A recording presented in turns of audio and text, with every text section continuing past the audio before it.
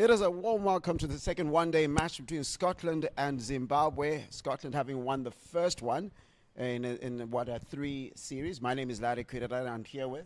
Ruyumbo Chakoreka, and of course, a good morning to you, Larry. Wonderful weekend, a Saturday it is.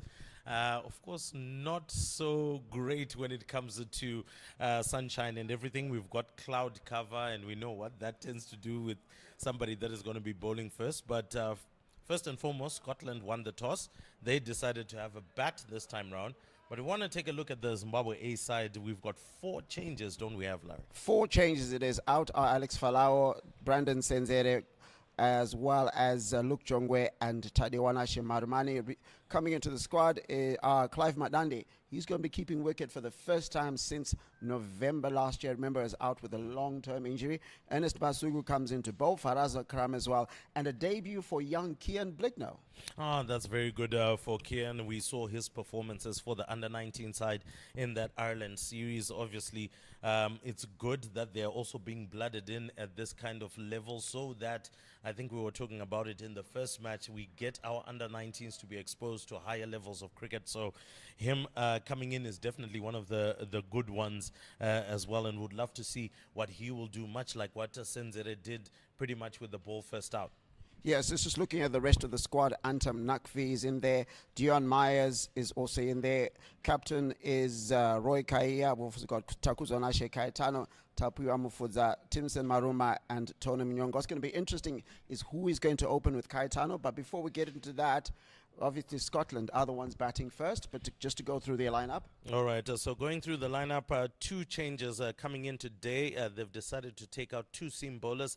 Charlie Castle, he had a pretty decent one as well in the first one. Safian Sharif wasn't too lucky to get, into that wickets column effectively, so he comes out. And then the 2 coming in, Chris Greaves comes in, as well as Ollie Davidson. And very interesting, because both of them are spinners. So maybe feeling that it is also going to be spin friendly as you get towards the end of the day. We saw how Zimbabwe A was quite effective in terms of holding Scotland for a long period there before they were able to let loose. But still in the side, Finlay McCreath, the debut Centurion, he is still in there. He'll be coming in at number 4. But opening the batting, I think, which was a pretty fruitful opening batting partnership, is the experienced George Munsey, and of course alongside him Chris McBride. The umpires prepared to get us going. Also going to mention, very importantly, that you can come here to Harare Sports Club, free entry, and witness all the action. Well, first ball up. Again, starting on the leg side line, and they're able to scamper through for a single. So Scotland off the mark, and more importantly for George Munsey, he's off the mark. He will be slightly disappointed with the way that he was actually going along, that he wasn't able to cash in on what was a fantastic start. But he will be hoping that he can correct things in that particular regard and do much better. Ernest Masuku is the one who's opening the bowling, and starting off just a little bit of a leg stump line. And this time round, we're using the pitch that would be somewhat termed closer towards the State House end. We did say we were going to be giving names to this field, but so that means the longer boundary goes with a wide. And so actually George Munsey didn't quite get off the mark there. It was actually signaled a leg by. So Scotland move on to 2 without loss after that wide delivery. Masuku will have to bowl that one again. We're talking about in terms of the boundary, that would be much longer. In this particular case, you'd be saying from the leg side for Chris McBride, and the offside for George Munsey if we're coming from the golf course end. That's a lovely drive down the field. Missed by Antum Nakvi. Or actually could be, yes, it is Antum Nakvi who misses out on that one. Of course, Antum Nakvi carries a heavier set than Faraz Akram in terms of body build. But, yeah, so 2 easy runs in that regard. Yeah, I didn't quite time it, so it didn't get to the boundary. So Captain Roy Kaya collected that easily. So very interesting delivery. Bowling a little bit straighter. Hoping to find some purchase there, but Chris McBride deals with that with a lot of ease. Talking about the different size. The pitch, had a look at it earlier. It looks like you could get quite a few runs off this pitch. Probably the reason why, uncharacteristically, most people decide to bowl first on this surface. Another straight delivery, not quite able to take advantage of that. And the umpire should signal leg byes. Foster Mtizwa, former Zimbabwe international. On the other end is Percival Zizara, former journalist. He used to script quite well for one of the local tabloids here in Zimbabwe called the H Metro. Now cutting his teeth in international umpiring. This one off to Kian, getting a feel of that ball early on in the field, and already beginning to have a chat with Antum Nakbi of how he feels the pitch is already going. So already putting his batting plans already out there early on. I'm sure the pitch is going to change, sun, as the day continues. And if we do get some sunshine to actually bake that deck, then things could go slightly different. Leg side, George Mansi climbs onto that one, and very fine. That one goes all the way to the boundary. So Enes Masuku getting some good bounce off that delivery, but it just was the wrong line, and you really don't want that. So first over done and dusted. Scotland 9 without loss.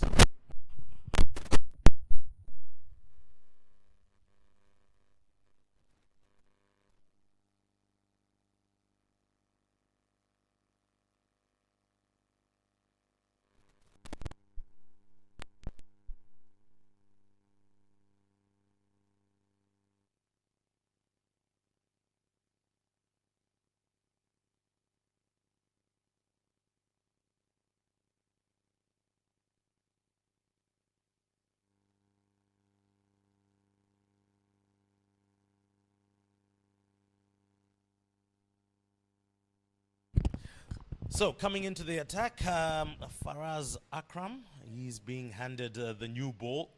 We know how effective he can be, swings it. Unfortunately, I would also hasten to say he doesn't have too much pace in him, but he does move the ball around quite skillfully, and he'll be hoping to do that against Chris McBride. Oh my word, mistimed there by Roy Kaya. Ball ended up going under him and it's gone for 4, driven uppishly by Chris McBride. I would also feel to a certain extent expected it to come on much faster than it did, and that's why he drove it uppishly. Would say a quarter chance for Roy Kaya. No. I think Roy Kaya doesn't make a quick decision there.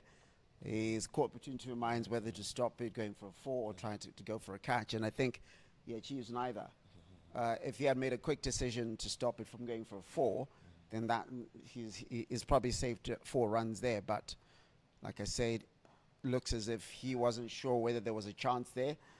Gently guided and goes for a boundary there from Chris McBride. He's taken the liking to the surface, isn't he? Oh yes, very early on actually.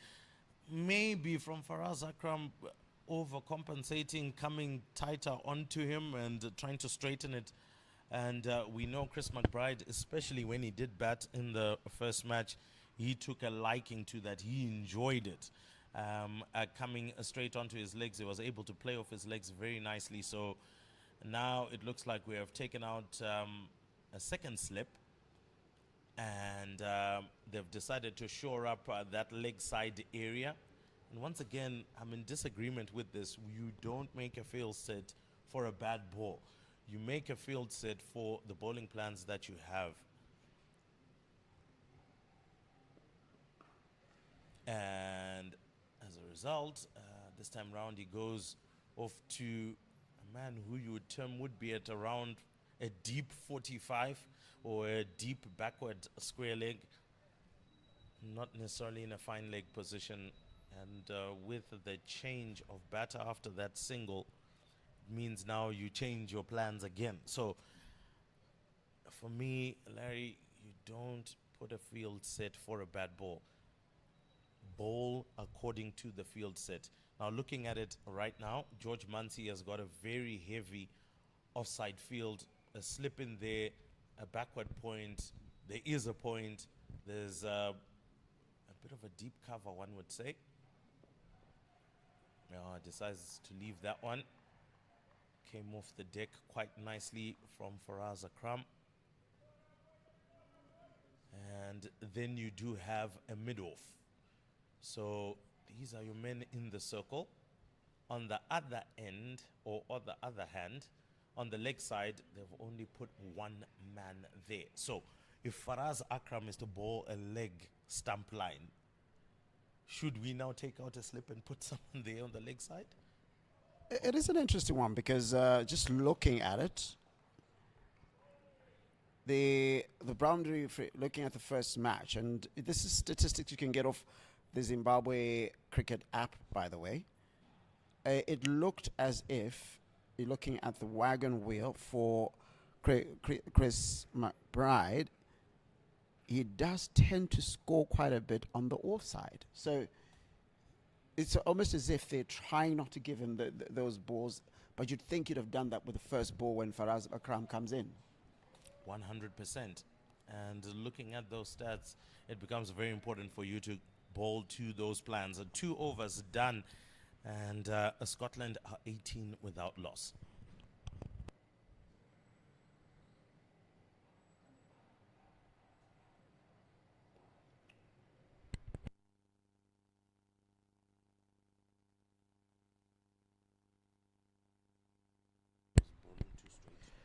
So just looking at those stats again, if you can go and download the Zimbabwe cricket app, it's absolutely free of charge.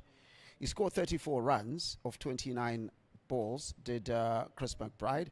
19 of those runs came off square leg, and he showed right from the beginning when he hit Faraz Akram for that 4, it looks more comfortable tucking it in. So I think, as you said, bowl to certain plans, and I think there was a bit of a panic soon after that. Oh, inside edge. Could have gone on to the stumps there. Wasn't too sure because his front foot didn't really come out there. And because he was half and half in terms of whether to step out or to remain in the crease, that's why I didn't get the good contact that he should have gotten. But nonetheless, all's well that ends well. He manages to pick up a single. George Munsey. Now, George Munsey, very strong. If you bowl it in the slot, he can drive it to the boundary. It goes like a tracer bullet. He's a massive man as well. So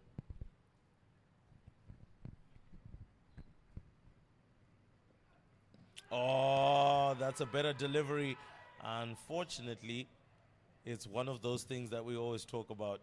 It will be considered leg side all the time. Very difficult to try and get that one arguably onto leg stump and then maybe a tapering away from him in order to get that LBW decision. So hard to pick them up when you're bowling over the wicket to a left-hander. But if he was coming around the wicket, there's a high likelihood he may just have received that decision. Who knows?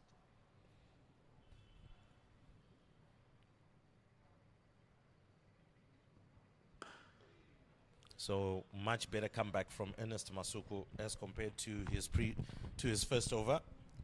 Really getting it into George Munsey, who prefers freedom as compared to tucking him in. Unlike Chris McBride, and I believe that's the beauty of this opening partnership, and prefers you to try and tuck him in where he'll clip you off his legs as compared to bowling it away from him.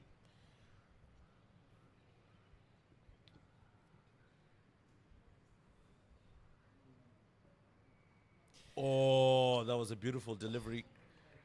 And for his effort, gets a feel of the deck as well.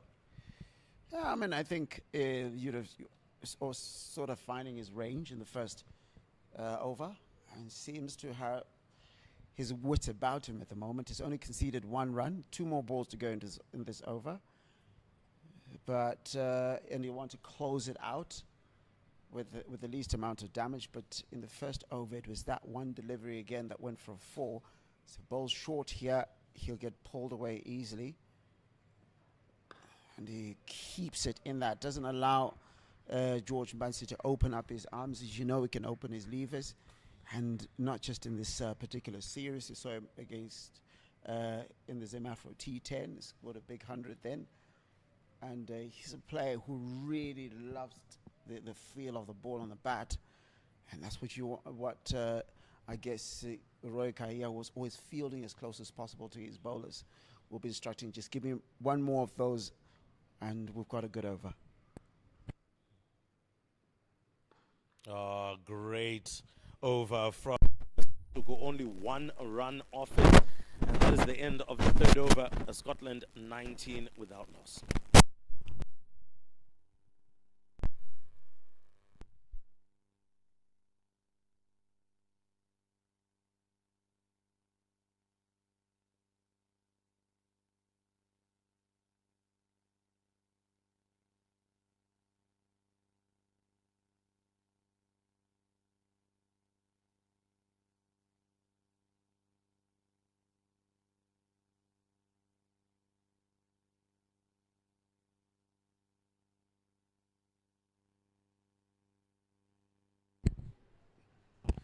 Faraz Akram back in the attack. Oh, my word. And unfortunately, it makes it all the way to the boundary. Larry, it almost seems like as if we spoke as prophets of doom, but it is the reality on the ground. He loves it coming onto his legs, and he will clip it away. A meter inside, and that could have been a catching opportunity there for the man who had been placed in the mid-wicket area there, because once again he clipped it uppishly. So I'm not so sure if the timing of Chris McBride at the present moment against Faraz Akram is in the right stead. I think he wants it to come on much faster, but not coming as fast. So this could be a chance for Zimbabwe here. Maybe even Faraz Akram could surprise him with a slightly slower delivery as well. And who knows? Don't know how much slower he can get there. Much better delivery. I'll say one thing, that for a player who's got who's very strong on his onside, on his leg side, they have set up a really heavy offside set field.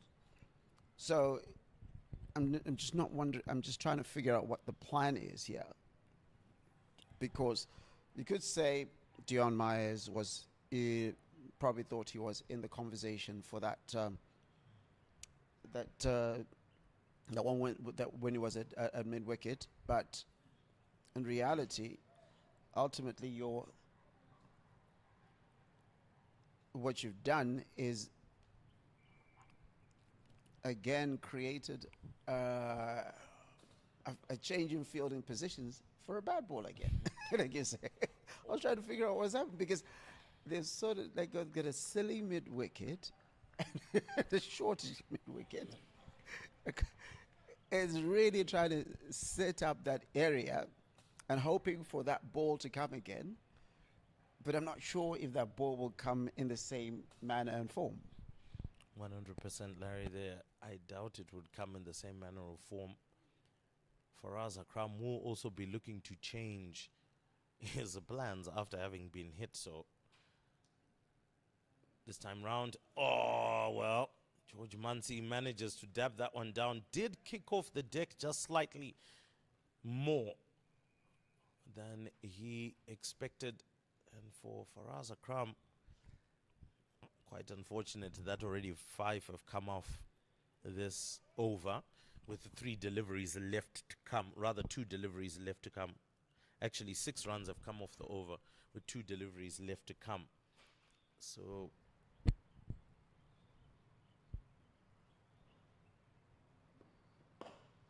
driven straight down the ground. That one is going to go all the way to the boundary. The man at mid-on will not catch up with that one. And again speaks to not necessarily understanding the person that you're bowling to. He loves it on his legs. He loves it, being straight to him. Nobody has tried, or rather we can say in this case, Faraz Akram has not tried to swing it away from him, pull him into driving or trying to get at that delivery. This time round, driven straight to mid-off. Much better delivery to end over. 29 without loss after 4.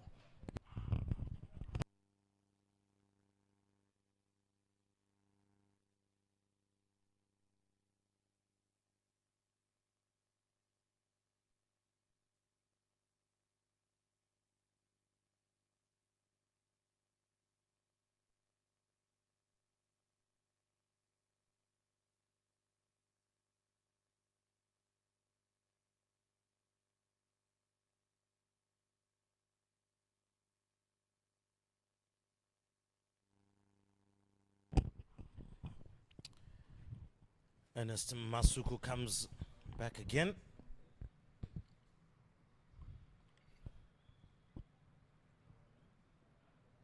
Oh, he's gone.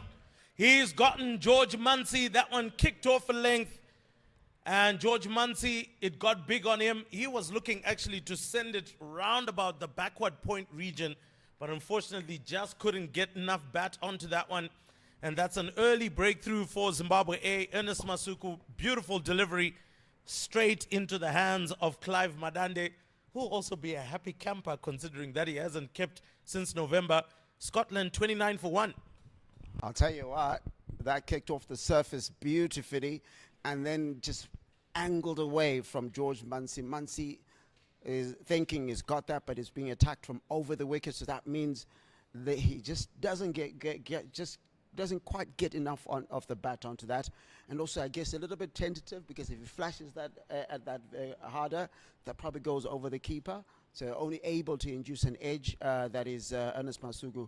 And George Muncy has to get back into the shed for a well-played 5 of 13, tentatively played. Coming in is Brandon McMullen, who did well in the previous match. Yeah, didn't do too badly.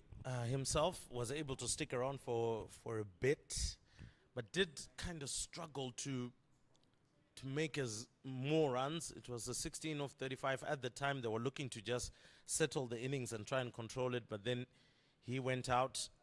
So Ernest Masuku with the early breakthrough. Zimbabwe A will have their tails up slightly, and we'll be hoping that if they can get 1 or 2 more wickets, then they would be in with a chance of actually holding them down.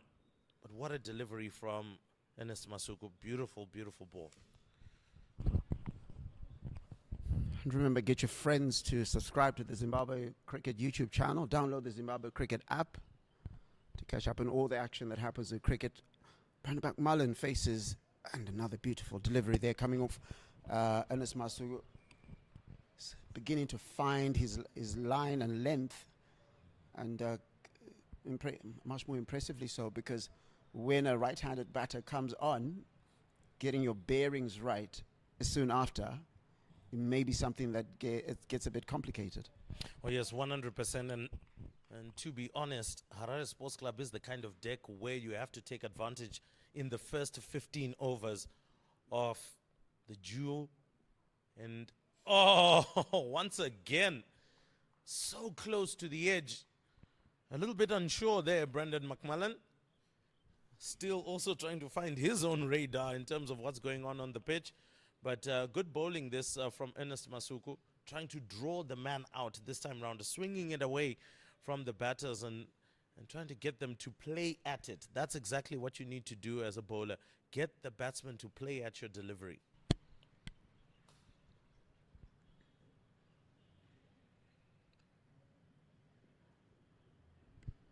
This time round, Brandon McMullen says, no, won't be tempted with that.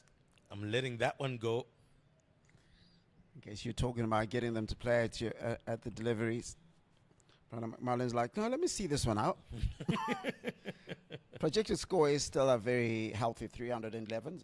And speaking to the groundsman earlier, they didn't say plus this time, they said 300.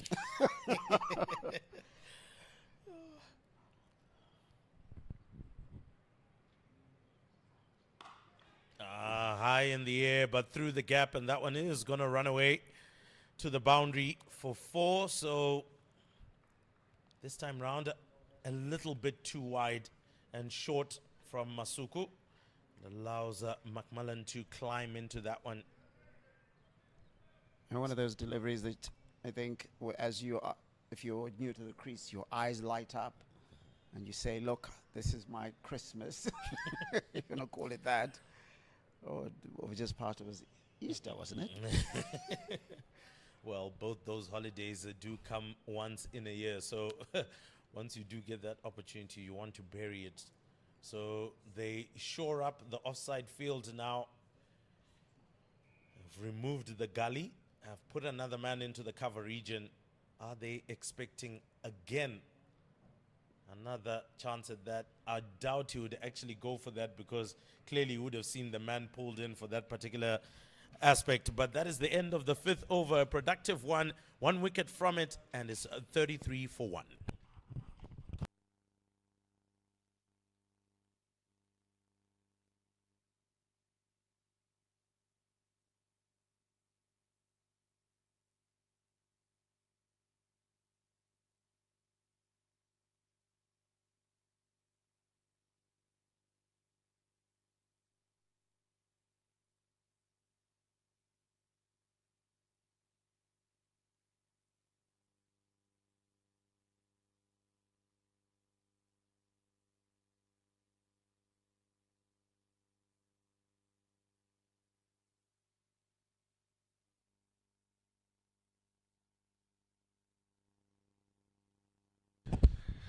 So Faraz Akram comes back. It's been quite expensive.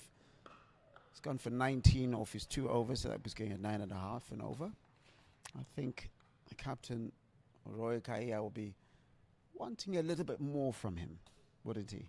He will definitely be mulling the decision of maybe pulling him out of the attack quite early on in the spell, because he would have wanted maybe to just have extracted somewhere between 4 or 5 overs in the first burst for Faraz Akram, who would most likely be expected to come back in the death overs as well. Once again, a repeat of bowling at the legs of McBride. They decide to go for 2. Unfortunately, the throw didn't come in earlier enough, so they do scamper through for a nice easy 2 runs. Akram at the moment is bowling far too straight to McMullen, rather to McBride, and as a result, McBride all day long looks like he's very comfortable clipping it off his legs onto the leg side.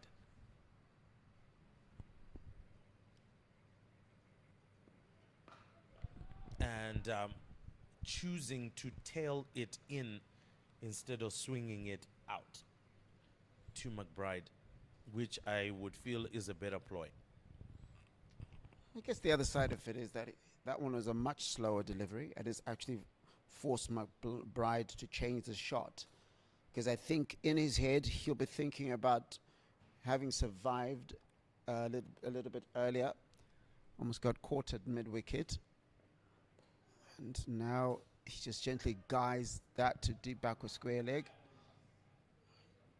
and collected, but they're able to run for 1. I think that might be the thinking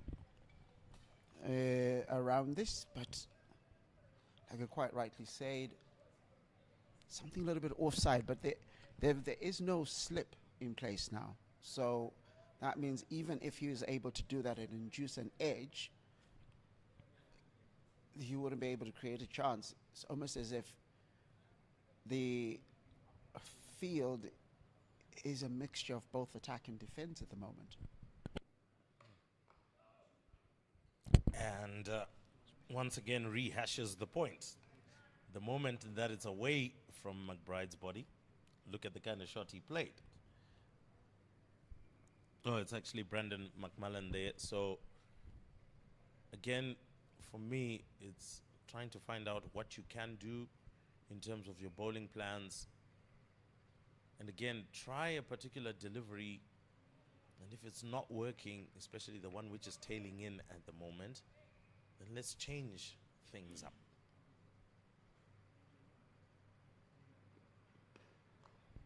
This time round, much straighter, clipped onto the leg side.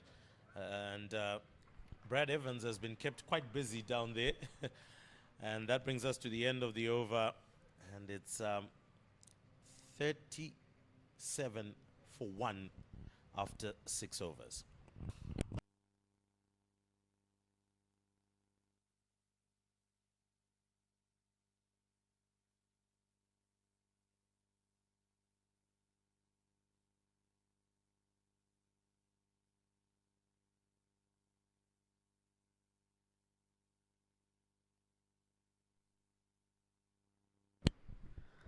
Okay. And after successful over last time out, why wouldn't you? Ernest Masuku continues. Just remind you of who else is in the armory just after this ball, in as far as Zimbabwe's bowling is concerned. Nice and full. So these two bowlers came in for, although he was not used because it seemed to be an injury, Luke Jongwe, and also for Alex Falao. So these two bowlers coming in as the extra pace bowlers. They've still also got Brad Evans, and then you got the gentle seam of Dion Myers. Oh, that's a good delivery. This time round, finding the outside edge and immediately calling for a bat.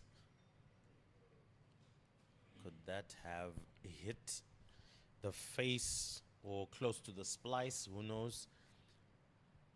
But again, that's a good delivery from Masuku. Masuku getting a lot more kick off the deck as compared to Faraz Akram. And this comes as well with how hard you hit the deck. Faraz Akram seems to be kissing the surface, so to speak, whilst Masuku is hitting the deck as hard as possible. Driven straight to the man at point. But that one did sound quite good off the bat. And if through the man was going to hit those sideboards. Yeah, I mean, I think, albeit I'm not sure what's going to happen with the next ball. You could see that with the bowling on the offside, Chris McBride is not hitting it with as much authority as when it comes onto his pads. And it's almost as if you find, as you can see there, not as confident when the ball is hanging out a third, fourth stump, as when it comes straight to his pads and is able to just gently push it into mid wicket or deep mid wicket area, either to get a 4 or a single, or even just deep back or square leg. So certainly something that Faraz Akram can look here and say, look at the plans that Ernest Masuku is executing. Of course, Masuku's got a little bit more pace. As you can see there, gently pushed and well run. But as you can see there, he's having to now manufacture a run as opposed to earlier, whereas when it got into the spaces he likes, he simply pushes it. Doesn't even have to really hit it that hard. One more ball to go into this over, and only one run conceded so far. So another good over so far from Ernest Masuku. Oh yes, looking very good so far as he's coming towards the end of this over. We'll want to keep it clean as well. Oh, that's a miscatch. That is an opportunity. It goes all the way for 4. That was a chance not taken. And Zimbabwe A going to rue that. Chris McBride, the one who is set in stone right now. The one who you would want to get rid of is the man that you've just dropped. But that's the end of the 7th over, 43 for 1.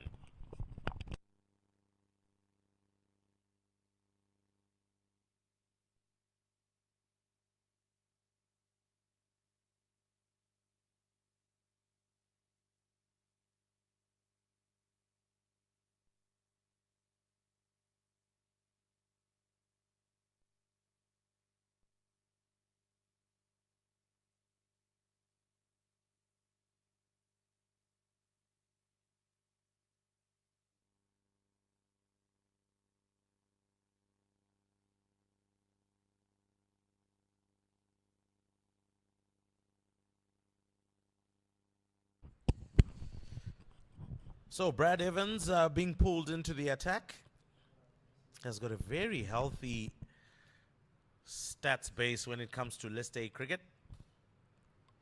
141 wickets in 102 matches. That's really good for him. As he comes into the attack. A best of 5 for 24. Zimbabwe A will be hoping that he can muster some of that again.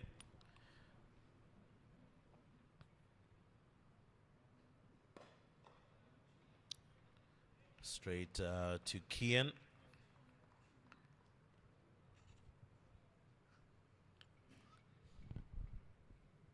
And looking at Kian, I mean,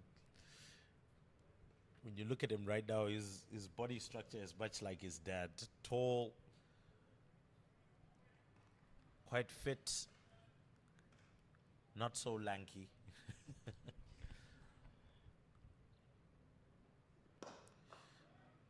Straight, and this time round, straight to mid-on. Oh, but what a chance in that over. Ernest Masuku was in, had done all the hard part, only for that catch to go straight through Taku Kaitano.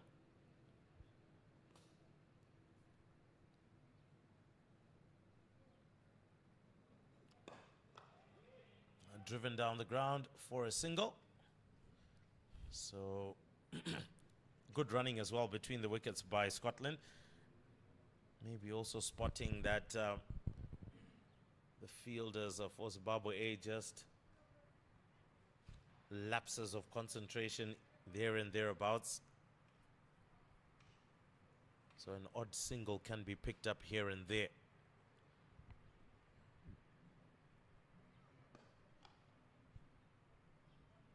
Brad Evans generating some decent pace as well. Seems to be coming off the deck quite nicely. It's an interesting field. Again, a very heavy offside field. And seems to be bowling, at least for the most part, towards that. Just 2 runs to come off this over, the last 2 balls. What you want to do is keep a stranglehold of the run rate. Just going as expected during the first 10 overs. Run rates tend to be over 6 with the fielding restrictions in the first power play. Then after that, it gives more opportunities for the catchers as well as for further restrictions around the ground. So he bowls the last ball of this over. Again, into the body. Concedes only 4 in this over. 3, I beg your pardon. And that's the end of it. 46 for 1 after 8.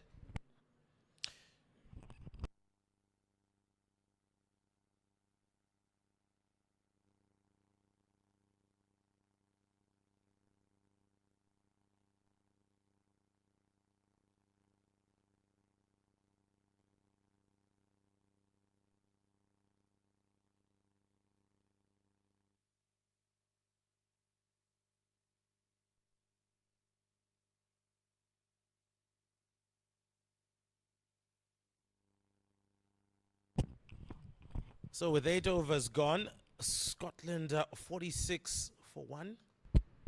Masuku comes back into the attack.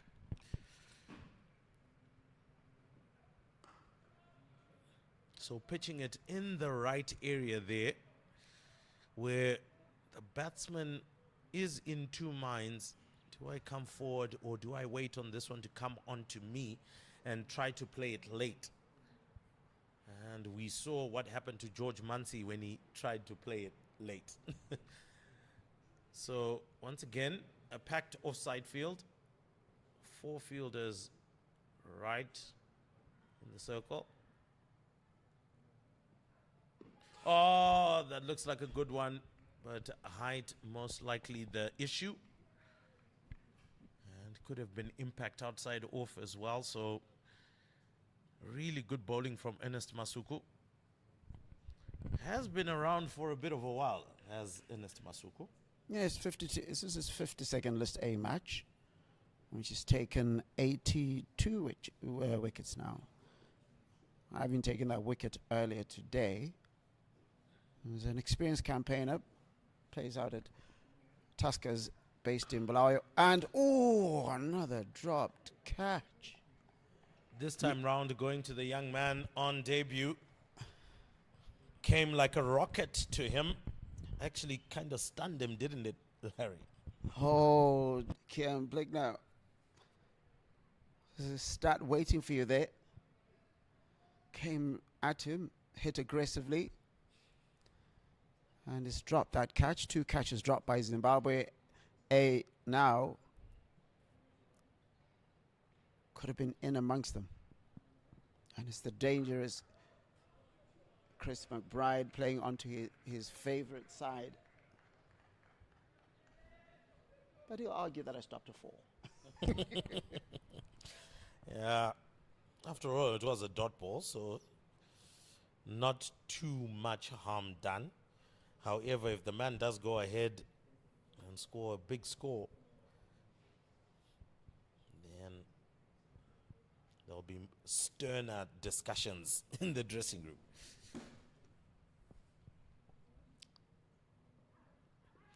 Oh, good delivery as well, and does hit McBride around about the abdomen area.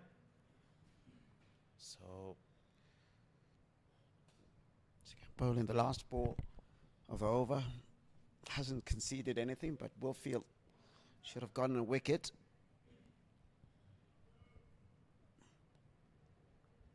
After that dropped catch.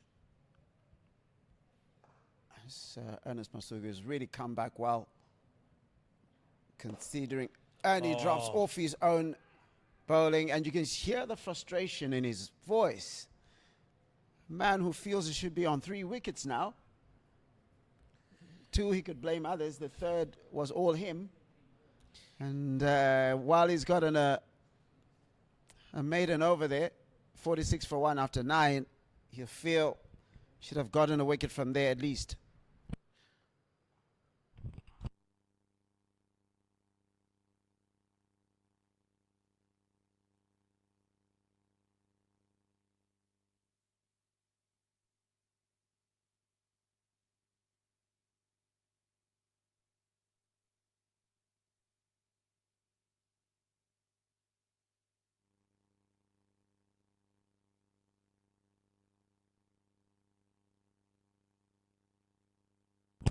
Brad Evans returns. Outside half of the bat. That one is going to just streak away to the 3rd man. Only for a single. So both Christopher McBride and Brandon McMillan can count themselves wonderfully lucky not to have gone out to Ernest Masuku. Masuku has bowled phenomenally well. 1 for 18.05.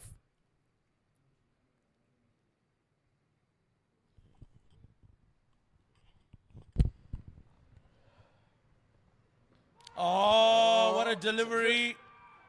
Could there have been an edge, maybe? Yeah, that was my first thinking there. There must have been an inside edge, because it looked like there was some sort of deviation there. But Zimbabwe beginning to ask a lot of questions here. Most of them been asked by Ernest Masuku, and now Brad Evans also got his own few questions to ask. Playing in his 40th List A match. 43 wickets is what he has. Might want to have that going up a little bit more. He's got a best of 5 for 54. It was against India, wasn't it? Definitely was. Must have been right here as well. Harare Sports Club.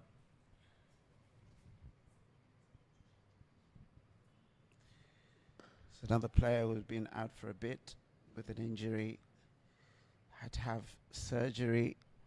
And has had to change his action ever so slightly.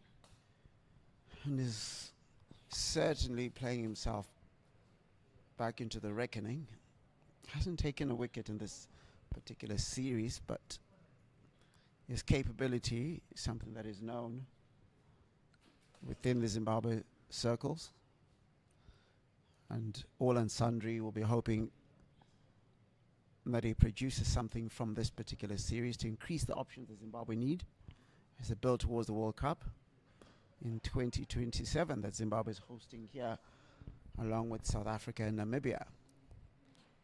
Well, to be fair, Larry, that actually might be a more far-fetched idea as compared to the amount of cricket that they have to play now. So you would actually want to be in and amongst it now with the number of matches that Zimbabwe has to play. Tons of test cricket, lots of limited overs cricket. So, good fielding. Just in the backward point region from Dion Myers. So good over there from Brad Evans. Just 2 off it. And so at the end of the 10th over and the end of the power play, it's 48 for 1.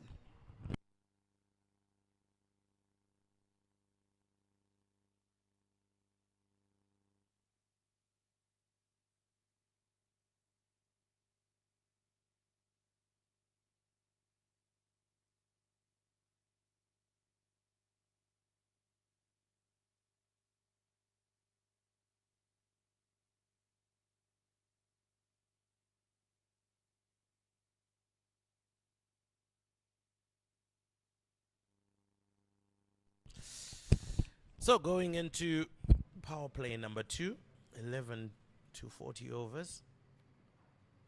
Ernest Masuku comes out again, this time round away from the body as well, to Christopher McBride silently and uppishly and riskily has moved his way to 28 off 34. 4 boundaries in that. Whilst Brandon McMullen also silently has moved to 12 or 14. Oh, that's a good one again. Masuku asking all the right questions and making Scotland really think about themselves. Looking at power play, the first power play, Zimbabwe won't be too disappointed outside of obviously the 3 dropped catches. More wickets could have been gotten. But considering the amount of runs scored, 48. Outside of that power play, Scotland will also feel that maybe they're 12 or so runs short of where they expected or would have expected to have been. But also credit to the Zimbabwe A bowling. It has been very good, in particular from Ernest Masuku as well as Brad Evans. They've really kept things tight. Of the 7.2 overs bowled between Masuku and Bradley Evans, only 24 runs have come from their 7 overs. I guess if you're Scotland, the other side of it is that sure, it's 48, sure, dropped catches. But the reality is this is what's there. Only lost 1 wicket. And as we know, Harare Sports Club gets a little bit easier to bat as you go. That's a shout there, but I think more hopeful than anything else. It does get a little bit easier to bat as you go. And with the sun coming out now, it means that there's going to be a little baking of it. So the fact that they've still got so many players still in the shed means that they have an opportunity perhaps around the 30th over to really have a go and probably get a score that is close to between 280 and 300, which will be a big ask for most sides who will bat here. Oh, well. Once again, that one climbs up on Brendan McMullen. What's going to be what is going to be the interesting conversation here is what happens next, because Ernest Masugu is on 6, is bowling, just about to finish his 6th over, conceded 1 run so far off it. What do you go to next? After this ball, we'll have a chat on that.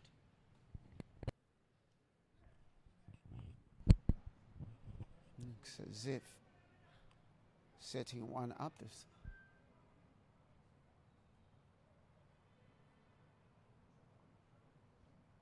a lot of activity for just 1 ball to go.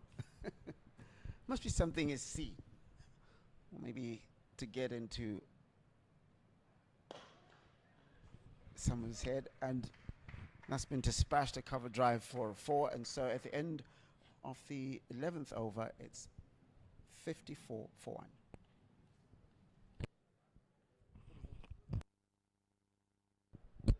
Beg your pardon, it's 53 for 1. So with Scotland having reached their 50 after 11 overs, seemed like a much ado about nothing really for that particular delivery. The expectation was that maybe he was going to try and slash at it.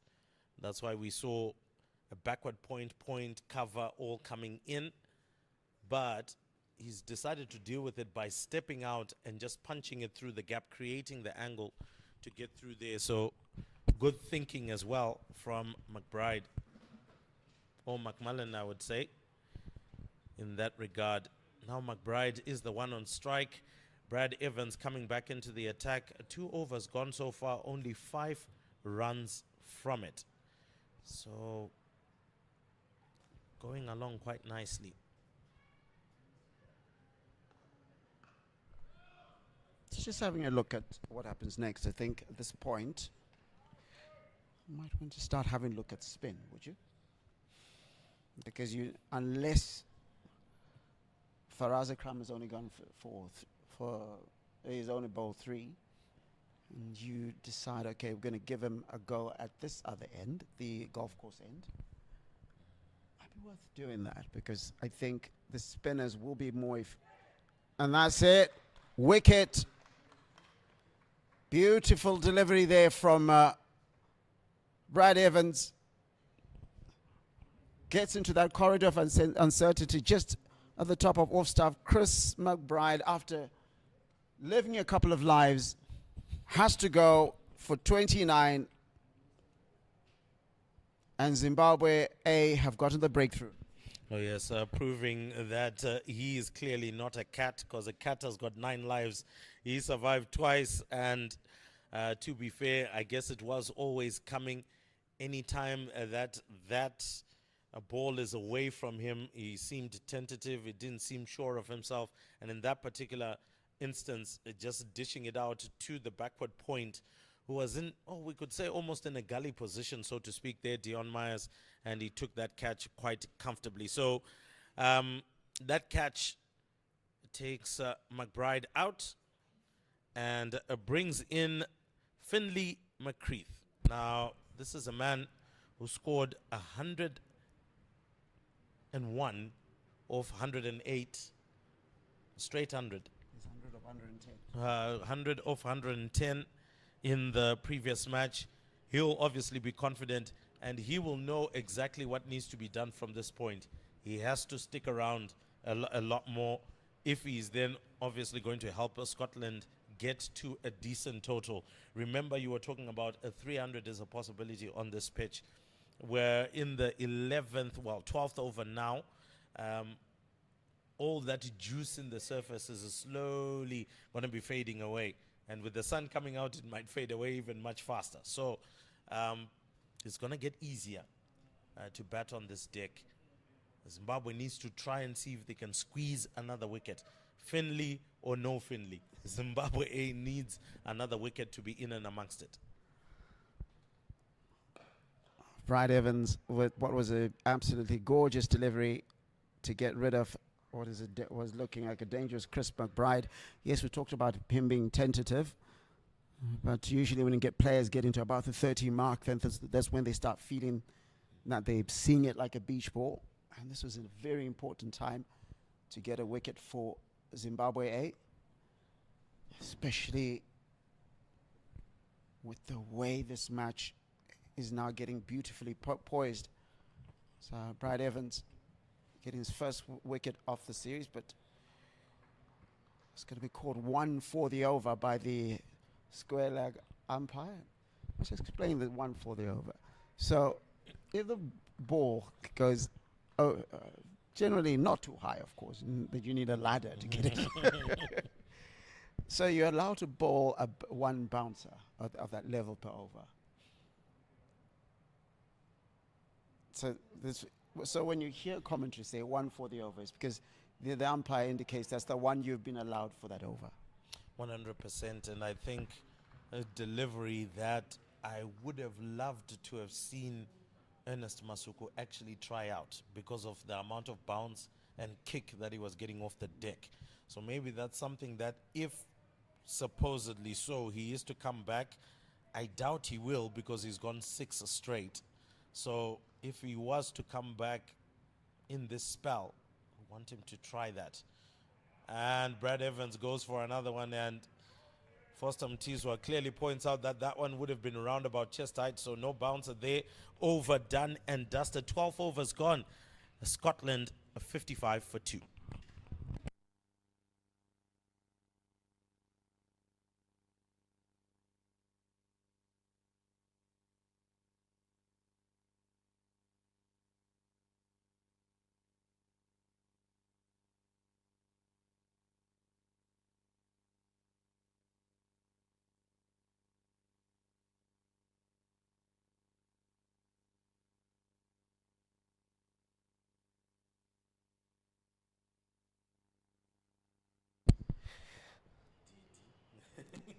Dion Myers comes in, a player that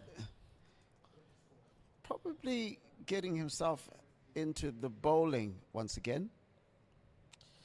So, I remember making his day playing 2018 World Cup at the age of 15. So he's a player with a lot of promise, and back then he bowled a lot more.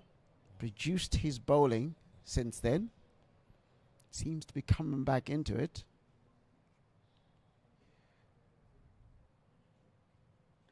Oh, that's a beautiful delivery, but I think heard 2 sounds there, maybe an inside edge. And as said before, List 8 cricket is taken 12 wickets in 26 tries, bowled in 9 innings. It's a best of 5 for 36. Took 1 wicket the match before. And it's at this level that you want to see him getting back into the groove on the bowling front, because if you're the national team, it opens up a lot more. Let's have a look at this delivery. Another beautiful delivery there. Make himself very difficult to get away. But if you're bowling with pace at the top, it opens up a lot more options when you're setting out your side, isn't it? Oh yes, 100%. And to be fair, you had spoken about, is it time maybe to start considering some spin options and things like that? I would stick with Roy Kaya's decision right now to keep the pace on. The time for the spin is going to come. The ball is still relatively new. It would be literally coming in like a darted delivery and would become much easier for the batters to get rid of. So at the moment, a seam is still good enough, and if you've got options like this where you do have a Dion Myers in there who can maybe take an odd 5 or so overs off of the bowling weight, it can help your bowlers to be fresh all the way to the end. This time round, driven straight to the man at mid-off. I suppose the other question, and I agree with you, by the way, would be at what point do you want to get Faraz Akram's confidence back? Because you've been forced to take him out of the firing line. But at what point do you say, let's give you another go? Because at A level, this is where you want the guys to be able to work and correct their mistakes and get the, watch another beautiful delivery there and an appeal, but it doesn't seem as if there was anything on that, and that's been called a wide. Well. It seems there was more interest from Timisa Maruma than anyone else. 100%. And Clive Mandanda didn't seem to appeal much. And regardless of it being called wide, that is the one for the over. It was a signal from Percival Cesare as well as Foster Mtizo. So this time round going for Yorker length, and that seems to be the ploy right now from Dion Myers. Just bowl it as full as possible to try and force the batter to dig out. I mean, obviously, if it was T20 cricket, one would stand deep in his crease and say, okay, bring it on. Or maybe even take one step out of the crease so that it would come as a full toss to him. And again, just not finding his range at that particular time, going far outside the leg stump. And maybe that speaks to the plan that he has of wanting it to tail in consistently, searching for that LBW, searching for that open gate between bat and pad, to get him bowled. Maybe at this time it would also be another idea to try and swing it away. Slightly slower delivery there. And punched to mid-on by McMullen. And that's the end of the 13th over. 57 for 2. Only 2 runs coming from that over. Quite eventful over, actually, from Dion Myers. Yes, an 8-ball over, but only conceding 2 runs. Not often that you hear that. And you spoke about T20. Let's take this opportunity to wish a belated happy birthday to T20 captain, Sikandar Raza. Has the same birthday as Sachin Tendulkar. Years apart, of course. Yeah. It's a bit different from me. I have the same date, year, and month as Julius Malema. Yeah. So that's a. But yeah. Happy birthday to him. Currently plying his trade out in the PSL. They've got a match today. Way after hours is done. Got a half century a couple of days ago for his Lahore calendar side. But back to Harare Sports Club, where we've got a bit of a crowd that has been building up. Where it's our weekend, of course. Got another match on Monday, but today being a weekend, please come through and catch the Zimbabwe boys against Scotland as Brad Evans continues his war of attrition against the Scottish batters. Good soccer skills as well when the ball came back to him. Don't know if he actually thought about having a futsal or a football career, but that was quite nice. Finley McCreath at the moment, 1 of 3. And decides to dab this one down. One of the things that we did observe with Finley in the previous match was he was not afraid to actually take the singles. Yes, he was able to hit the boundary when the need arose, but was quite comfortable in taking the singles and wants to run, be busy at the crease. And that is important in the middle overs. When you're playing 50 over cricket, you need to rotate strike, get the singles going.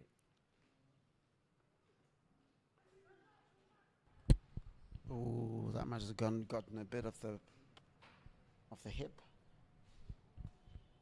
The umpire lets that one go.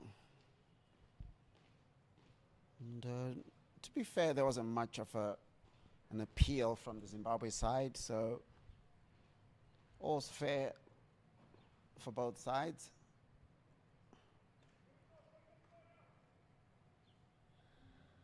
Seems as if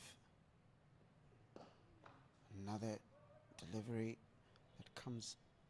What he's been able to do, Brad Evans, is to pick up from what Ernest Masuru did. Force someone to play. Because as long as you're not forcing someone to play, then, you know, they can just leave it. And in a 50-over match, you've got a lot more balls to work with,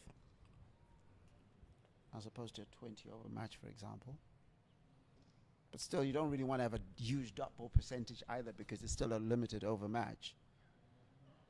And nowadays, in cricket, in ODI cricket, it's not uncommon to get scores to close to 300, whereas just 10 years ago, a 220 could win you a match. 100%. Actually, 270 was considered a very high score. These days, these are past scores. 270, 300 for Brad Evans. Fields off his own bowling. It's a brilliant piece of fielding there. At the end of the 14th over, it's 58 for 2.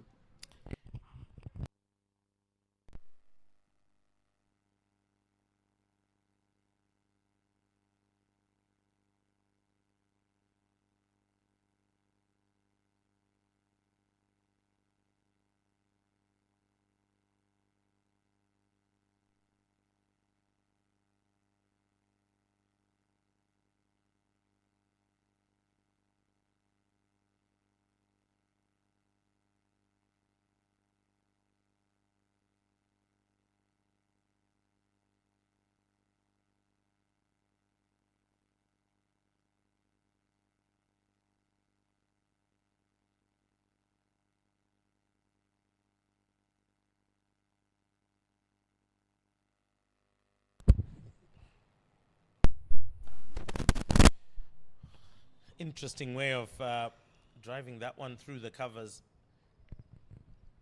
Seems more like feeling for the ball out there and not necessarily either allowing it to come on or getting to the pitch of the delivery.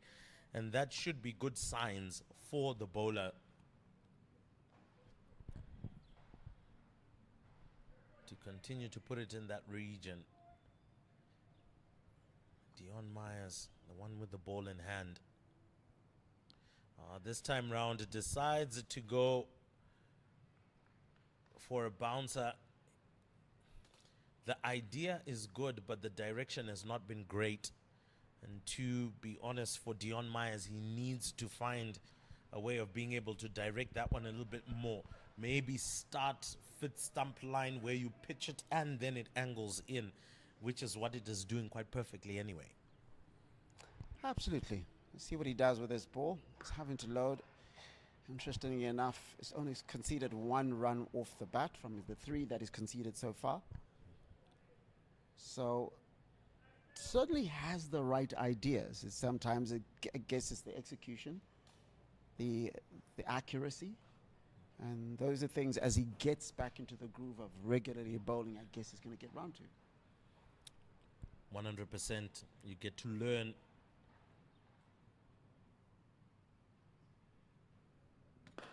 Oh, that's a beautiful drive. Beautiful shot in the slot, driven straight down the ground, wide off, mid off, and into the boundary. That was a beautiful, beautiful shot from Brandon McMullen. He would like to get some runs today, and he's scoring at a much faster rate than he was yesterday. Maybe he has a better understanding now of how the pitch is playing. It was an absolutely scrumptious shot, and it's one of those that you enjoy the sound of the ball off the bat. It's like it really timed it very well. dispatched it to the boundary. Of course, if you're the fielder, you don't quite enjoy that sound. You'd rather be Dion Myers on the other end producing that sound. Finlay McCreath, like you said, got a century on what was his List A debut. Clive Madande fails to gather that from behind the stumps as it just goes leg side, just gently guided. This umpire gives runs there. Goes into his last ball. Dion Myers conceded 8 off this over. Of course, 4 of them came off that wide long off drive. Hoping for a little bit different in this one, and the groan from Dion Myers audible from up here because he felt that should have been stopped at cover, and so at the end of that over, it is 68 for 2.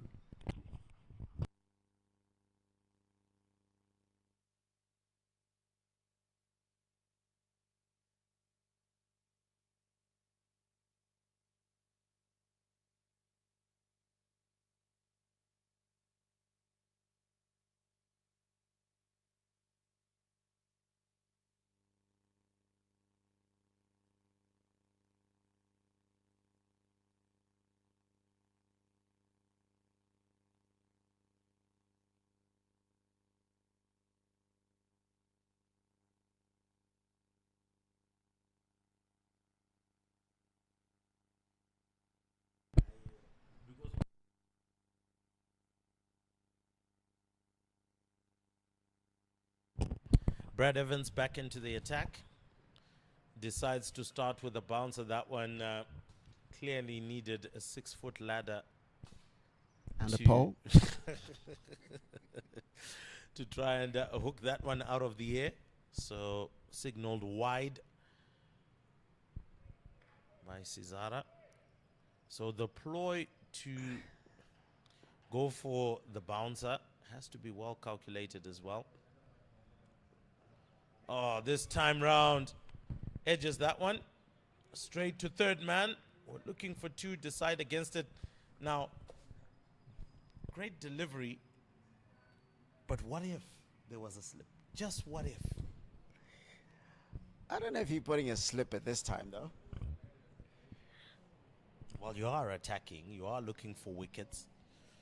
You are bowling to the new man. That's Finlay McCreath. Put a slip in there. First time seeing Brandon McMullen going for a pull shot. Managed to make sure it went onto the ground. But again, it comes back to this. How are we using these bouncers? Is this the weakness that that has been seen rather by Zimbabwe A on the Scottish batters, and do we have the field set in place? And as you can see now, Timson Maruma comes into the slip position. That's what I'm talking about, Larry. One delivery too late.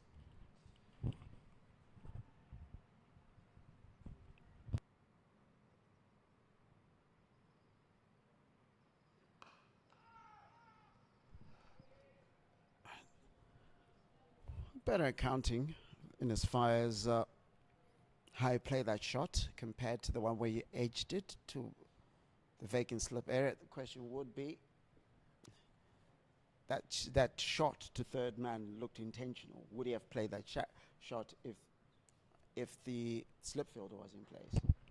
To be fair, I would say the ball actually surprised him for the way that it kicked up off the deck. This time round, sends it through the covers. He is slowly rolling away. Can Tony Munyonga make it? It seems like he has. So good fielding effort. They're coming back for 3, but unfortunately the throw not accurate enough to cause any problem. So good 3 runs. Oh, unsaved. Depends on which side of the coin you're looking at this from. But good running by Scotland as well. And enough done In actual fact, they didn't take 3, they took 2, which might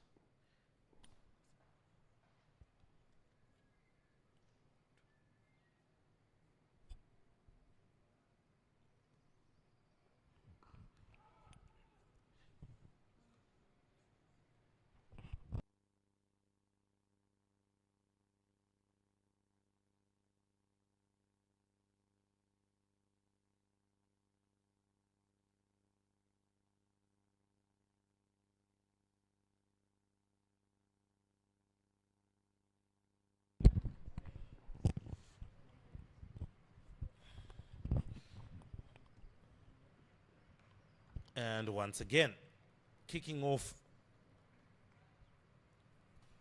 the deck, and Bradley Evans asking lots of questions of Finley McCree, but he dabs that one down for a single, and it is the end of the over, and it's time for drinks. 16 overs gone, 76 for 2. We take a short break, and when we come back, the rest of the Scotland innings.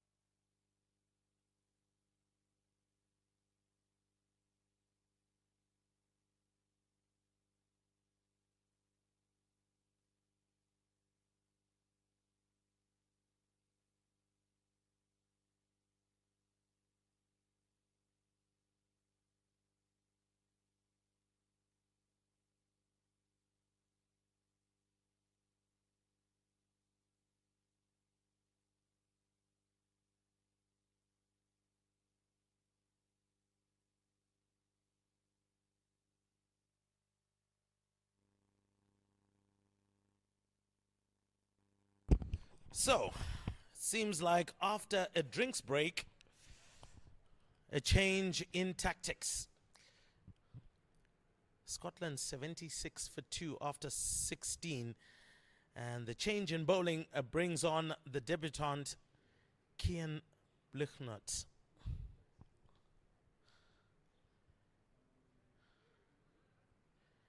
And looks like he is going to be bringing on leg spin.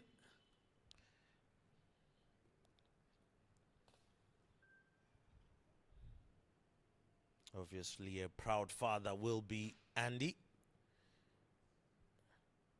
as the young man steps in.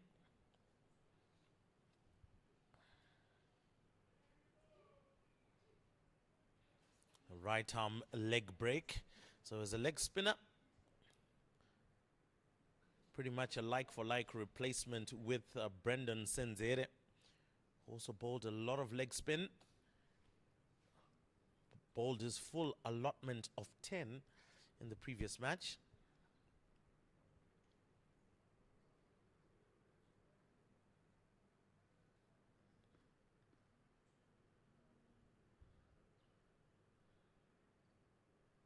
Floats this one up, driven down the ground by McCreath for a single.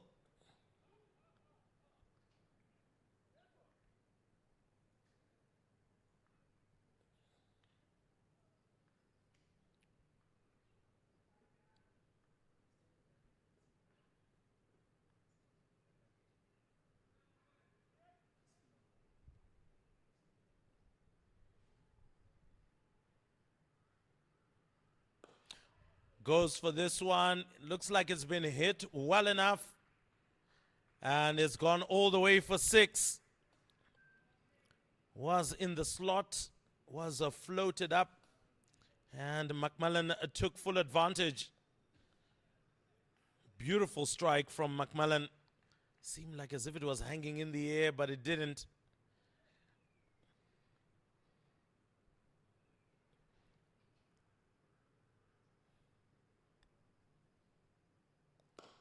This time on the full, wide off, mid off, and it goes all the way to the boundary. So McMillan clearly targeting the youngster here.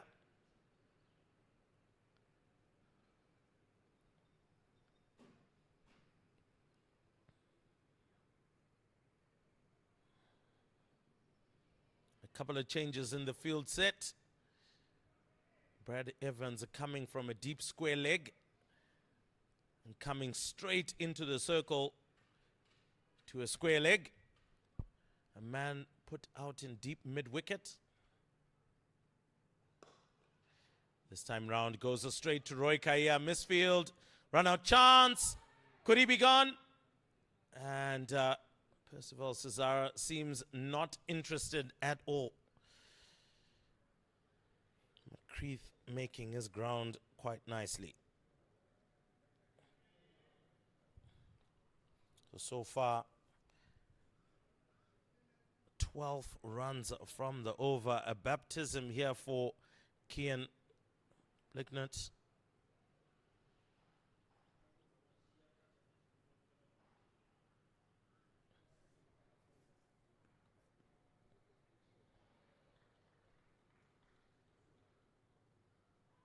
Floats it up again. And on the full, 2 wide long off. Only for a single. One more delivery left. And what has turned out to be a little bit of a nightmarish over coming to an end. Full toss, swings at it, and that one has gone all the way for 6. McMillan, as I said, has taken a liking to the young man. That is the end of what has been a very expensive over. 19 runs coming off of it. And it takes Scotland to 95 without loss at the end of the 17th over.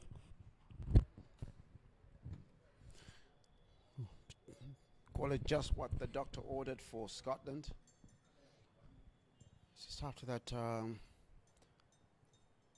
drinks break, comes back refreshed, if you want to call it.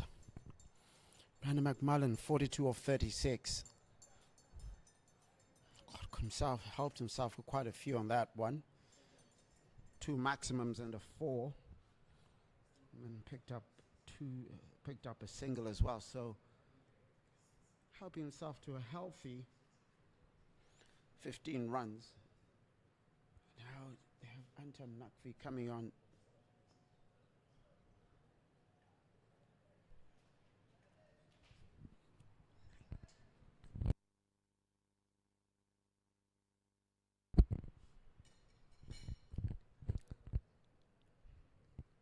Antam Nakvi had to run after some of those deliveries after when he was fielding at cow corner as well as long one. Found himself chasing down a couple of deliveries. Bowler who is on the domestic front at least a genuine all-rounder. Be at least expected to slow down the attack from this Scotland side, who have begun to take a liking to this particular surface. Finley McCreath would have enjoyed watching on the other end. And there's a shout there from Antam Nakvi. Fancy that, but first of all, Zazara says, no, not much that I like from that one. And just gentle reverse sweep, just guided down to fine leg. So for a single, compared to the fireworks from the previous over, this will be one that someone can take a nap to. Still 3 balls to go in this over. Still could be a lot to happen in this particular over. And then just at mid-wicket, just fielded easily. As Antam Nakvi is now just quickly gone through his overs. I think that's the benefit of spinners. As long as it's not disappearing, Kieran Blicknell runs quickly to silly point and stops that from resulting in a single offered to the batting side. And then beautifully driven to cover, to deep cover, and there'll be 2 runs off that. So in total, 3 runs taken off that over. After 18 overs, it's 98 for 2.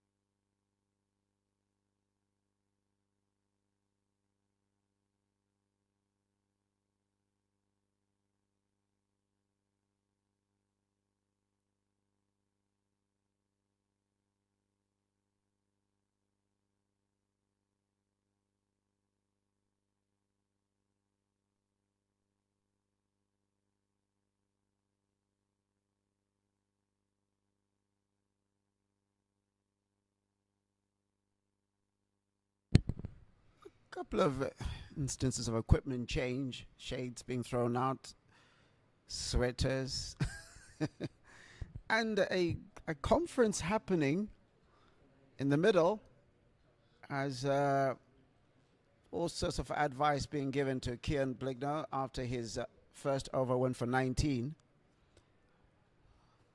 And Captain Roy Kaia having a couple of final words. There's no hiding from this level of cricket, he'll say. Haven't gone for 19. Has to face Finley McCreath first. I'd not fancy seeing Brandon McMullen on the other end. Looped up delivery, easily guided, and Brandon McMullen comes back into the attack. It's going to be a test of Kieran Blicknell's nerves, making his debut in List A cricket. An under-19 player. Sent out a full toss that is dispatched into cow corner, and there's not much. Seems to be wiping his hands. Don't know if they're a little bit wet or something as the 100 comes up. 105 for 2.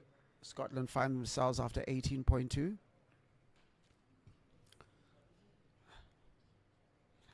Might wanted to pitch. Seems to be sending his deliveries a little bit too full and therefore missing the mark. And I want to just try and get it, and he sends one that is another full toss. Paddy McMullen gives a bit of a skip there to show that he feels he might have missed out on sending another one to the boundary.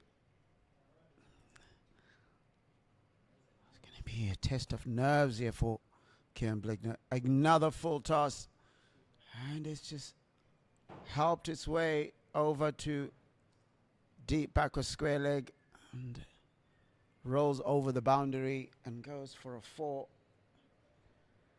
Not having the best of times, the young man is, and Clive Madande comes and pats him on the shoulder and on the back. He's going with 2 balls to go in the second over. He's conceded 31 runs. And again, Roy Kaye has a word with him. And Finlay McCreath also has a chance to have a word at Brendan McMullen. And in that previous, just almost in a muted way, I'll tell you about, bounces that one onto the ground. First full toss of the over. But in that particular over, as if without pomp and ceremony, Brendan McMullen got to his 50. So quickly, and although dramatic, this over has gone. And with that, almost creates a chance. But that's been dispatched for 4. Another over in which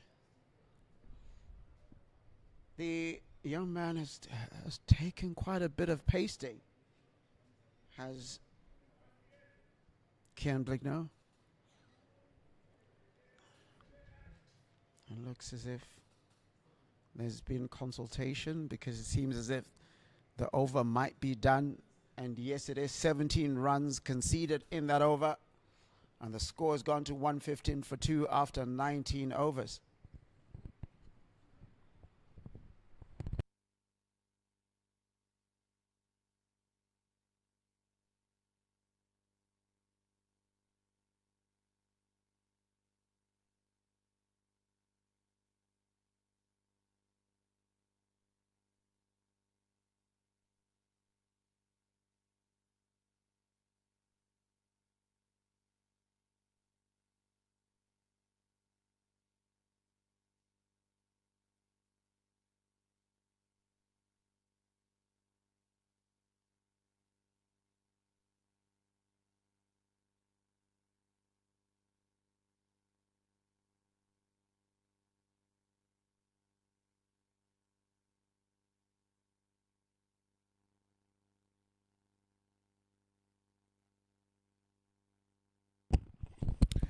Antum Nakvi to carry on.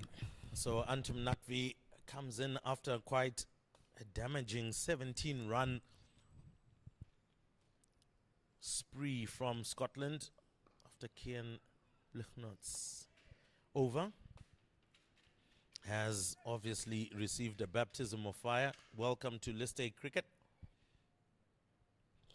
But that's how you learn, that's how you grow. Hoping that maybe any other overs he'll be given will be able to bowl in the right areas, just maybe trying to reach for that fuller length a little bit too much and ending up missing the mark and ultimately being dispatched. McMullen, who is now on 55 for 42 balls, accelerated in that stint for Finley McCreath. He has been ambling along quite nicely, 19 of 24. And Antum Nakvi doing a good repair job as well.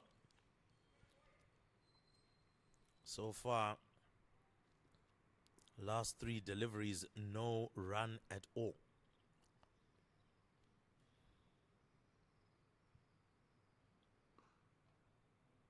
And another dot delivery. So Larry, definitely an over which could patch the wounds of the previous one.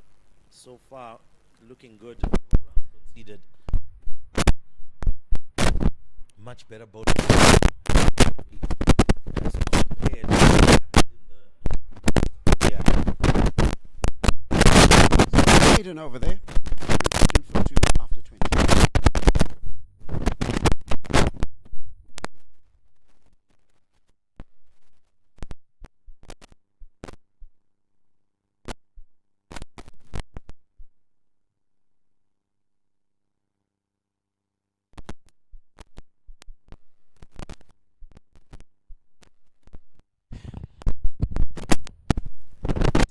So Captain Roy Kaya brings himself in.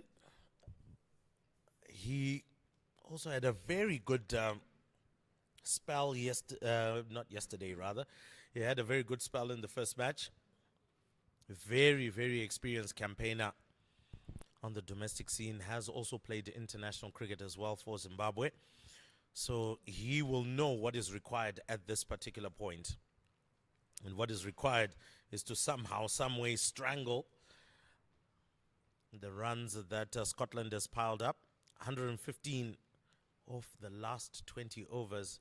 And as he comes into the 21st over, the current run rate for Scotland right now is 5.75 and has immensely gone up from what was initially around about 240, now gone up to 288 projected score.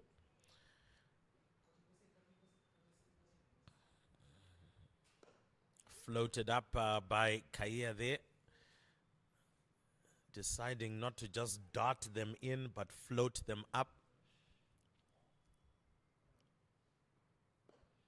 Another good delivery as well, getting McMullen to stride out.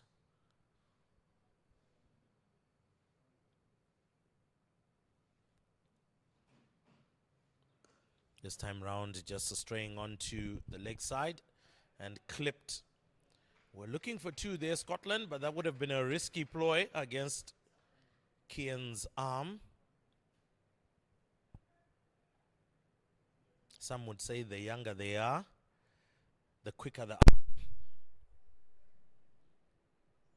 And so, side off. They have put in a square leg, and that's Faraz Akram, who comes into that. Kian goes down to a fine leg. So Finley McCreath manages to stick a single out. And this is with 2 deliveries left.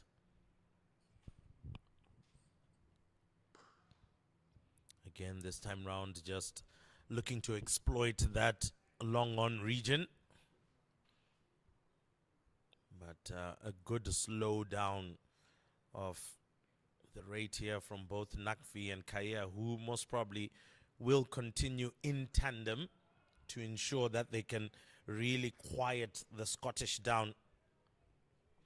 And with that done and dusted, only 3 runs from the over. 21 overs gone, 118 for 2.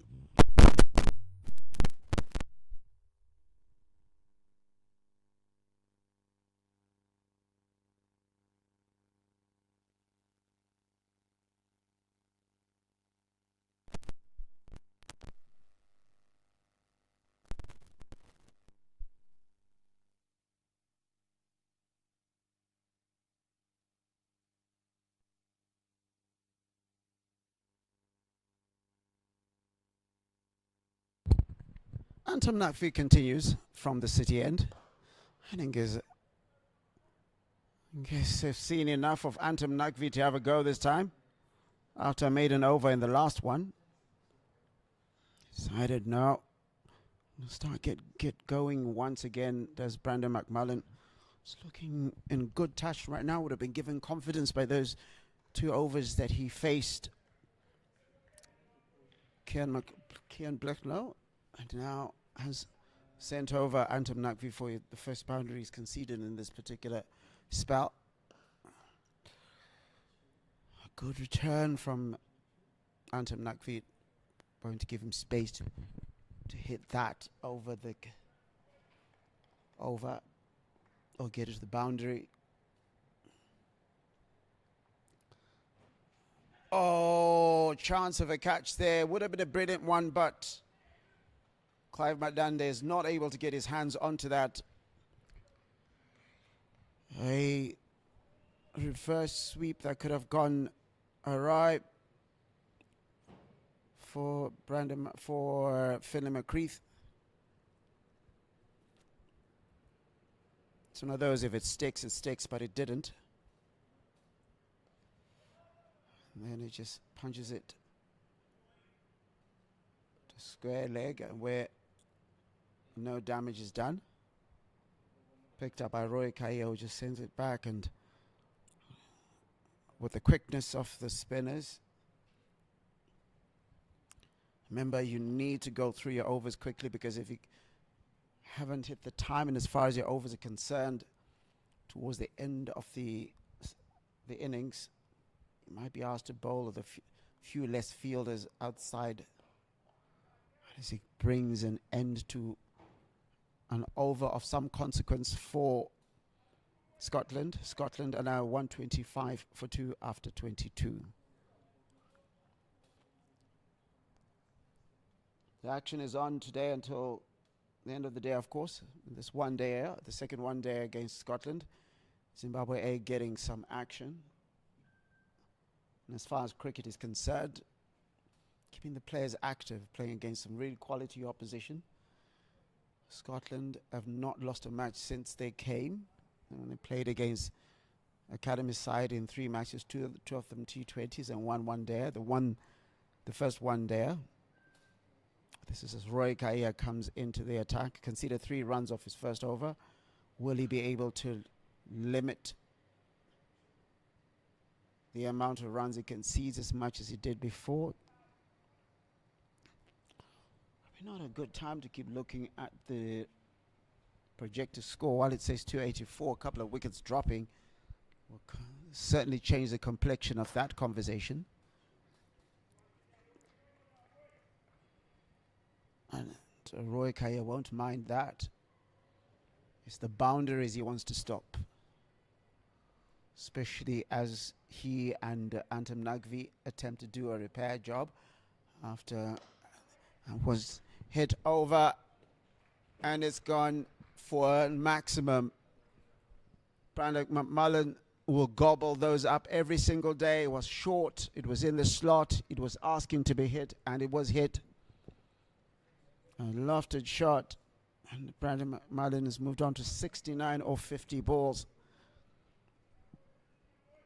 And not quite what the doctor ordered for the Zimbabweans, who seem to have gotten themselves into a slough despond at the moment. And he sends it over once again. And this time it is stopped at long on. Roy Kaya almost holding his head there. Gives you an indication what he thought of that delivery. Not too impressed by himself. A quick single run there. And as is indicated earlier, the surface does get a little bit easier to bat on. But as usual, if the Zimbabweans are able to break this partnership, then they'll be able to bring on a different type of attack as the end of that over comes. 11 runs conceded in that over. The score is now 136 for 2.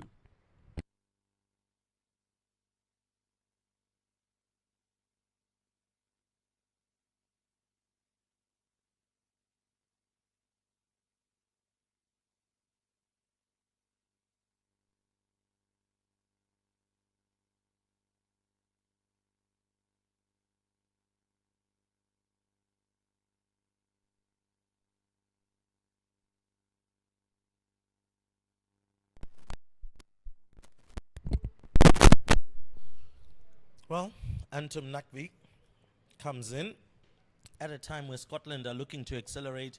Their current run rate is now up from a time where they were actually at 4.42 to now 5.91.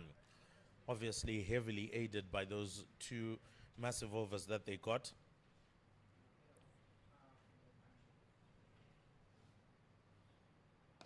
And McMullen could be mistaken for actually playing 53 balls. 133.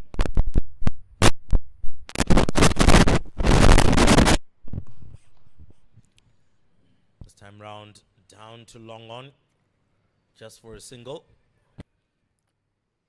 Finley McCreath now has had a fair share of deliveries that he's gotten his eye into. He'll also feel that there's so many overs for him to actually do something. Something more than the 24 that he currently has. I guess his argument is if Brandon McMullen is having fun on the other end, then there's less pressure on him. Oh, might have been deceived just a little bit by that one. And I guess because McMullen is seeing it like a beach ball on the other end, then it means that he doesn't have to try to do anything spectacular to get going. And that when it clicks for him, then it does.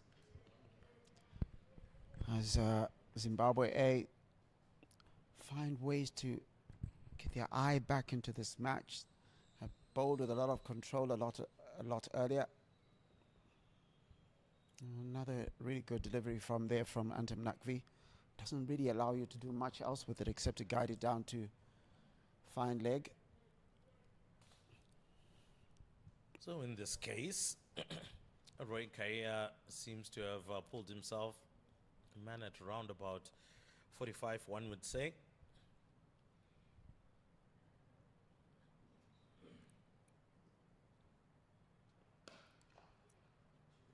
Pushed too long off. So enough protection, basically straight down the ground.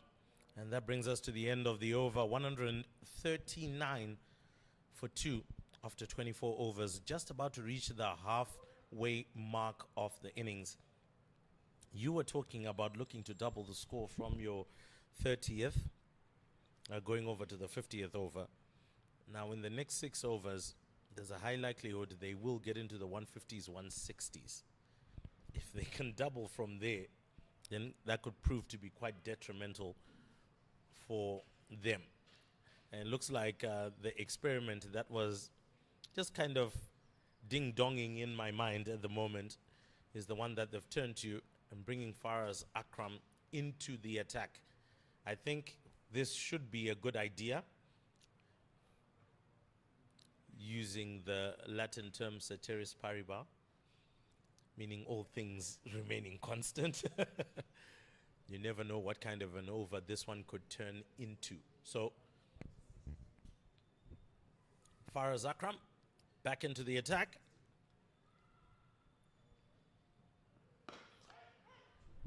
And that one straight past mid-off.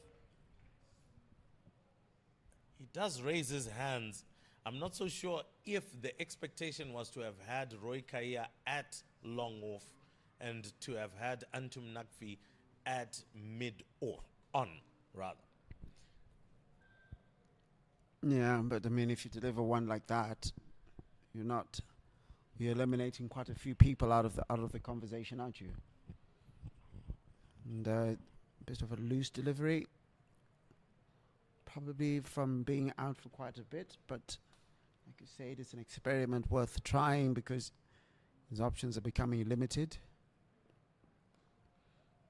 And it's just turned round to deep fine leg, and it much better delivery because it doesn't allow much of an opening of the levers to try and get to dispatch that ball for a boundary.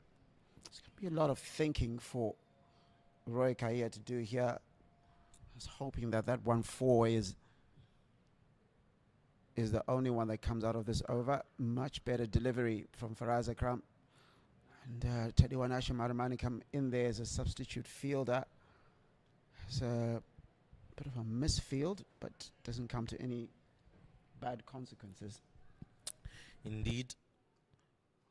For McCreath and McMullen, they're going along very nicely. Ladies and gentlemen, you'd be stunned to know that they've got a 92-run partnership. That's a beautiful stroke, driven down the ground. That one going all the way for 4. Well, the plan going up in smoke did mention it at the beginning of the over that you just would not know what could happen with this over. And for Brandon McMullen, slowly but surely edging towards the 3 figures. And maybe for Faraz Akram here, maybe a kind of a change as well. Try to do something different.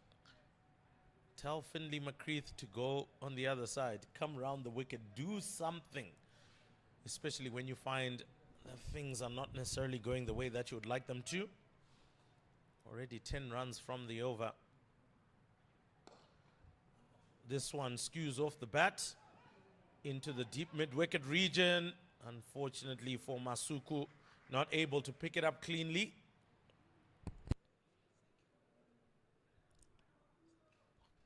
Rather, it is Tashinga Msekio, my apologies there. So, McMullen enjoying his day out. 84 of 59 deliveries. 98-run partnership of 81 balls. Goodness me. He's an accomplished player in the List A cricket. Average is 44.95. At a strike rate of 85.78. Well above the strike rate in this particular match. And at the end of the 25th over, it's 151 for 2.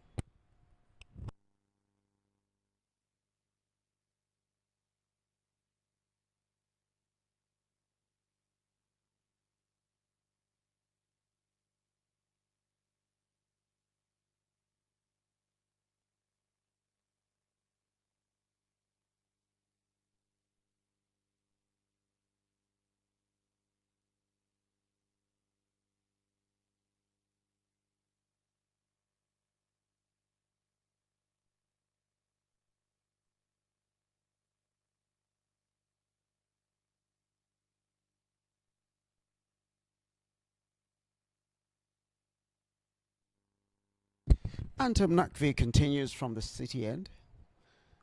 And the Scottish duo going on quite nicely.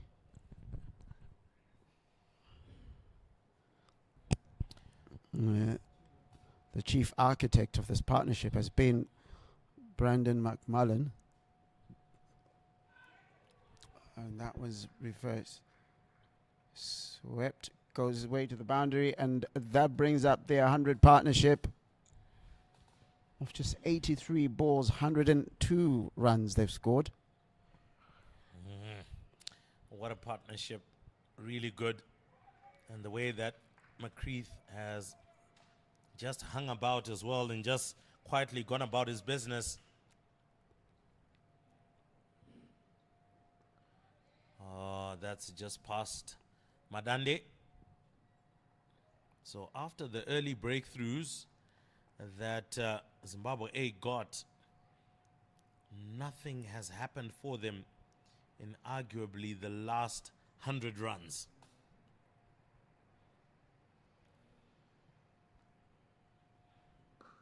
This time round, inside out, and looks like it has gone all the way for 6. What a beautiful shot by Brandon McMullen. It takes him into the naughty 90s. 90 of 61 balls. He's seeing it not like a beach ball. I think he's seeing it like a cannonball that wrecks buildings.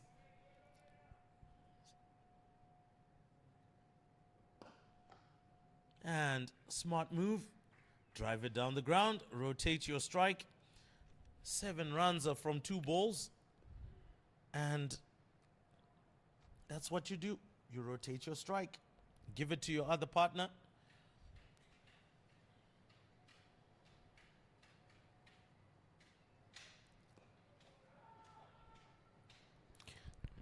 And there will be those early dropped catches that will come back to haunt the Zimbabweans. Gentle reminder, Brendan McMullen was dropped in the teens very early on in the innings. He was well in. But great shy at the stumps by Tony Munyonga there.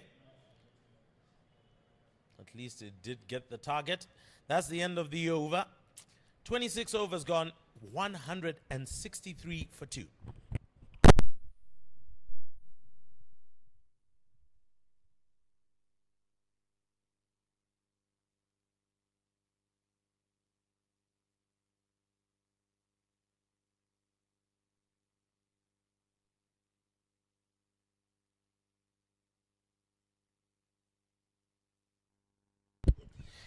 And Faraz Akram looks as if he might be carrying on after a lot of instruction, it seems, from the captain, Roy Kaia.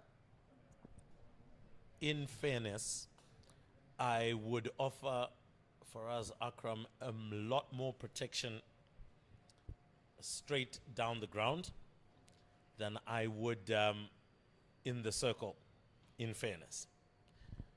I think he has been pitching it up and in the slot more often.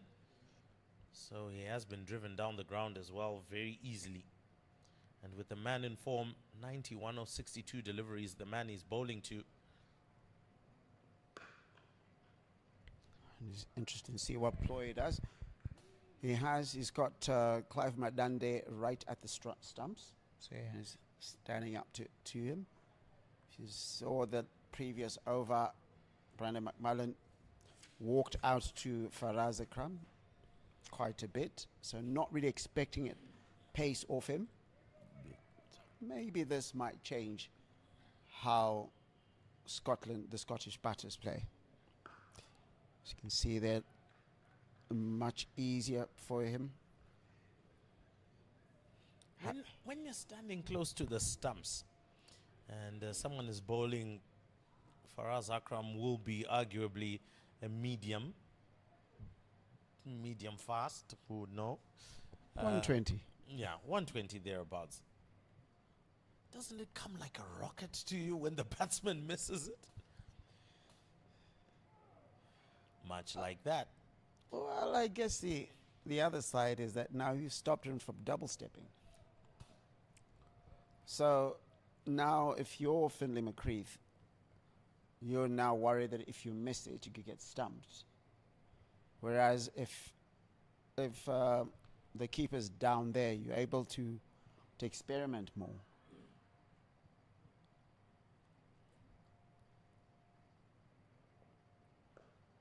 You see that look like it's a little more difficult to dispatch with the deliveries, because again, if it's a slower bowler like a spinner, you can come down the wicket to them and you've got more time to do it. But against a sort of medium fast, if you want to call it that, you're not going to be tempted to come down the wicket as much as you would. As you can see, just up and under, just twist that up, sends it over. And Brandon McMullen moves to 96, just one hit away from getting to his century. As I said, a man of very great pedigree, has a highest score of 151. And that was in an ODI. And an ODI average is 46.73, but in all, this day cricket is on 44.95. So this is certainly a player who is also incidentally very, very close to getting to a milestone. That one is going to go all the way to the boundary, and that brings up the 100. Brandon McMullen has been in imperious form. 100 from 65 deliveries.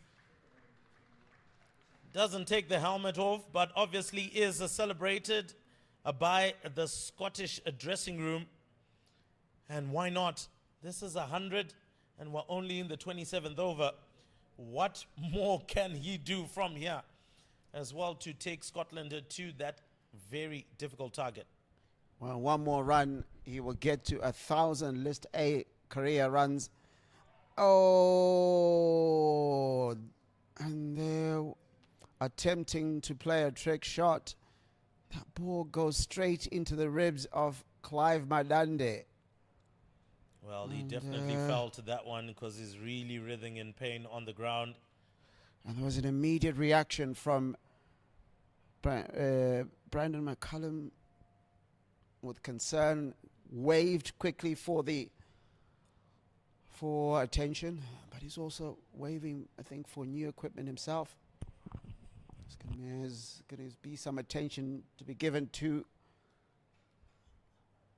Clive Madande, who has just come back to fielding in this particular match. And a lot of people concerned will not be too thrilled by the circumstances he finds himself in there. Also got the first aid coming in.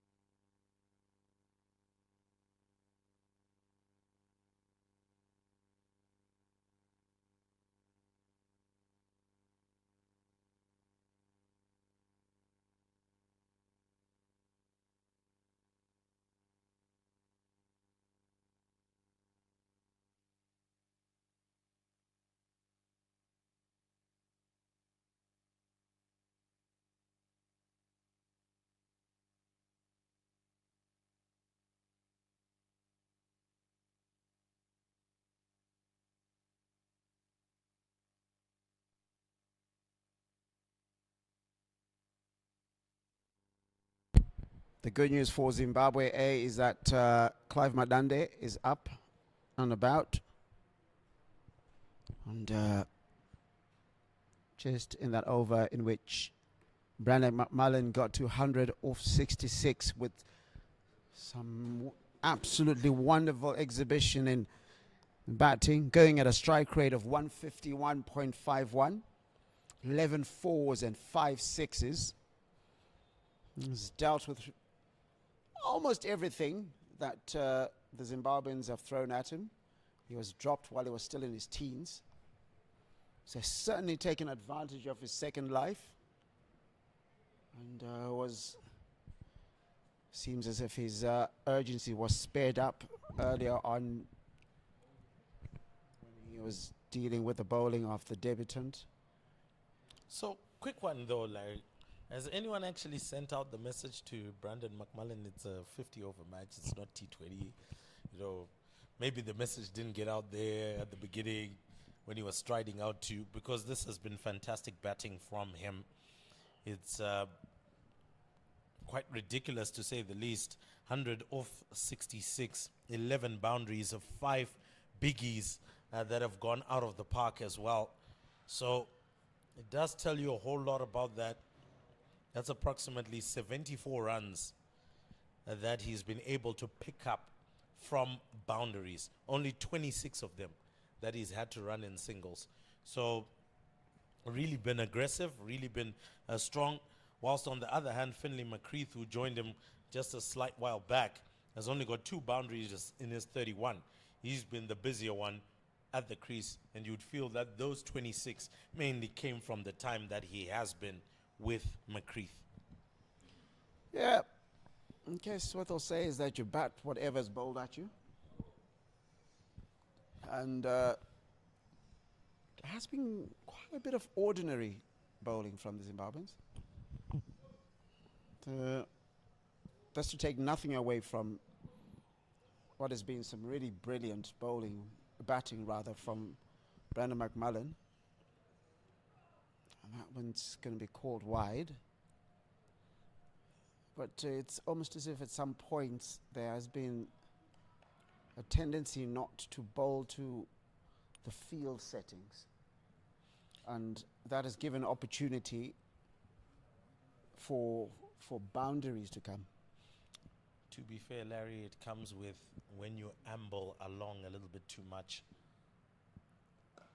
And ambling along, what I do mean there is when you consistently go with one mode of bowling for a very, very long time without an actual intent of getting a wicket.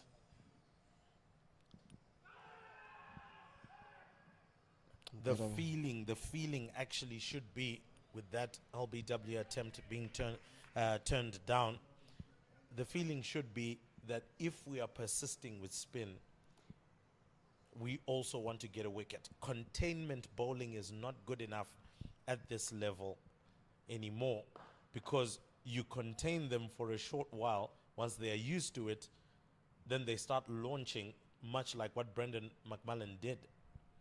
And they ended up targeting Kian Blechner, who is unfortunate to have received a bit of a pasting on his debut, but that was bound to come. I don't know.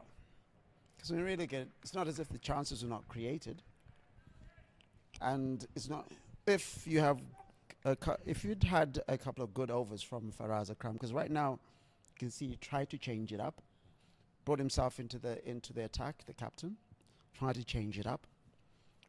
We say he's had to work with what's there, because in all honesty, that goes past the fielder, and with that comes Brandon McMullen's 1,000th List A runs. Been going pretty well for him, especially today. 102 of 71 deliveries. In colloquial language, we say chai. So just looking at it as we come to the end of this over, 179 for 2 after 28. I have to say, with Brandon McMullen coming to his 1,000th, is now 1,003 List A runs. His high score of 151, average is 50. So you're looking at a batter who is very good at this format of the game. And what he's come in is that he's taken advantage of perhaps the hamstrings, if you want to call them, that the Zimbabweans seem to have, in one, dropping the catches that they did. This is number one. Number two, the misfields. And number three, also that their bowling at times has given him opportunity to deal with them. And as I say, just take nothing away from him. And quite early I said this was a pitch that was going to give you 300. It is that sort of deck. The first 10 overs, tight.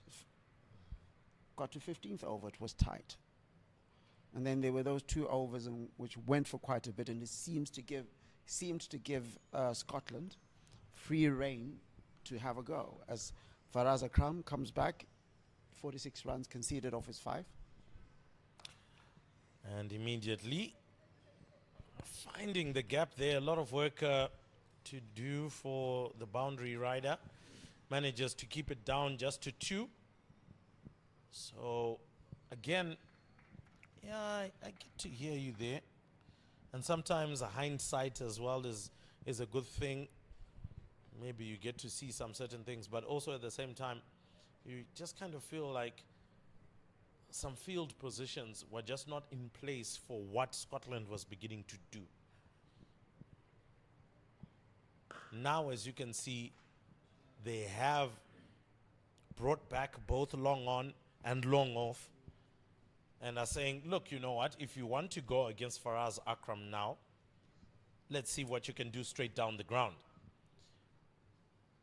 Also, if they do decide to pull him for a biggie, There is a man who's a deep square leg.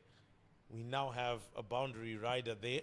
You've got a backward point, a third man, a fine leg. And unfortunately for Faraz, going a little bit too wide and has to bowl that delivery again.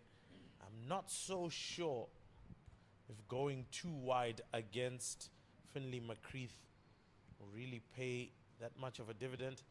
He'll leave it. Well, you did have a go for it. you did try, so It was far too wide. you probably don't want to give those deliveries to Brendan McMullen more than anything else. But be that as may, I think this has been a contest, at least almost 1.5 matches into it now. Has been played in the right spirit between both sides. There's been a lot of respect, and that's sort of the reason they call it the gentleman's game. And as we see more people trickling in, a couple of people doing a bit of shopping on what is a Saturday morning. Some going to church, and some maybe is still a little bit tucked in after an interesting one last night. So you should expect quite a bit of a crowd this afternoon. Are you testifying, Larry? That I you was had quite tucked a in bit of a 30 night? minutes, 30 minutes after the ladies' match yesterday. I was asleep. And how's that? Look at that. Just picked him off. Brendan McMullen, a player who is really enjoying himself out there. That delivery is slightly slower. Unfortunately, poorly pitched in terms of its length. It was short, it was a slow, and so he was able to place it right over into the mid-wicket region. So then again, we can't set a field for bad bowling. Put the ball in the right areas. Bowl till your field set. Overcooking the other end. And the umpire's going to ask him to reload that one. And, this moment might be worth having a look at Dion Myers maybe again. Certainly Ernest Masugu and Brad Evans may have to be kept for the later overs. But the question would be, would you bring Brad Evans for 1 over to see if he can break the partnerships? He's still got 5 in the locker. Ernest Masugu's got 6. He's only got 4 left, so maybe it might be worth having a look, because it's looking a bit comfortable for Scotland at the moment. Although I think at the moment seems as if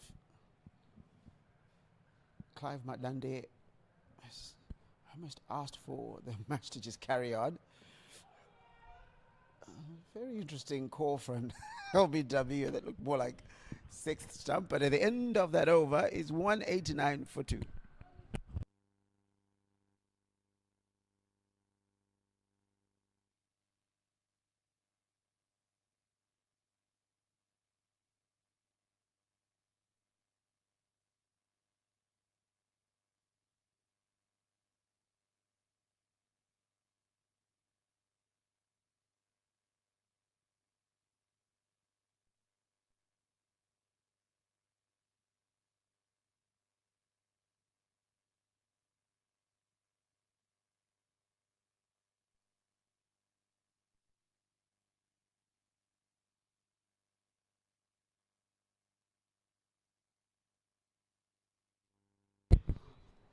Antam Nakvi comes back into the attack, continues his bowling. Conceded 11 runs. No, it's probably less than that. Conceded 5 runs off his last over. And a reverse sweep. Top edge, but no one behind the keeper. So that goes, can't even call it a chance because there's no one there. In fairness, coming back to McCreath, who we've kind of waxed lyrical about his reverse sweep attempts have not necessarily been too inspiring, especially from his previous innings. He went on to score 100, fair and fine. But in trying to deal with spinners, Scotland have been trying the reverse sweeps, not to great effect. George Munsey yesterday getting out to one. Brilliant catch, however, by Timson Maruma. And then we saw a lot of unconventional sweep attempts not coming out well. Whenever they did the conventional sweep, it was good enough. It went for 4 and things like that. So that's something that they would like to maybe try and look at as they continue going into their own cricket season. And that would have been straight down the throat of a slip if there was one. But to be fair, there was no consideration for one in this particular one. Goes all the way to the boundary for 4. And for Antum Nakvi, disappointment continues. Now, to be fair, for Antum Nakvi, it hasn't been too bad of a spell. He is in his 7th over, and only 36 runs have come from it. Faraz Akram, on the other hand, has not necessarily seen the kinder side of Scotland. Again, another reverse sweep attempt missed. But of course, it was outside leg stump. And so that LBW was never going to work out. And as clearly signaled, a leg bye comes from that. So a lot of work may be in the nets for Scotland to attempt the reverse sweeps. Darted in and driven down the ground. That should signal the end of the over. 30 overs gone, 198 for 2, getting closer to the 200 mark. And oh my word, looks like they are now set for a massive, massive total, are Scotland, if they are able to kick on from here.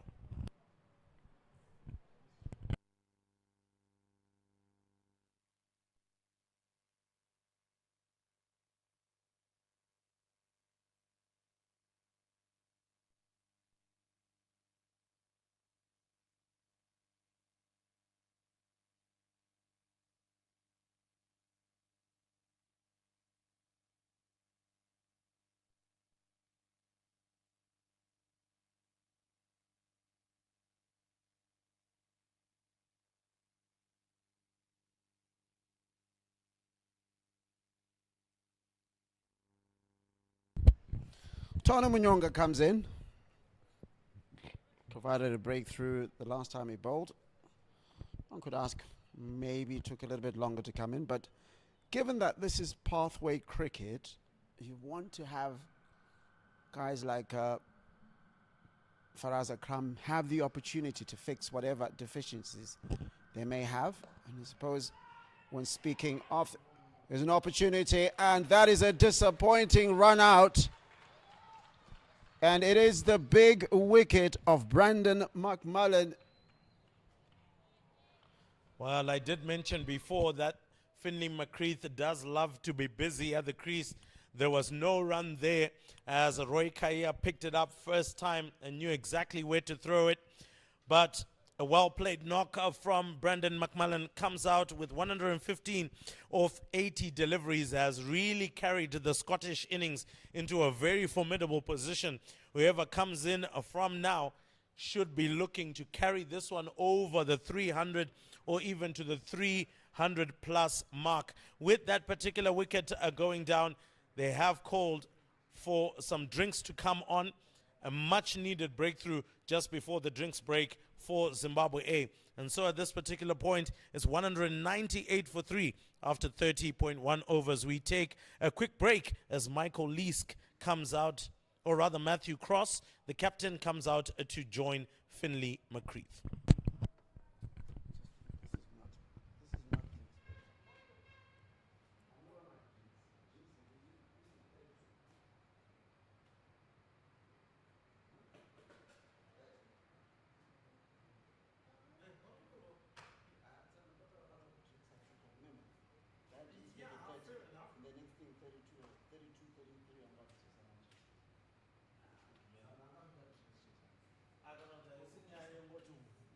water break, much like a regular water break. Just bring it to the water.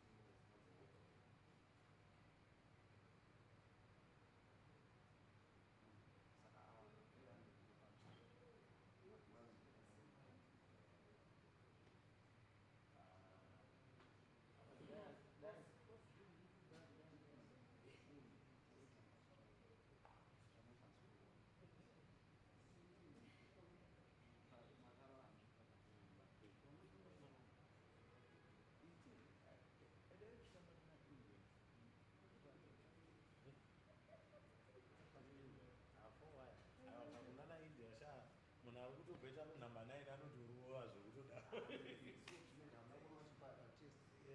Our last 3 wickets contributed 55 runs. Last time we didn't have those 5 T20s.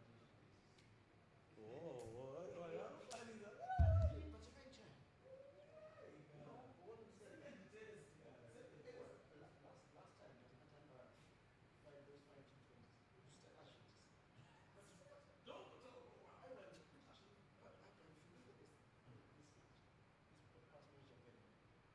that nervousness to win the match, he controls that match completely. The question is, what will we do at Chattogram? Where they will cheat us.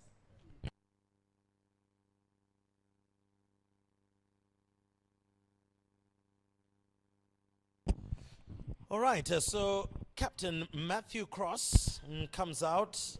Also another very experienced campaigner. 198 for 3. Do we see a wobble? Because this particular knock or this partnership contributed 120 plus runs to the current target current total that Scotland has.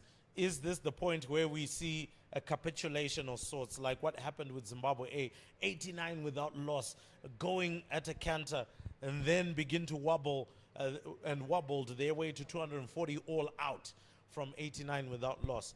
But here we are, 198 for 3. It's a good platform to kick on. Surely the deck has been baked a little by the sun now. Should be much easier for you to get to see it. 30.1 overs, that's how old the ball is. I don't know. I think right now there's just a little bit less pressure for Scotland. Got a very good platform that they set. So when Matthew Cross comes in, he's not needing to go aggressively, but that's some disappointing fielding. But he's not having to go aggressively, which means that as opposed to an 89 without loss, a 198 for 3, I don't know that if they, or rather Scotland, I beg your pardon, know if they get another, they are worth their money to get at least another 100 runs from here, easily. And that's another case of misfielding. And this will be very frustrating for Zimbabwe A coach Eric Chauluka, as well as the 200 comes up. The 200 comes up for, should have been 2 dot balls, especially after a breakthrough as they got right now. Seems if the focus was lost. And the Zimbabweans will have to get themselves into gear. And normally what you'd expect is after they've gotten a wicket, there'll be a lot more aggressiveness. Intent. Would have actually loved to see a slip in place there. Get a Tony Munyonga to actually come around the wicket. We saw a little bit of that with Michael Leask in the first one day. He was a right arm bowler, came round the wicket against right-handed batters and was able to actually get a breakthrough for them. So this is the time where you begin to apply some of those things. If you saw even your opposition being able to do it, you too can be able to do that. Apply the pressure. Right now, those couple of runs have allowed Matthew Cross to get off the mark, and that's what you want to do. We know Finlay McCreath is busy at the crease and wants to take the singles, so try and see if you can force another run out or add some pressure. But that brings us to the end of the 31st over, and it's 202 for 3.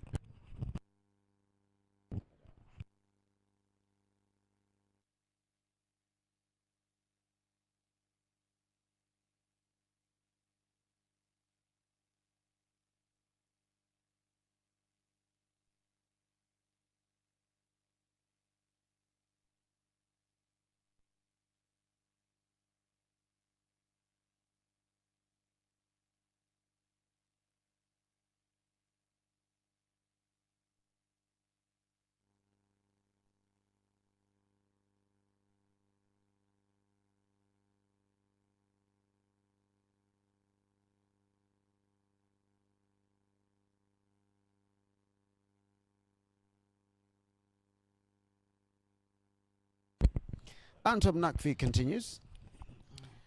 I looked at the moment for just a moment that Brad Evans might have been the conversation before.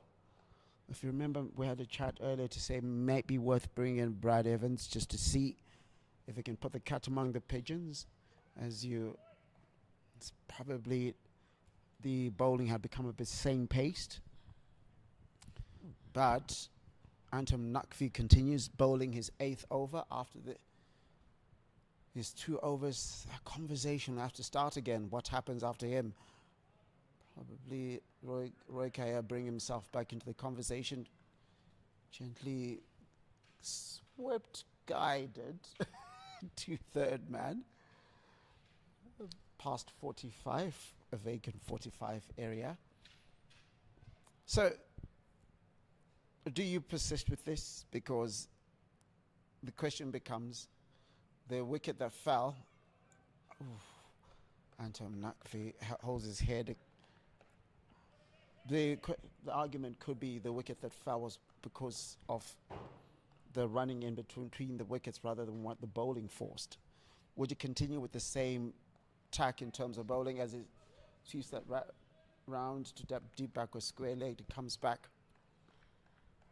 Would you persist, or do you think that you still need to change it? I think Roy Kaya at the moment is kind of trying to stretch his luck at the moment. We managed to get a wicket against the run of play. So let's try and stretch it up until I can bring back my strike bowlers, so to speak. If Scotland at the moment are going to look to settle back into a rhythm again, then I might just be able to hold them down to singles. And that might also just bring the run rate down from where it is, which is currently 6.47 at the moment. So if I can stretch my luck out a bit and get to round about the 36th over or 37th over, and then maybe I can bring back my bowlers, I'm sure that Roy Kaya himself is going to give himself a bowl as well. At the end of that overs, 206 for 3, 32 overs gone. Then I'll throw you another question. Would you, for his confidence, try Kian Blicknode again? Given that the guy who really damaged him is gone. Fairly, I would say no, I wouldn't. I would rather bring in Dion Myers, who seemed to tighten up things. And this time round, we can see that we've opened the batting order of Scotland up to the middle order. So I would want him to have a bit of a crack at the middle order if I'm to bring any form of seam and any form of a change. I'd rather bring Dion Myers on, put him in tandem with any one of the other spinners. What's a call there? Looks like there was a smattering of appeals. The appeal by Tony Munyonga was a belated, so the keeper seemed quite confident, as most keepers are. Double steps him, gets to the pitcher delivery, drives it to deep cover, and that's just be a single. So again, Finlay McCreath going into a little bit of a slight shell here, 39 or 57. And just looking maybe to just rotate strike. I'm sure he is going to look to launch at a later stage. Matthew Cross dabs that one back to Tony Munyonga. Tony Munyonga played a pretty handy knock to assist Zimbabwe A to get to that 240 mark. We'll be hoping not only to just make a contribution with the ball, but with the bat a little bit later on. So with 207, or rather 208 now on the board, the projected score is saying 3.19. But just got this slight feeling that 319 may not be what Scotland might get in the end. The moment you have to start teeing off, sometimes wickets begin to fall. But if the catching for Zimbabwe is anything to go by, who knows? Chances might be given.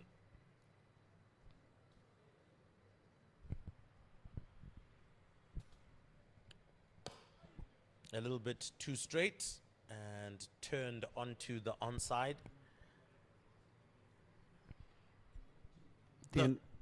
Okay, the over is up, and that's a 33 without loss. 209 on the board for the loss of 3 wickets.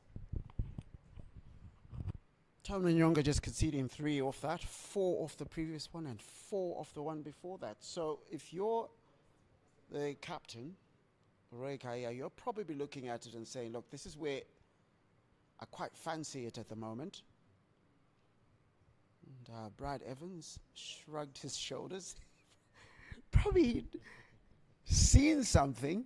Looks very anxious to get in the action. But it's difficult to see at the moment.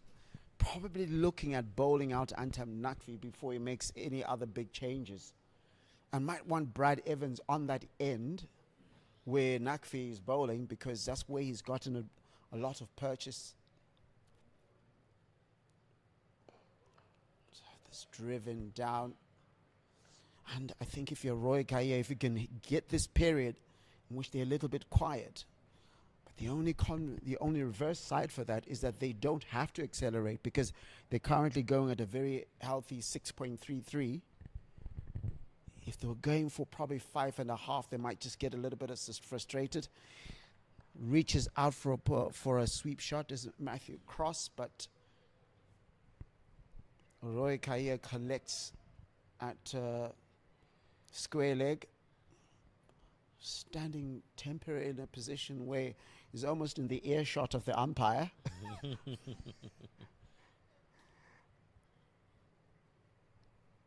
So you got a deep backward square leg. You've got a man at 45. You've got a gully or a backward point sorts. Still so many regions to score from. A little bit of bumping into each other between Nakvi and McCreath. A combination of rugby and football there.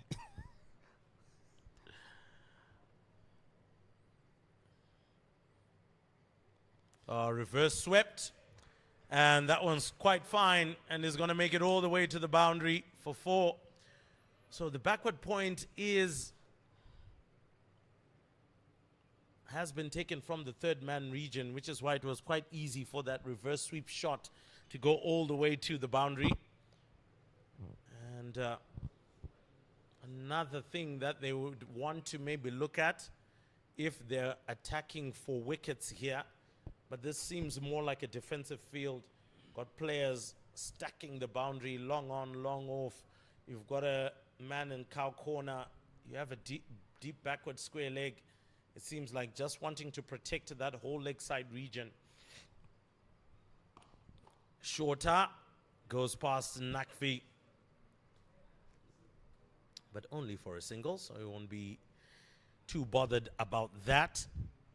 Has gone only for 46 runs in his 9th over, so has done a pretty decent job on a pitch, as you said, that is called for 300. So I think a pretty decent job from Nakvi so far. However, wicketless as it stands.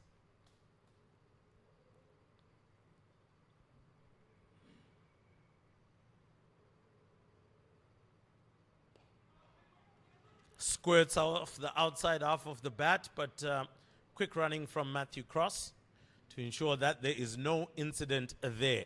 That's the over done and dusted. 34 overs gone, 216 for 3 for Scotland.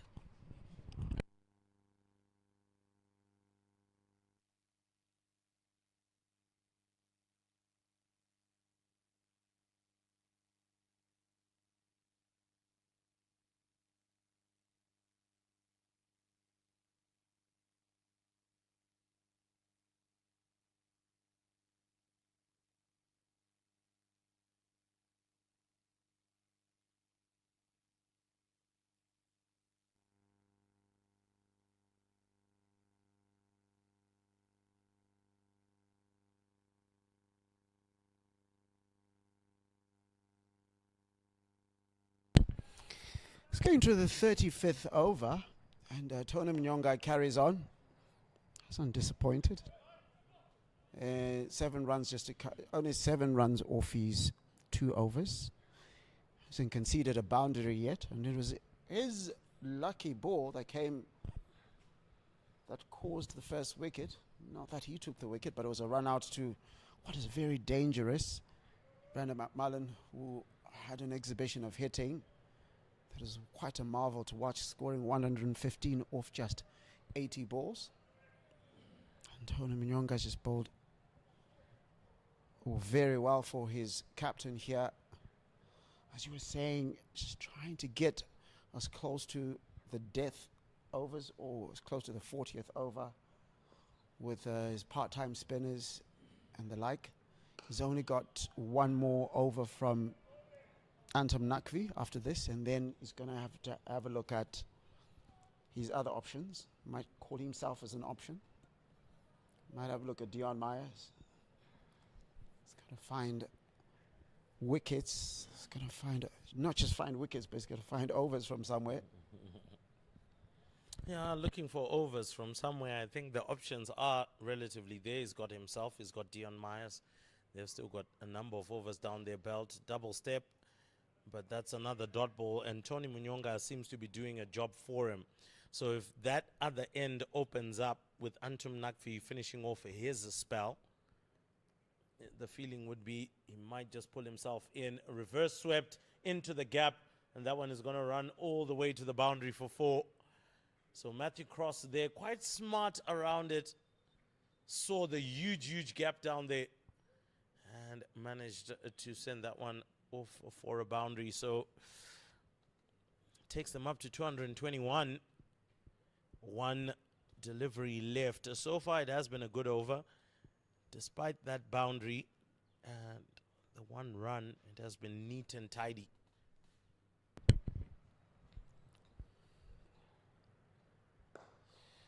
Lofted over the infield, and that's a couple of bounces into the boundary.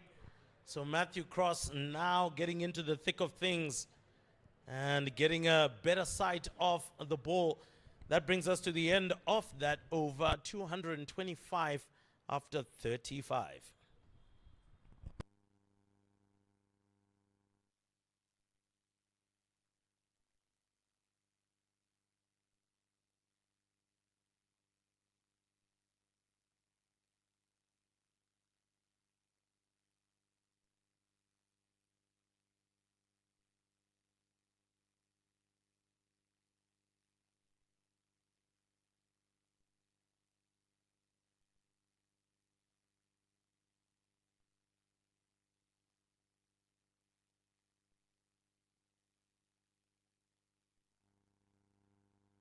It's good to see some of the under-19 girls. We'll be preparing for World Cup 2 years from now. So good foresight from Zimbabwe cricket. The ladies team itself is in the United States of America, played their first match yesterday. Young beloved Biza, 16 years old. Took 3 wickets and scored 33 runs. So certainly one for the present and the future. Could be at the 19 World Cup 2 years from now. And the rate that she's developing could also be at a franchise. Who knows? And there's another reverse sweep. And it looks like it's a shot that the Scottish batters have been working on. And I know you're saying that it may be a little bit streaky at times, but I guess if you're here like as they are on a tour in which they're working themselves, this is the stage that you want to be trying those shots out. Oh yes, and not just in the nets. Oh yes, 100%. Timson Maruma just couldn't get under that one, went over his head. And this time round goes on the leg side, a quick run, and Matthew Cross gets there without a problem. So yeah, there and thereabouts in terms of the reverse sweep, but still a lot of work to be done to try and make it less dangerous than it has been looking like right now. 2-3 steps back for Timson Maruma, he would have been in with a chance. But then again, it comes back to hindsight. Hindsight always feels good at the end of the day. Reminds me of an episode of, I think it was South Park, Captain Hindsight. always got the clearest view. Everyone has it figured out when it comes to hindsight. Now, if you cross the captain, it's got a high score of 114. Scored 2,594 runs to date. This is his 130th, and that has gone a little bit too high for you to even consider that as anything. So as they're saying, average is 23.8. Finlay Moncrief is playing his second match. Got 100 as his highest score. That was in the first match 2 days ago. Just added 46 to the count. So certainly has had a brilliant start to his List A career.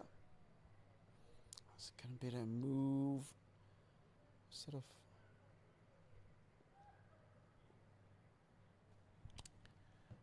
Well, it looks like a shortish third man, because we do already have a backward point.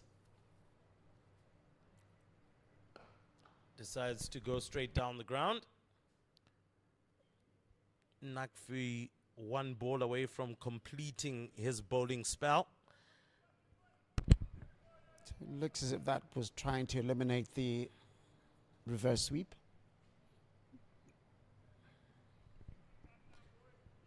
It remains to be seen what happens after this over, because Tony Mnyonga took a bit of a pasting with the last 2 balls of his previous over. Does that change the captain's mind, or does he still stick to his guns? Santam Nakfi, luckless in his service today for Zimbabwe A. Ends his 10th over, 53 runs, a single maiden. So that will be the end of the 36th over, is 230 for 3.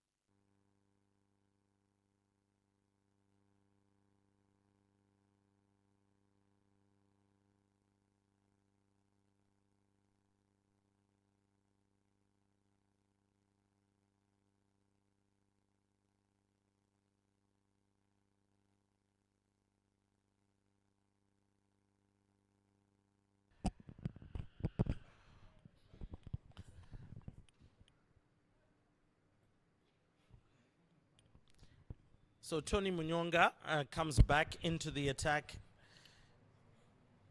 So far, none for 16 in his 3 overs. Has done a pretty decent job. Forced the run out of his own bowling. Down the track, looking for the gap in mid-wicket region. And good fielding to make sure that it's kept down to 2. Was Tashinga Msekiwa getting round to close that off. So good fielding, had to make some serious tracks to get round to that particular ball. Now let's see if Mnyonga decides to go once again down leg side. He is looking to angle it in. And if that is the case, would not a middle stump or an off stump line be much better, Larry? That's an appeal there, very confident appeal from the keeper. But it didn't seem as if the umpire would be moved by that, especially given, again, a late reaction, late appeal from Tony Mnyonga. Sort of felt, but certainly causing some sort of questions to be asked of these batters, and that's what you want from someone like Tony Mnyonga. Hasn't that got that many wickets? He's got 33 wickets in his list A career so far.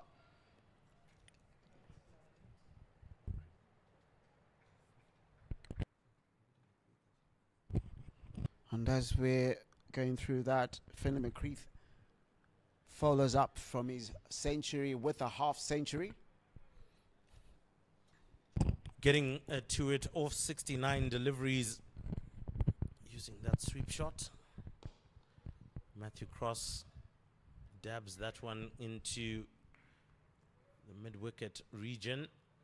So good protection now available for Tony Mnyonga, because clearly that sweep shot by McCreath could have easily sent that one to the boundary for 4.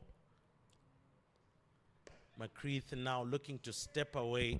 It looks like the red light is coming on now to say, gentlemen, this is arguably a 300 pitch. We're on 235 right now, and we need to get and move along. Double step straight to Mnyonga. So good fielding off his own bowling, and that brings us to the end of the over. 37 overs gone, 235 for 3. Projected score is at 318. Current run rate is very healthy at 6.35, but it seems like in the last couple of overs it has been mundane. It has been quite ordinary as well in terms of the Scottish scoring. It's not like it has been too bad. Matthew Cross is 20 off 20, so a little bit of thought as well now, trying to go into how can we accelerate from here and get that big score, Larry. Yes, so after a couple of suggestions, itching, skips, star jumps and all that, Brad Evans is back in the attack. And as we get into the 38th over, I think he's chomping at the bits. Looks like he's been interested for quite a bit, especially with 2 new batters. I don't know. I still think that as soon as Matthew Cross had come in, I might have tried one of the pace bowlers, especially Brad Evans, who has still got 5 in the locker, because then if he knocks one over,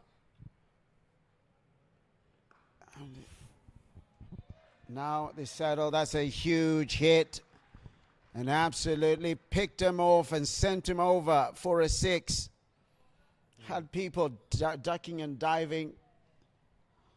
Chai. That's what we say colloquially here in Zimbabwe. Chai. What a big hit. Right on the legs. Clipped him over. Went way over deep backward square.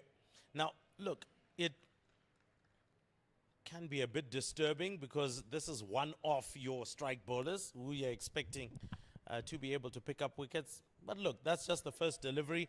And to be honest, we are now getting into the red zone of the time for you to score big and try and double the score. So not to be too disheartened.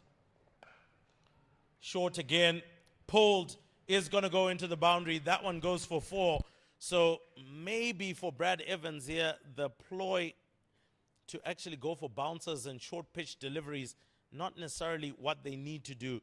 I don't think Matthew Cross is a slouch at all. 26 of 21, already beginning to show that he is the kind of middle order batter who can take advantage of some of these wayward deliveries that Brad Evans has started off with. Brad Evans got a bit of homework to do yet, giving his captain quite a bit to think about as well. Now into the body, much better delivery than the first 2. I think it's just the thing, you've got to ask the right questions. And I think the first 2 were a bit loose in terms of deliveries. And Brad Evans himself will know he is worth a lot more in terms of his abilities. And what his captain will say is that you forget those 2 deliveries. Give me something. Oh, he smashed him. Well, it doesn't really get too much of the distance, but he does manages to get 2 runs from it. And Matthew Cross, slowly but surely, in this over has gotten 12 off it. Yeah, I didn't quite get the timing on that one. Until I felt that was in the slot and possibly there to be it, because as soon as it gets over mid-wicket, and then he's in the money. Oh, and what a into delivery. him, but the umpire is not interested. And even if you look at the appeal by Brad Evans, it was tentative, but it was going down leg. So you could see the way he appealed was like, please. Please just give it, please. But look, I think one of the good deliveries. Short, tries to go for it. Is he in? Oh man, he lost it in the sun and decided to shield himself there after losing it in the sun. I'm not so sure if he's wearing shades there or if he had actually gotten his eye on the ball. But anyway, that is another chance that goes a-begging. And a nice, cool run. And that allows Scotland to come out of that over with 13 runs. 38 overs gone, 248 for 3. Fielding for Zimbabwe A today, to say the least, has been shocking. Yeah. Tell you what, Brad Evans has given him a couple of looks there. And there's going to be an awkward conversation in the dressing room. But I mean, look, if he hasn't seen it, he hasn't seen it. And the next thing you want to be careful of is getting hit on your head. So I think what was odd was the fact that he looked like he was in because he was backtracking for it. So I think the more disappointing aspect is that once it was coming down to you, you then decided to shield yourself. But anyway, Tony Munyonga comes in, and Matthew Cross is having an absolute field day here. Picks him up and sends him over cow corner for a 6. So Matthew Cross has come here to do the finisher's job, and that is to really accelerate from here. 254 for 3. Ladies and gentlemen, with 12 overs to go, I might have to revise my statement. The 300 is very much in the offing. The question is 300 and how much? What will hurt the Zimbabweans here is that he was the player, Matthew Cross was the player who was dropped off the last delivery, so that 6 might not have happened if he was out, or not dropped, but not caught. You call it drop because there was an opportunity of some magnitude there. 255 for 3 it is after 38.2. Tony Munyonga going in once again. They've decided to have a go, these two. Even Finlay McCreath, who had been dabbling it about, has only got 2 4s in his innings. So he's done a lot of running. 100%. And let's look at Matthew Cross here. He's now raced to 40 of 28 deliveries. And he's looking primed to pick up a half century himself.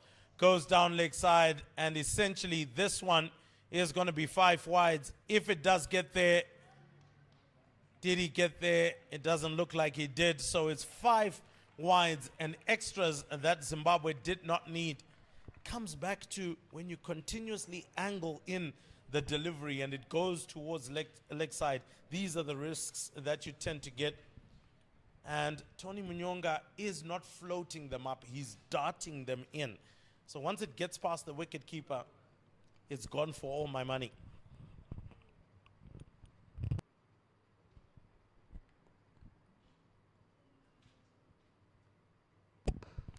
A better delivery, and this time round driven down to long on. Needs to keep it just outside the off stump line and then try to dart it in, if that is, of course, the idea. But again, that idea could also be tonked down the field if it's in the slot.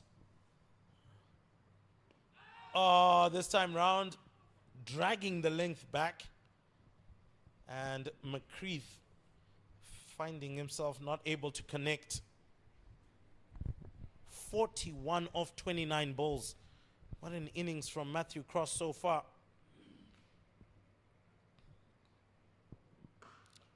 McCreath cramped for room. And that is the end of that particular over. Tony Munyonga, whose figures were looking quite nice, are looking quite ugly at the moment. 35. None for 35 after only 5 overs. Shows you the impetus and the acceleration that Scotland has right now. 262 for 3 after 9 overs.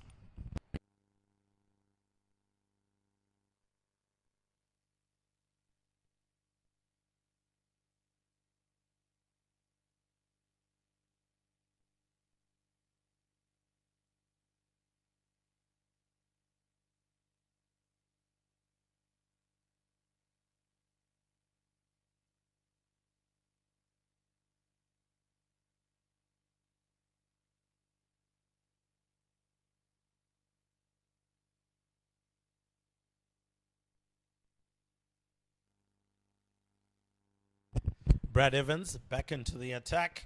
Short. And this time round doesn't reach the man who's a deep square leg. But clearly now there is a bit, not entirely, a bit of protection on the leg side for that short ball. Would it also have been a good idea to have a deep mid-wicket as well and continuously pitch it short and say, Matthew Cross, you say you can pull me now?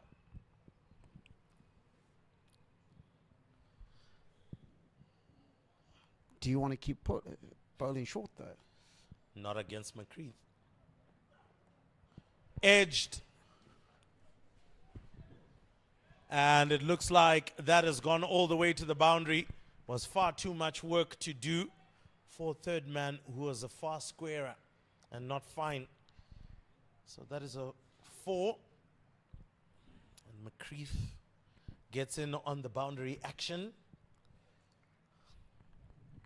I'll tell you what, this could be a 350 score easily, because again, it's going to be, if the strike bowler and Brad Evans is going for this much, after this there'll be 10 overs. He's got 3 left. And he is continuing with the ploy for the short ball. And once again, hoping that if the pull shot is to go up in the air, deep square leg is in with a shout. But I would feel there's more cover needed, because if the ball just goes over Kian, then it's gone for 4. No cover there. Short again. McCreath decides to play with a straight bat and not horizontally. So I'm not so sure for McCreath if he's the kind of man who likes to pull. Doesn't seem like as if he enjoys that. Wants to play it off the back foot if it's short. So maybe the ploy for the short ball might actually be the best thing for McCreath, but not for Cross. In the slot, driven very well. That was a boundary for all my money, but great stop there to ensure it only remained as 1.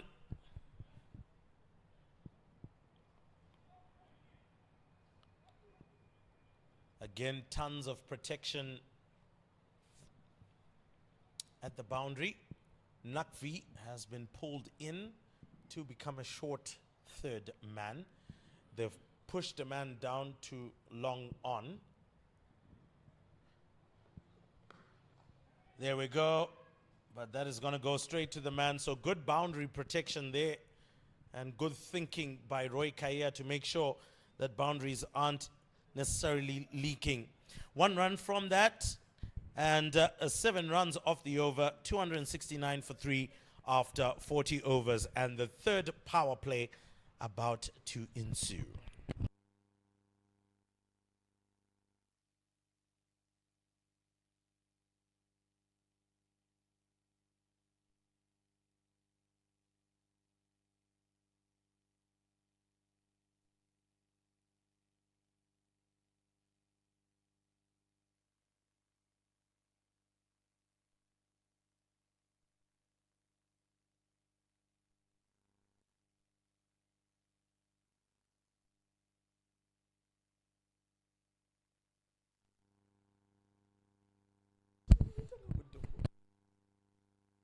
So we're going into the power play now, and Ernest Masugu, who is coming in for his 7th over,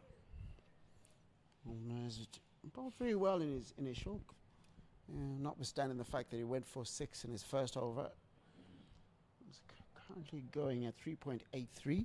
One of them is a maiden, but he's coming up against two batters who've not gently but firmly got their eye in, and can't afford himself the protection of the previous power play, and the first ball is gently guided to third man. Good throw, good throw. Fine leg, I beg your pardon. So let's go throw, just a single off that. Yeah, beautiful throw from Kian. Obviously has got good support as well coming in from the under 19 girls, as you said, who are rightfully preparing themselves. And as Masuku goes short, and McCreath proving that when it comes to the short delivery, not too comfortable at all. For a man of his height and stature, one would expect that he could be able to get on top of that. Maybe also slightly surprised McCreath by the pace on that delivery, because it did come through quite quickly from Masuku. So Masuku executing his plans quite well so far. McCreath decides to come down and out to deep square leg only for a single. So Masuku doing quite well, considering that we've entered the death overs now. In terms of the leg side protection, there is a man at deep square leg, and there is a man deep mid wicket. Also long on, he is right on the boundary.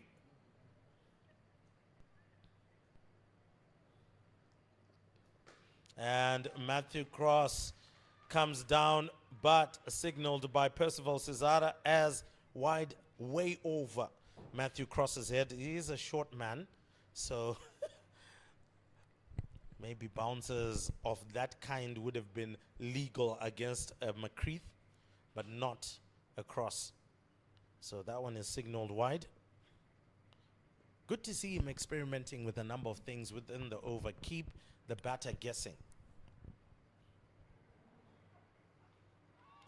Tries to go for it.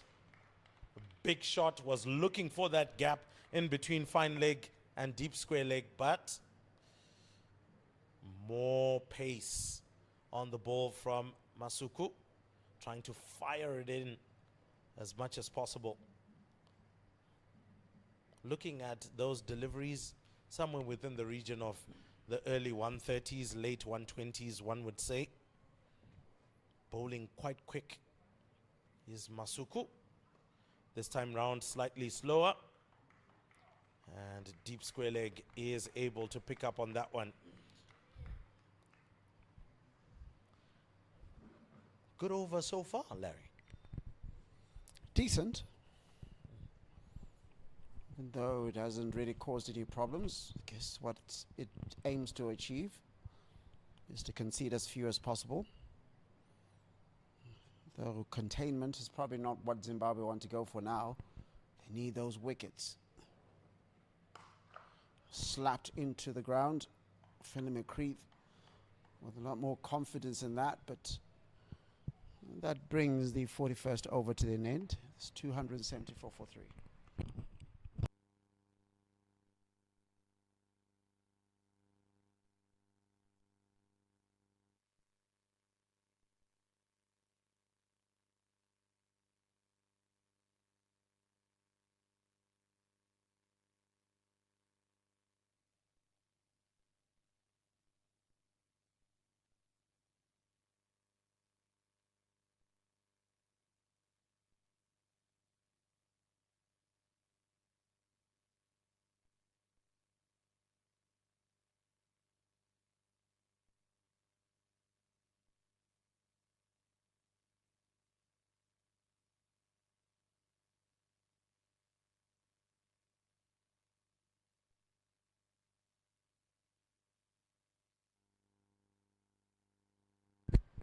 It's the return of Faraz Akram.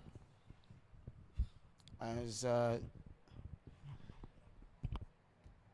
Captain Roy Kaya continues to search for solutions, which thus far have not been easy to find for him. And Finley McCreath doesn't quite get to that. Is able to only smash that down to deep mid wicket for a single.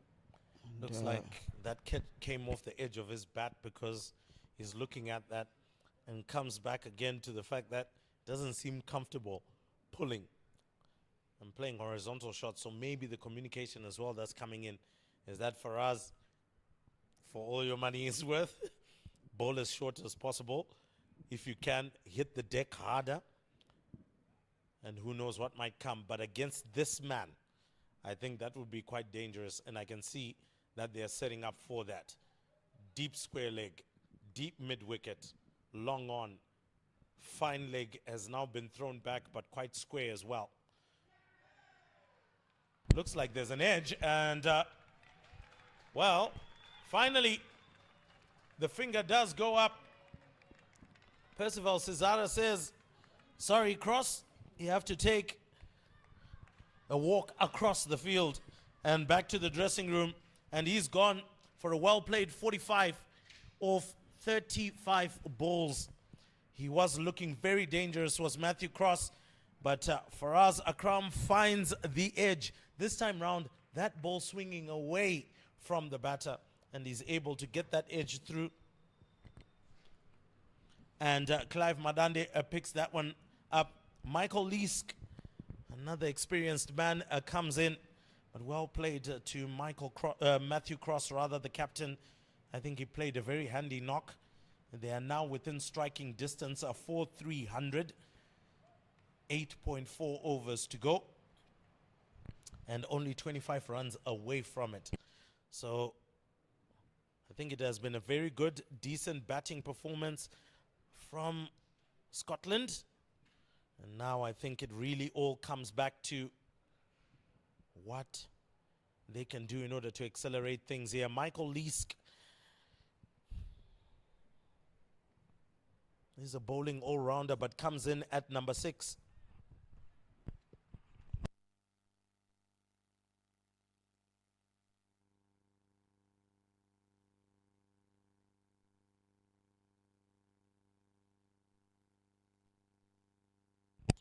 So Michael Leask comes out, joins Finley McCreath.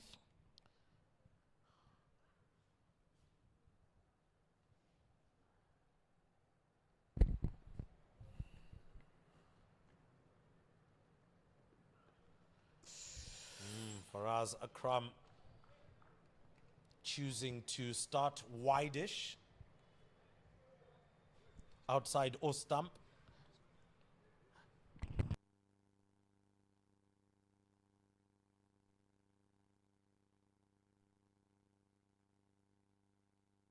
So choosing to start way outside the off stump is Faraz Akram.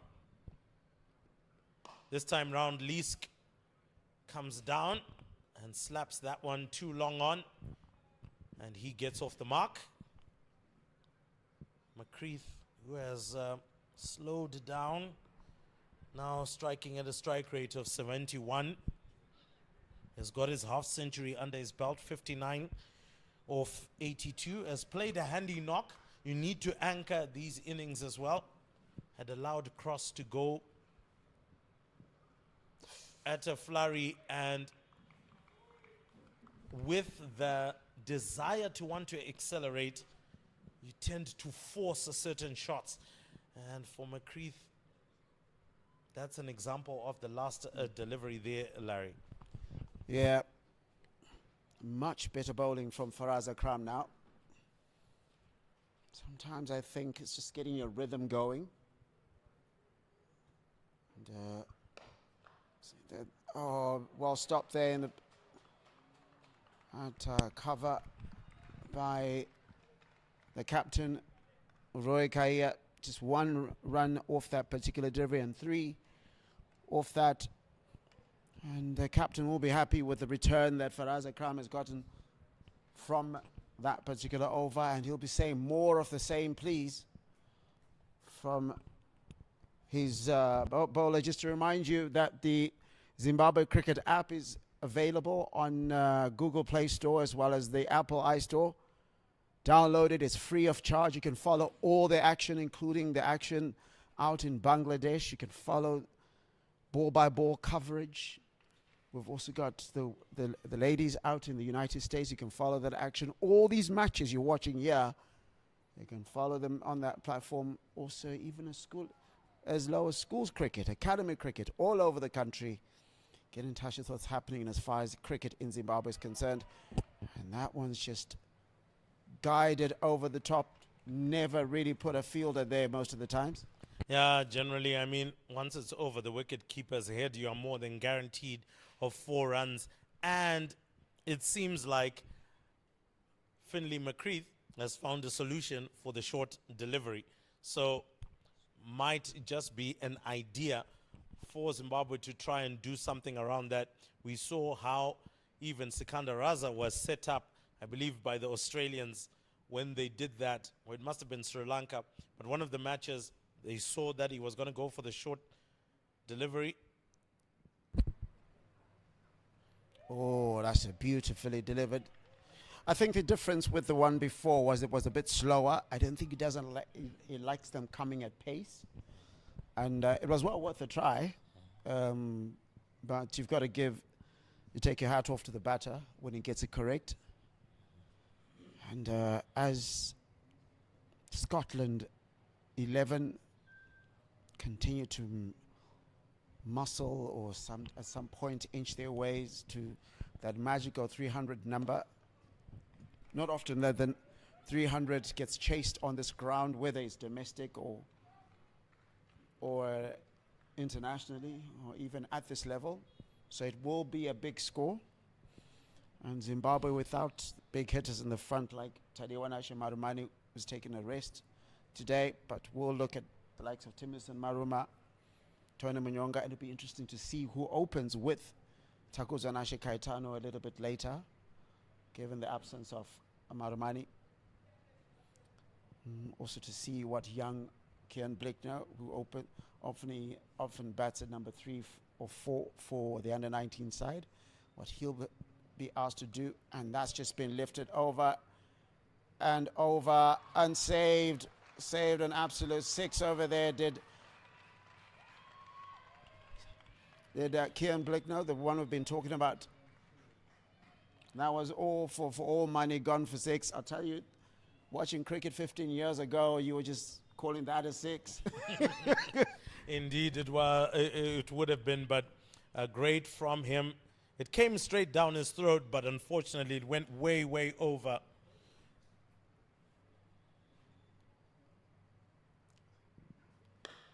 And that is a good shot from McCreath. This time round, deciding to come down the wicket. It doesn't seem to be, or he didn't hit the deck as hard as he most likely would have wanted. And that one has actually gone for 4.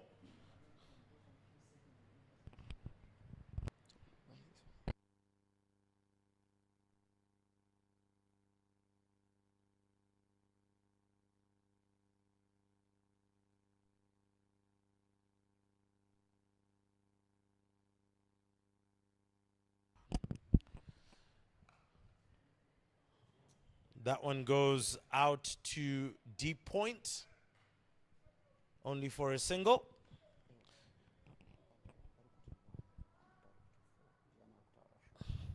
So that is the end of that particular over.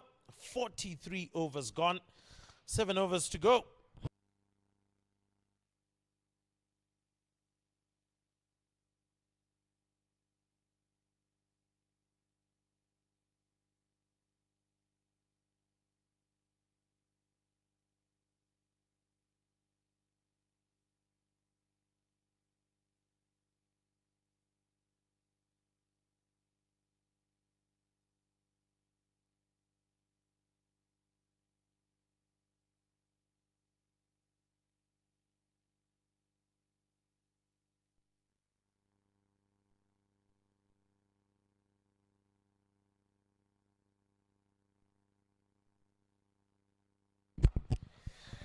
And this time round, McCreath reaching for that particular one. Faraz Akram continuing to go wider off the crease. Well, if you're going to get anyone who's going to try to reach, it's going to be Finlay McCreath. He's got the hands for it. It's not quite like me. I need to have a couple of stilts.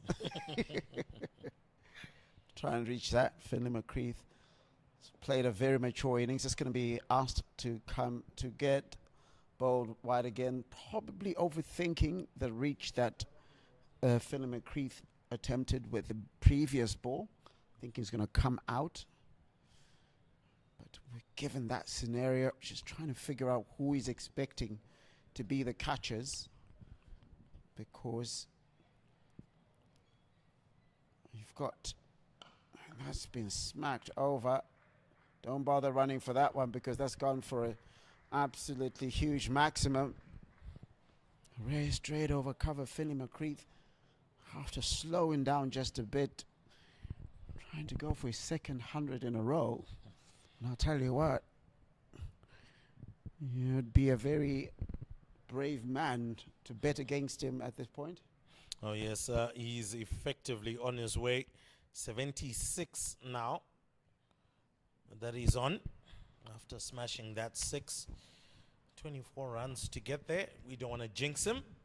No commentators curse here, but 5 runs away for Scotland to reach the 300 mark. And it gets easier and easier when you allow them to get strokes like that. They're going for the 2. The throw not accurate and into the keeper. So McCreath comes back, moves on to 78, and Scotland moves on to 297.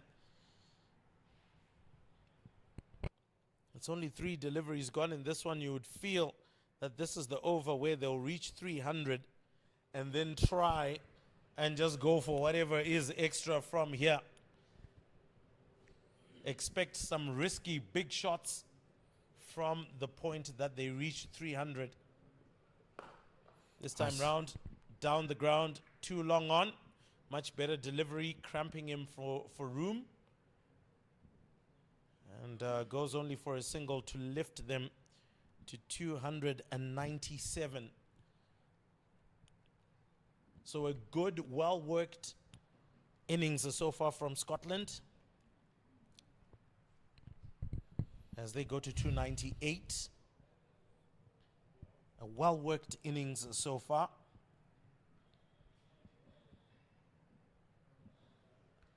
Oh, that was a bottom edge, but it didn't seem to carry. And those are streakish balls, particularly for a wicket keeper, because it just is coming all the way. It's a grass cutter, and you need to try and hold on to that one. Goes past you, it's gone for 4.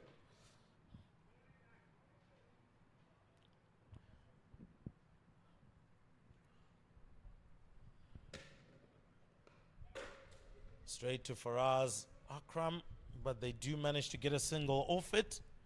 So 299 it is at the end of this over.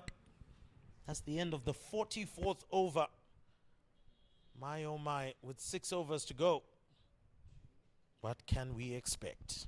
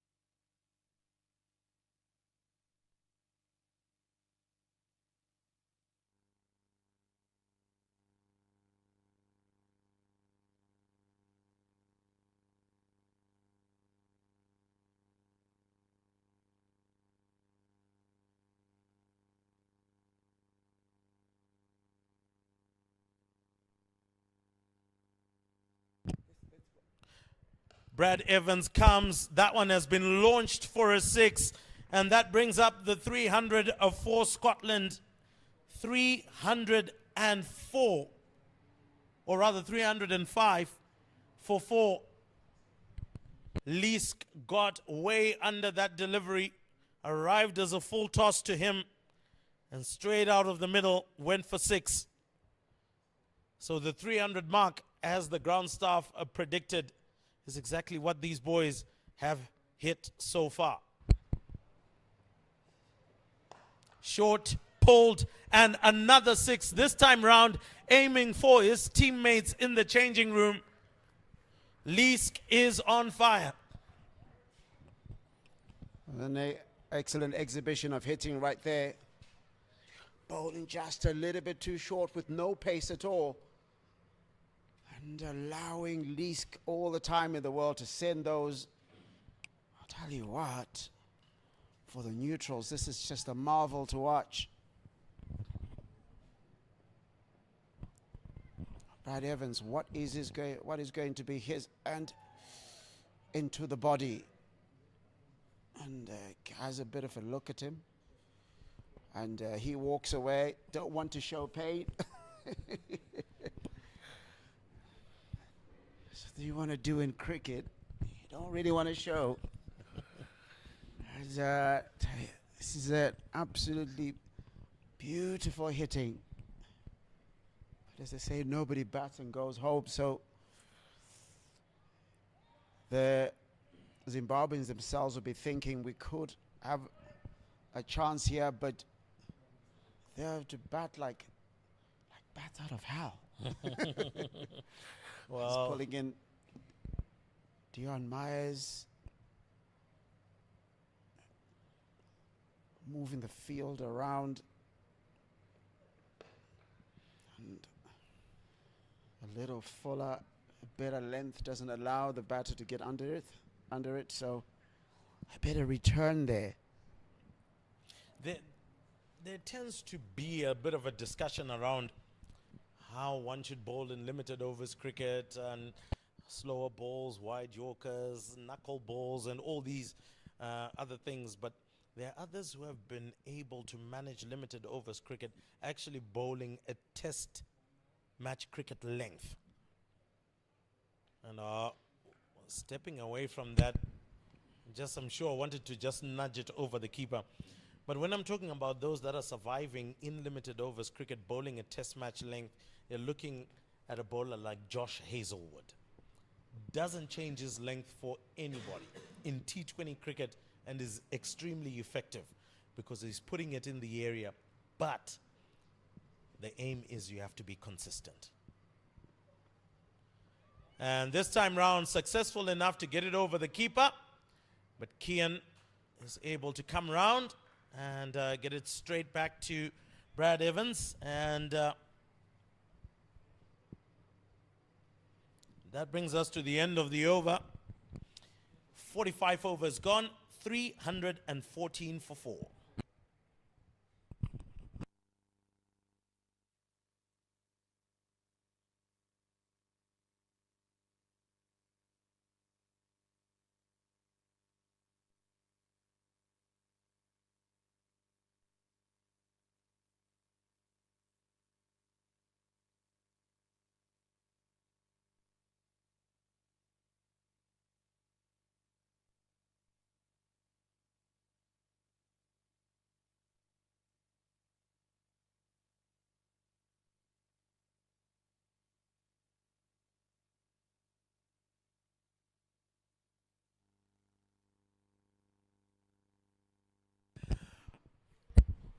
So coming into the attack from the city end, looks like it might be a Masuku. Ernest Masuku coming from the city end, changing heads, deciding that he doesn't like the golf course anymore. Not so sure if he's much of a swinger during his free time. But let's see what he can do. Michael Leask is the man facing. And this one goes straight in the air. Clive Madande looking to get under it. And nobody does in the end. I am not so sure if Clive Madande was going to make it all the way there. Surely the man coming from a long on position that he was primed for that. Maybe went too high, got stuck in the sun, and he couldn't get it. But surely that was a chance. Yeah, chance there. Could hear the groan from the other fielders. But it's all about who calls it early. And perhaps a lack of trust after what's happened previously when one was dropped. And given where the sun is a little bit behind us, maybe that might have been a consideration. Clive Madande has decided to take responsibility for that. And ultimately, nobody gets it. But on you go. 316 for 4 is a score, 45.2 overs. Scotland must be looking at a minimum of 350 as the final score. They go, and that's lofted over, but taken in the deep by Brad Evans. Not an inkling of celebration from him. Probably a bit of afters because Ernest Masuku may have dropped him a little bit earlier. Might be Like actually that's how you do saying, it. yeah, this is how you catch a ball that goes straight up into the sun.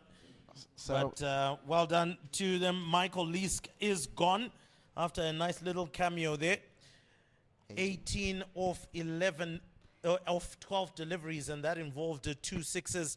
Finley McCreath is on 81, and with all the risky hitting, I did feel as well that wickets were going to start to tumble for the Scottish. But look, they have to go for it. Mark Watt played a handsome little innings in the last one-dayer, and we'll be looking to also cash in here a few number of overs for him to tee off as well alongside Finley McCreath. So they'll be looking to do that. And look at Finley McCreath, 81 of 95 now. So that's the wicket that's taken by Ernest Masuku. Takes his second of the match, 2 for 41 years of 8.3 overs. It's been the pick of the bowlers for the Zimbabweans. And Mark Watt himself also bowls quite well. Comes to the middle. As Scotland look to push on to that 350. It will be magical for them to get there. Still already a big score, 316 for 5 as we stand. They've still got Finley McCreath there. As we saw in the previous match, he was able to accelerate towards the end as it got to his 100. Almost threw it away towards the end, but was able to hold on. So he's a player of pedigree, as Finley McCreath, but facing right now is Mark Watt. Mark Watt, who is playing his 101st match. It's got a high score of 407. Sorry, of 47.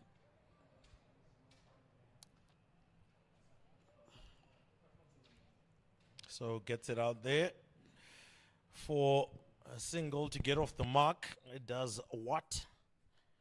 And for Finley McCreath, back on strike, 81 of 95.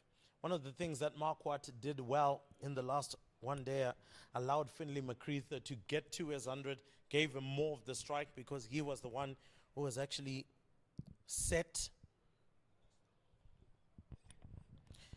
So final delivery of the 46th over. Scotland on 317 for 5. Masuku driven out too long off, only for a single. And that is the end of the over. 318 for 5 after 46.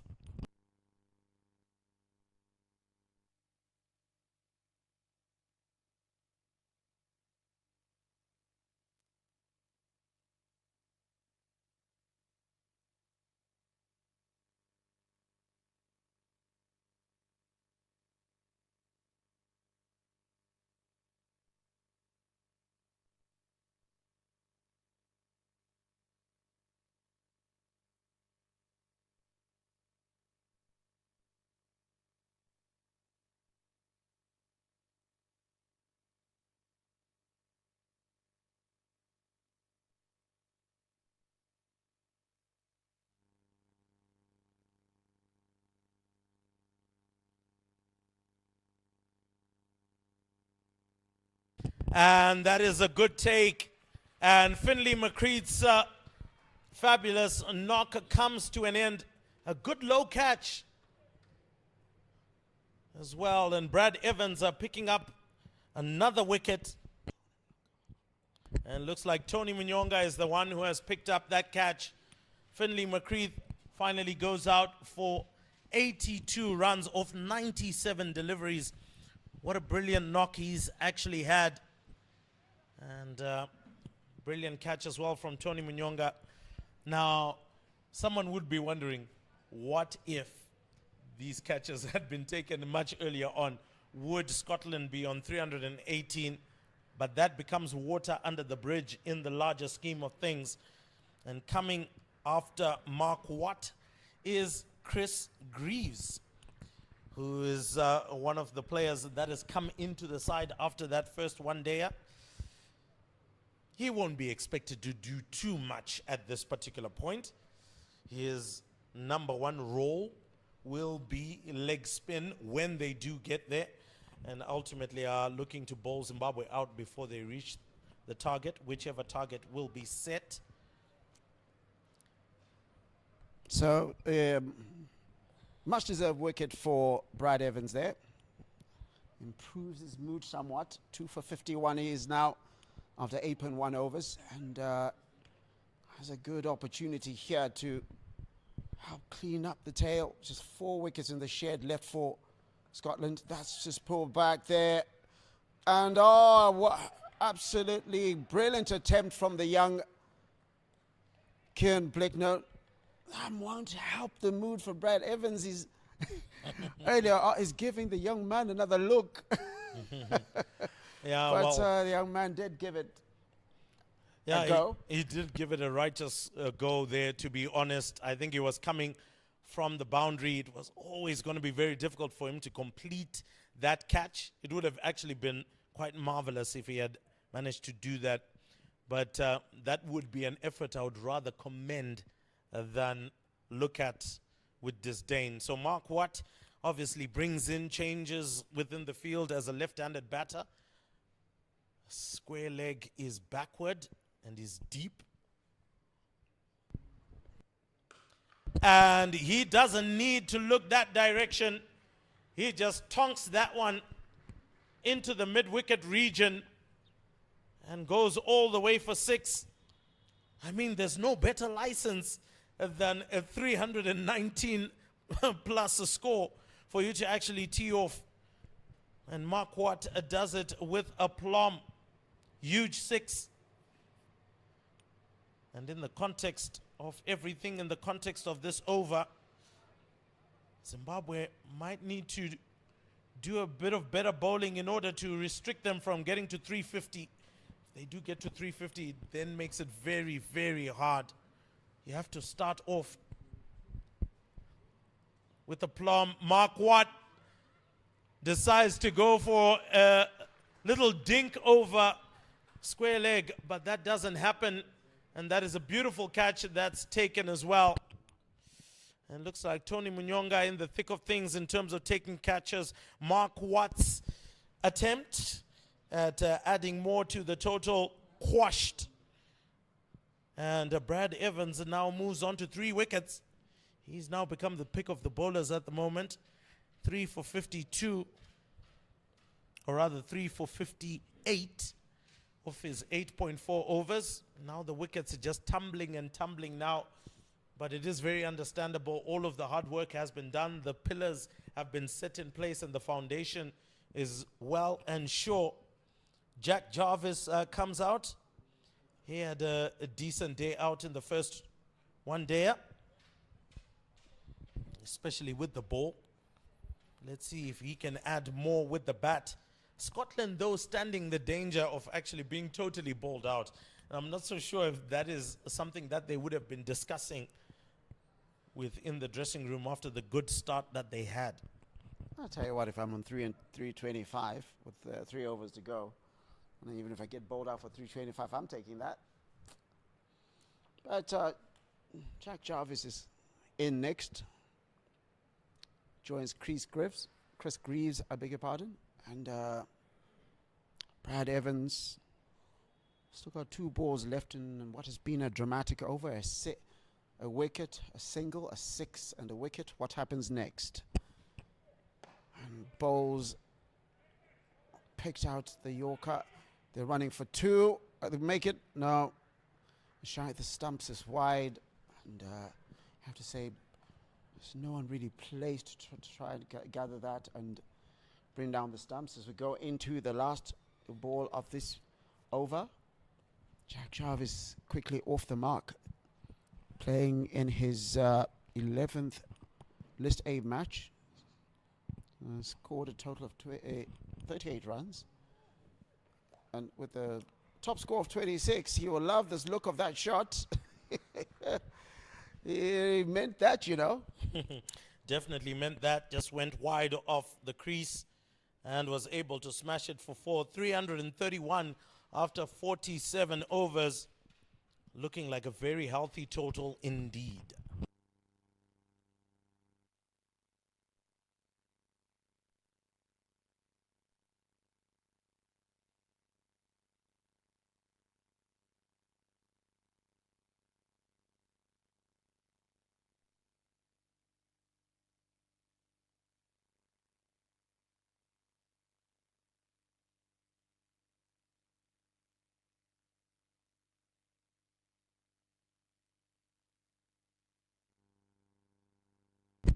It's a good game of cricket we have here.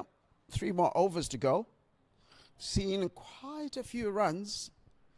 And if Zimbabwe are able to chase that, there's a possibility you could see 700 runs of cricket in one single day. You don't even get that in Test cricket.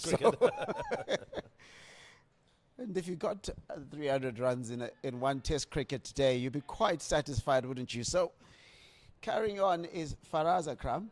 Got himself a wicket. Gone for plenty. 1 for 70. He is on out. 71 it is after that run. But the Zimbabweans will be of 2 minds. It's been a difficult surface to bowl on, but they will also be aware of the number of chances that they've dropped. The Scottish side does not drop chances. And that's an opportunity, but not taken. And they run for 2 after a bit of a fumble. But just say, the Scotland throughout this tour of theirs, unless we're putting, the mockers on them now, do not tend to drop catches. They tend not to drop catches, and the feeling, especially around that last chance towards Nakfi,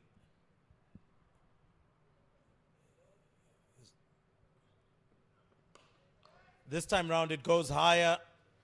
It goes straight to him, and he takes that one. So, of no consequence, that half chance that came to him, it didn't take it.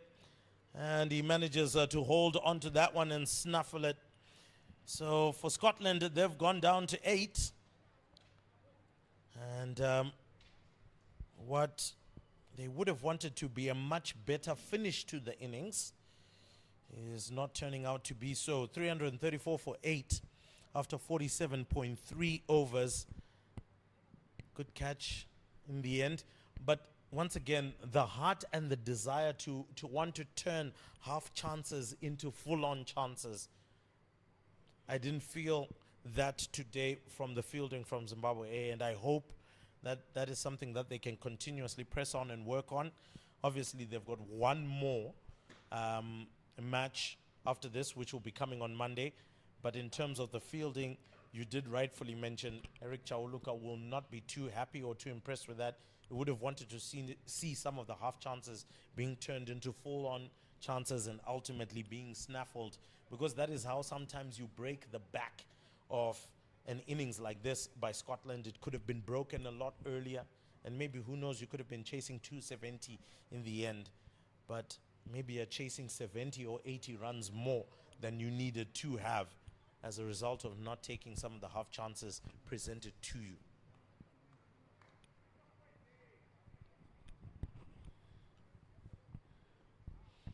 Faraz Akram there once again dicing with that tram line, hoping to have one of those wide Yorkers that you can get away with, where the umpire just stays standing and the batter is wondering, surely that should have been wide. But that doesn't happen. It's called wide. Has to bowl that one again. A bye run as well at the same time. I'll tell you what, there was some good keeping from Clive Madande. That would have been the 22nd run. Conceded via extras, or rather wides to be specific. Good fielding from Kian, just to make sure that that remained just a single. Was an opportunity for a 2 there, but a good arm. Young man does have a good arm.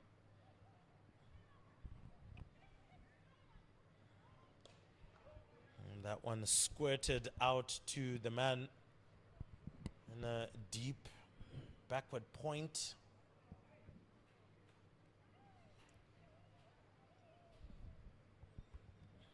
Just the last ball of the over. Should have been before, of course, but had it not been for that wide.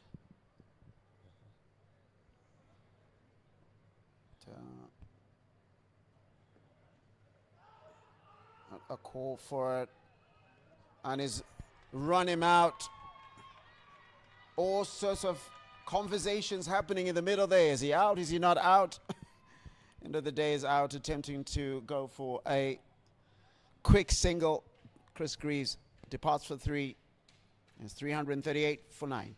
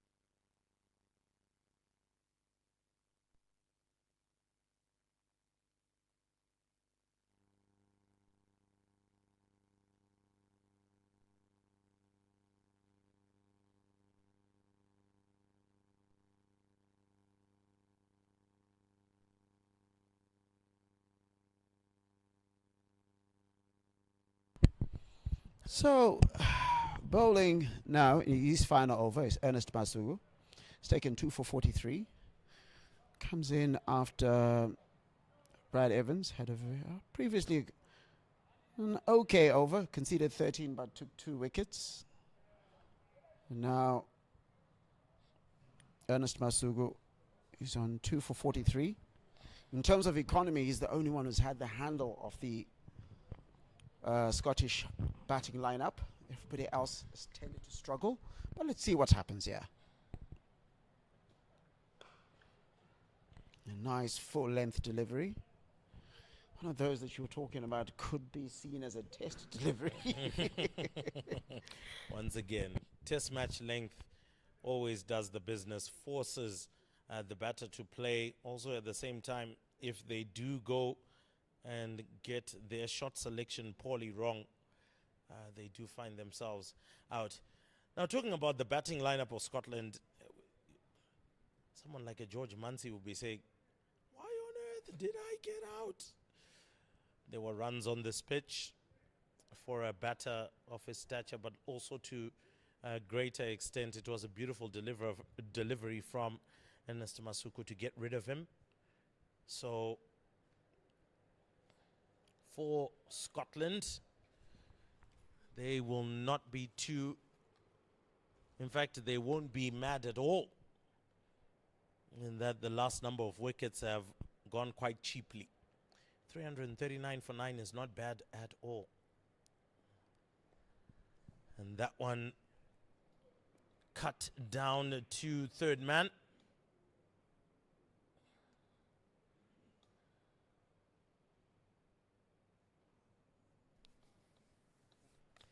Looks like we do have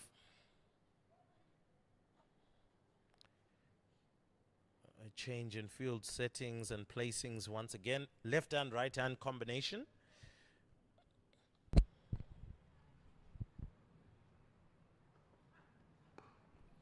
Slow delivery.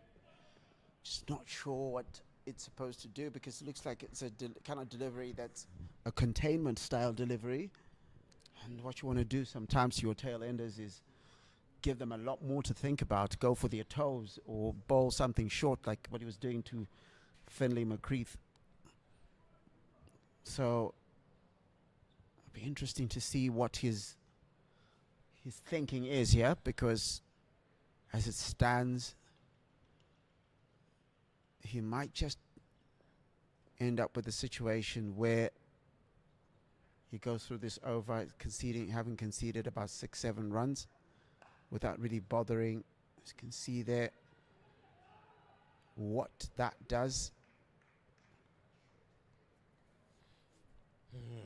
For Scotland, one or two things that they'll be talking about is runouts in this inning.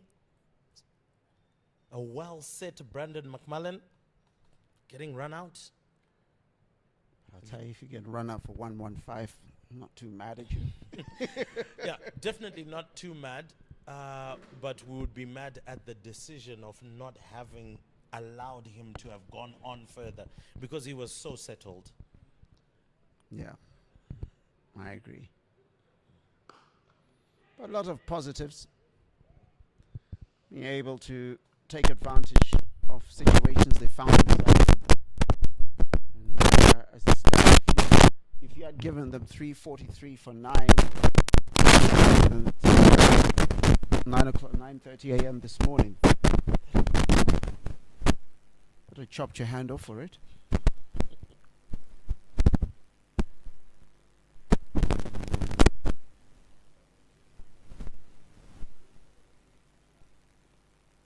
This time round, Yorker length, not able to get under it. On top of it, that brings Ernest Masuku's over to the end. He is done and dusted effectively for the day. 49 overs gone, 344 9. And Ernest Masuku's spell, arguably the best of the day. 2 for 49 off his 10. Of course, Bradley Evans coming in with 3 for 64 off his 9. Will be coming in for his 10th and final over, and the final over of the Australian.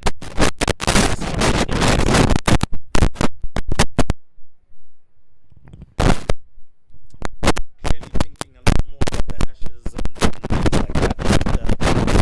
But, this is the Scottish innings, and it has been a brilliant one, to say the least. Saying good watch. Good watch of cricket.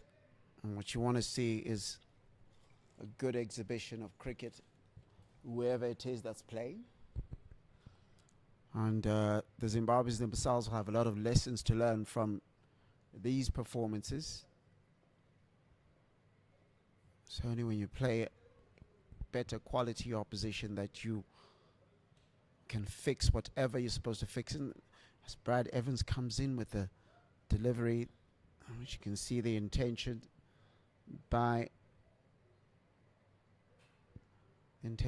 is to just send that over into the stand.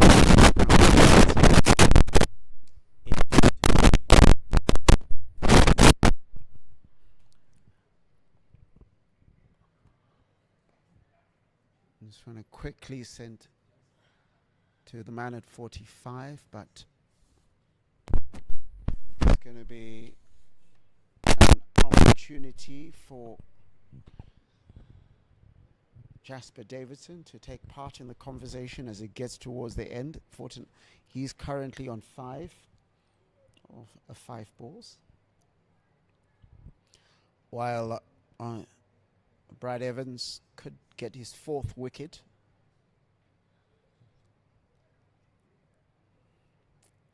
Just to bring things into perspective, quite a number would also be asking in terms of the performance of the bowling lineup.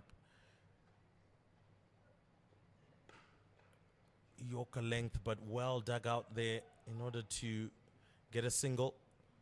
To put things in perspective, Ernest Masuku is actually the only specialist bowler in that particular lineup. Tony Munyonga is an all-rounder. Bradley Evans would want to put himself in more of an all-rounder, but we would say a bowling He's a all-rounder. bowler. He's a bowler. He's not an all-rounder. Come on. Bowling all-rounder. Come on, he averages something like 7.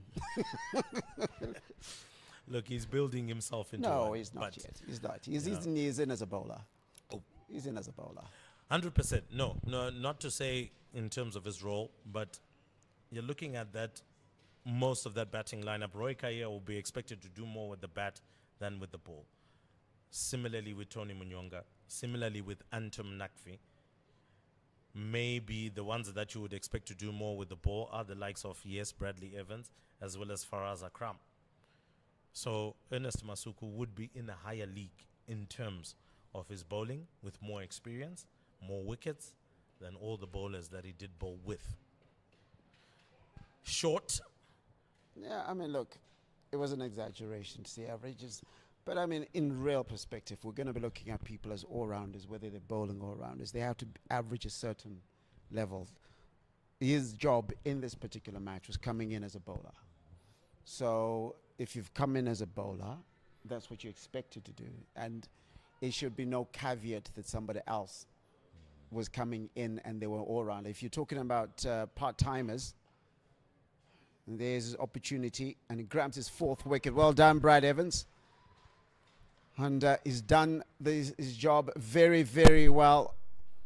Would have been very frustrated because should have gotten a couple of other wickets earlier. Dropped catch and another opportunity for a catch that wasn't taken earlier on. But he has ended the innings. 347 all out after 50 overs are Scotland. And looking at the lineup, Brandon McMullen scoring 115, Philly McCreath with 82. That partnership is the one that broke Zimbabwe's back for a long time until Brandon McMullen was run out. Other significant scorers are Matthew Cross for 45, Chris McBride for 29, Michael Leask for 18. Looking at the Zimbabwe bowling card. Well, looking at the bowling card, obviously pick of the bowlers at the end of it all. It is Bradley Evans coming through with 4 for 67 in his 10 overs. So he's the pick of the bowlers. Ernest Masuku had a fantastic time with the ball. I would say today 2 for 49 off his 10, most economical of them all. Faraz Akram also chipped in with 2 wickets, but was slightly more expensive. 2 for 77 off his 9. And pretty much 2 runouts as well that were effected. And so for the rest of the bowlers, it was a toil out there. Kian Blicknott finding himself getting in the firing line of what we would call list A cricket as he went for 36 runs. Antum Nakvi also had a decent bowling spell. None for 53. So for Zimbabwe, in terms of their bowling, they'll be a little bit disappointed they couldn't keep Scotland down to a lesser score, but the target has been set. Zimbabwe A will require 348 runs to win from their 50 overs, requiring a run rate of close to 7 in order to do that. We are going to be going for this lunch break, and when we do come back, we bring you more action here from Harare Sports Club in the Scotland tour of Zimbabwe. They are playing Zimbabwe A in the second one-dayer, and we're going to be coming back after the break.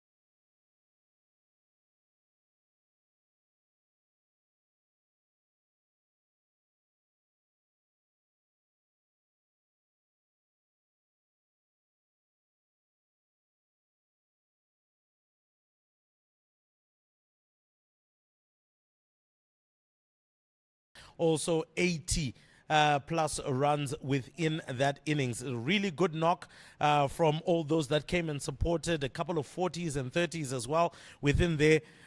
This is a tough ask for the Zimbabwe A side, but they've got to do it. 348 is the target. Opening the batting is Takudzwanashe Kaitano. He scored 72 in the first one day, and he's being joined by Dion Myers today at the crease. We know Tadiwanashe Marumani is out of the squad as a result of rotation issues. Your thoughts coming into this particular innings? How do Zimbabwe A go about this one? Got to go over hit. It's very easy for you to think, you know, it's easy. It's they say it's easier to set 348 than to chase it. And the required run rate right from the beginning is 6.96, and with every dot ball is going up, because just after that single, probably goes up to 7. So you're essentially going at 7 and over right from the beginning. And Kaitano, who tends to take long to get going, will have to have a different mindset when chasing this particular total. For Dion Myers, he will feel that he's got a point to prove. Went out in the late 20s in the last ODI, or rather in the last one day, and will want to do a bit better. He's nicked it, and he's gone. Dion Myers having a feather and a tickle at that one. Was going down leg side. I'm not so sure why he was a bit tentative in going at it, but he nicked it, and Foster Mtizwa has stuck his finger out, and Scotland have an early breakthrough. Definitely not the start that Zimbabwe A wanted. Definitely not the start they wanted, but that's what happens when you got that pressure right from the beginning, chasing 7 and over. You think you have to get your bat on everything. Question could be asked, could he have left that? Might have been given a wide, but it's easy to say that after the fact. But as it stands, Zimbabwe A find themselves 1 for 1, and their target, they need 347 from 298 runs. Coming in now is a young man who is making his List A debut. Kian Blechner comes in to face the third ball of the innings. Not the ideal circumstances to find yourself coming in to face your first ball. But this is the cards that have been dealt, and he'll have to have a go. Definitely he has to have a go. Sometimes they do say in cricket, you actually do have more time than you actually think you have. They do have a little bit of time to try and settle themselves in and see how they go about business from here. But honestly, not the start they would have wanted. Dion Myers would have been expected at least to have contributed nothing less than 50 runs at least for a chase of this magnitude and for the batting caliber expected of him.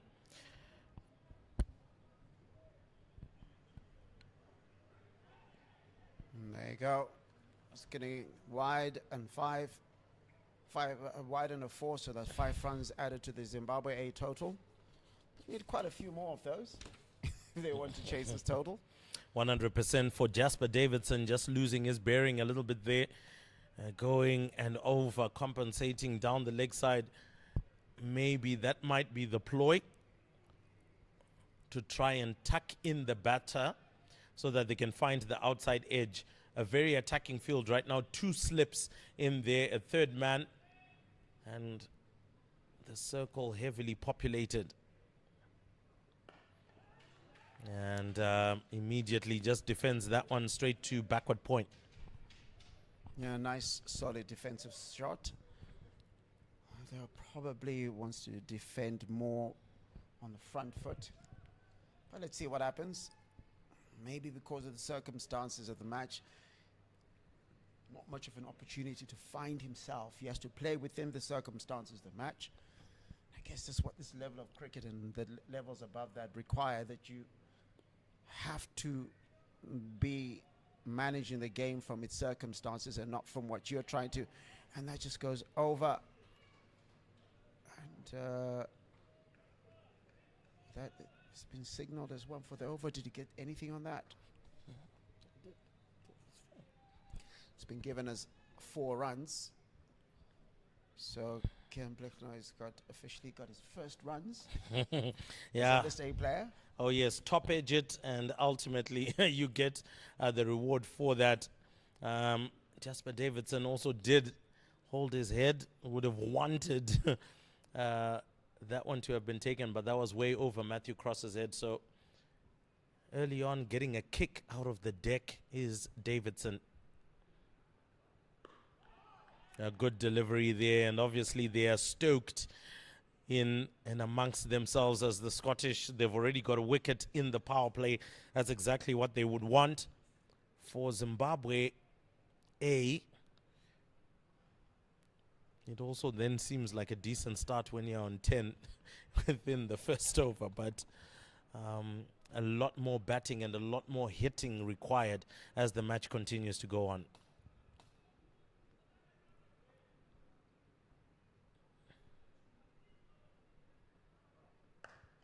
Oh, that's a beautiful shot from Kian.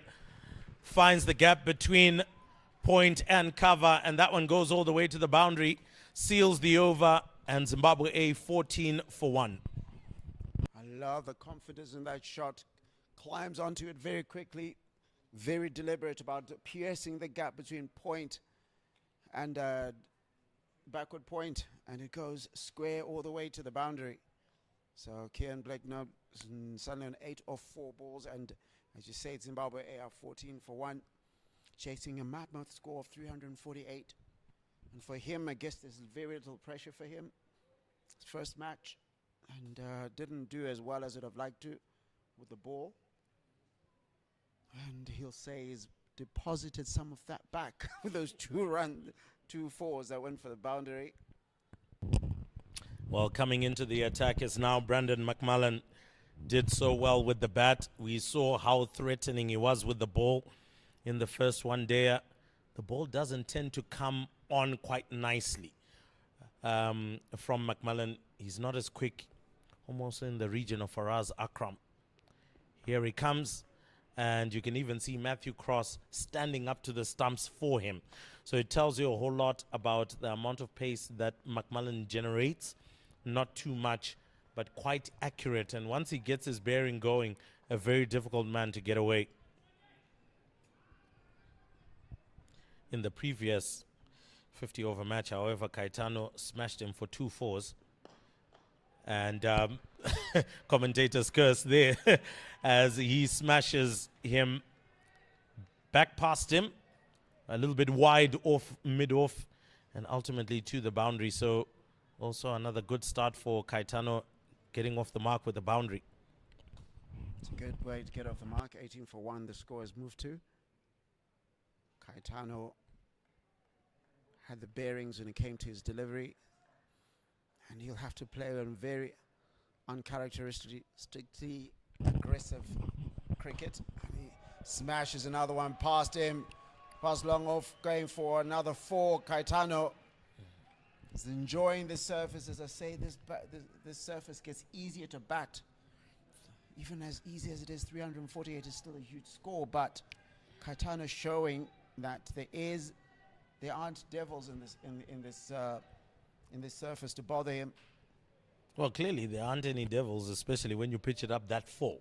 You are asking for it, and Caetano loves it when it comes full. He's able to drive you straight down the ground. This time round, pulling the length back. That's where there are 1 or 2 questions there that are asked. So, nonetheless, for Brandon McMullen, decides to pull the length back just a little bit because already Caetano was in the mode to want to drive that one down the ground.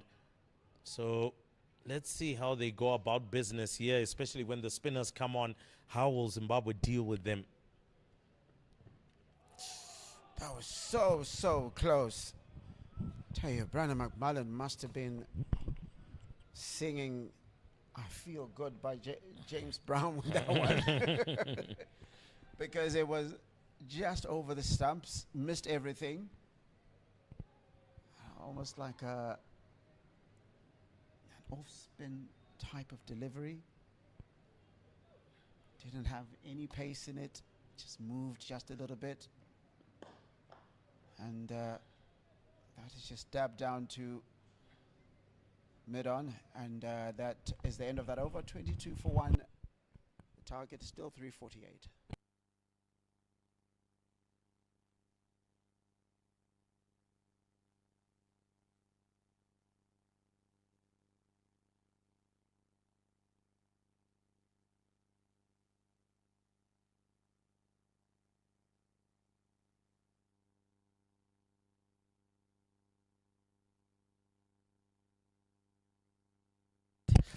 So Jasper Davidson back into the attack, picking up the wicket of Dion Myers.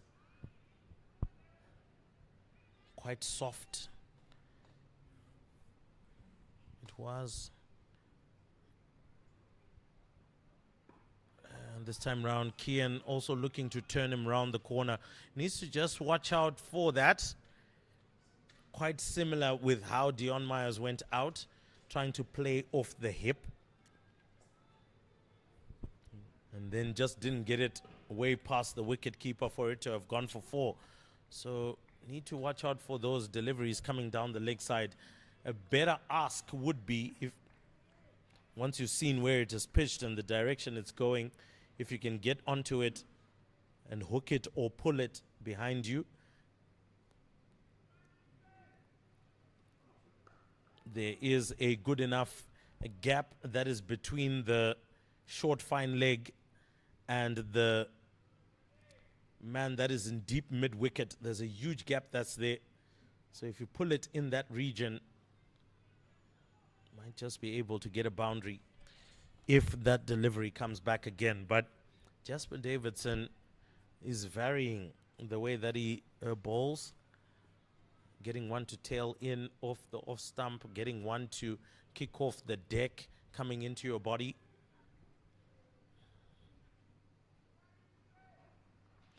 Goes over and looks like George Muncie drops that one. It was just over the top. And Kian Blignot survives. And is able to run for 2. And what happened here, there is that he played it with intent. That's why it just got just out of reach. But Jasper Davidson will want to see, will be excited by that because he knows that gives his side opportunities.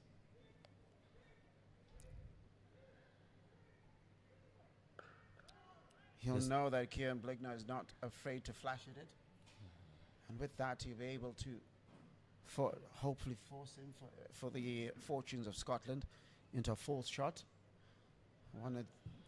One before in the previous over went completely over the slip and the keepers. This one not just edged it. And the next one, who knows, might just be out. Now got a lovely sunny afternoon here at Harare Sports Club.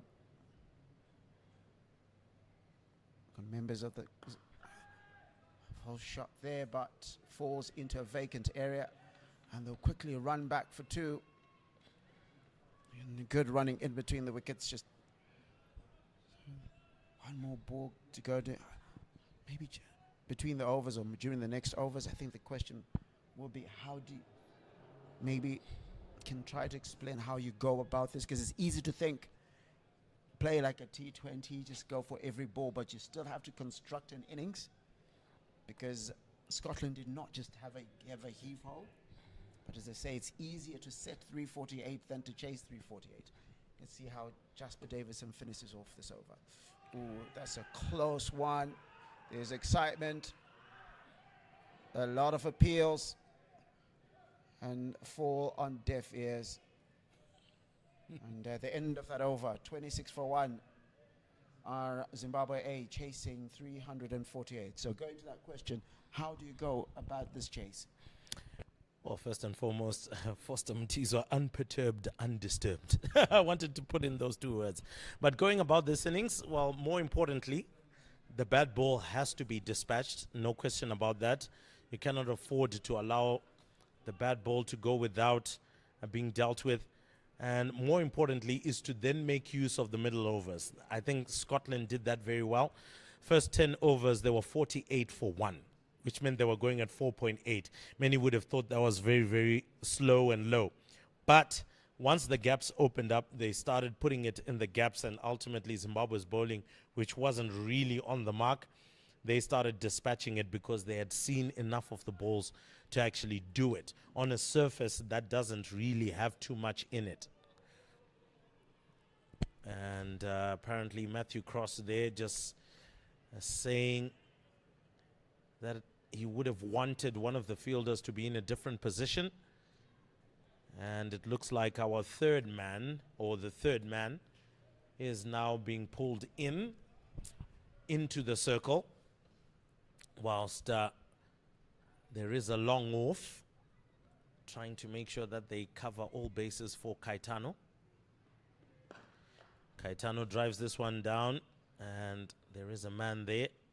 Long off for a single. So, again, for Kian, whilst he might be having a righteous old go, having a gung-ho approach, do or die, one would say, he still needs to be able to build an innings, and he does have the capacity to do that as an under-19. They have to also find the singles, need to take a couple of risks as well. There we go. Once you get it into the gap, you have to take that single, you have to run, you have to rotate strike. Caetano, as you said, has to change his mindset as to how he goes about this innings.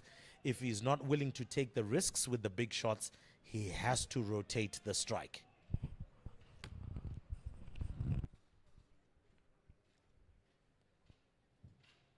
Brandon McMullen bowling to Caetano. Caetano tentative with that shot, just dabs it to no effect, no run.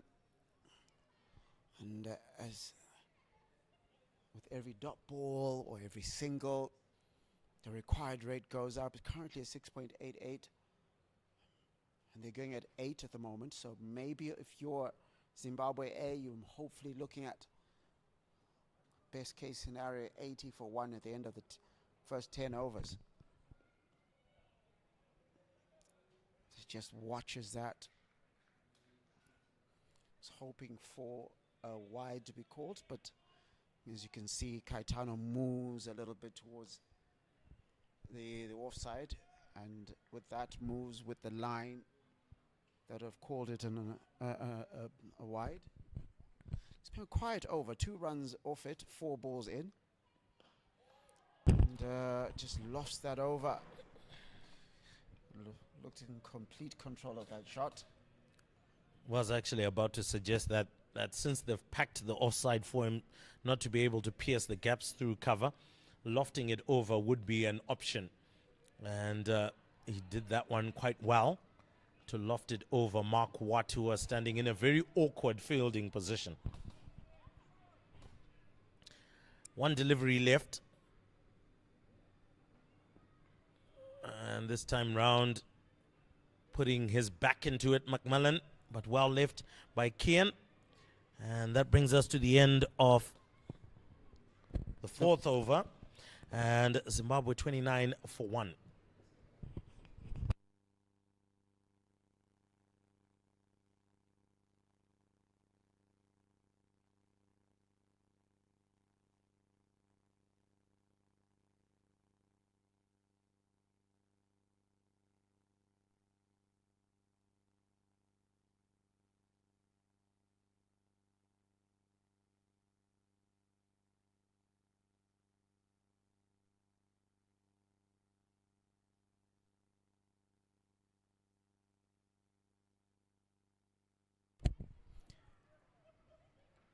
Bowled him. Absolute peach of a delivery. Takuzanashe Caetano did not know much about that delivery. Pitched, straightened, top of off stump, and he's gone. Oh yes, beautiful delivery. Also had a feel of the deck as well. Put his back into that particular delivery. Was also full of pace. Jasper Davidson not short of it. So Unfortunately for Caetano, not able to add on to what he did in the first one day. And now Zimbabwe A, now 29 for 2. Would have wanted it to have been a bit better than it is right now. But at the end of the day, 347, as we mentioned before, a very, very daunting total. Antum Nakvi steps out. He is also another man who's looking to have a much better performance. Didn't trouble the scorers in the previous match. He will now want to atone for that. He is one who's actually pushing to be in the national team side, and it would do him a world of good if he's able to put up a fantastic performance here. But great delivery from Jasper Davidson. Came in, might have slipped there, but a beautiful, beautiful delivery. Davidson now will be bowling towards Nakvi. 2 slips in place. Third man way down. Fine leg has been brought up. Nakvi will want to do better than he did in the last innings. Let's see if he can. He has a huge chance for a big score. I don't need him to. And he starts with one, an absolute Herculean effort to try and get hold of that, because they know of his reputation. On tap Nakvi, when he wants to start, when he gets going, he goes quite aggressively. Was out third ball in the first match, was almost out first ball now. But maybe haven't gotten a few runs. Might think the gods have been on his side at the in this particular match. Kian Blickner now faces Jasper Davidson.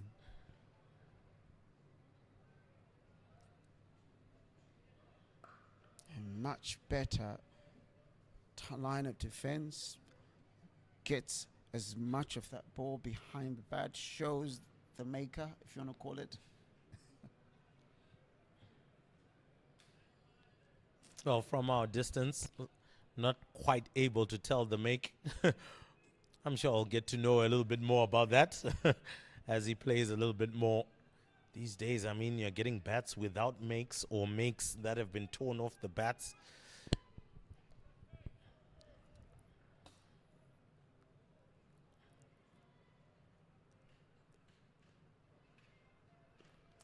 Again, good pace from Jasper Davidson. And finding his radar quite nicely for Zimbabwe A. Once again, as I'm saying, run rate not too bad at the start, but the wickets column not a handsome sight. True.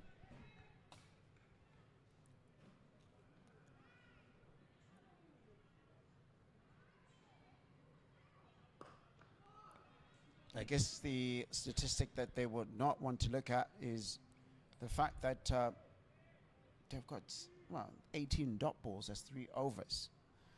The complete 3 overs of the 5 of which they have not been able to score. So if you're not able to hit it over for a boundary, you should be running in between the wickets. Does that mean that maybe the mentality is more trying to get boundaries as opposed to complementing that? If you look at McCreath's innings, very few boundaries in there, but accumulated a lot of runs.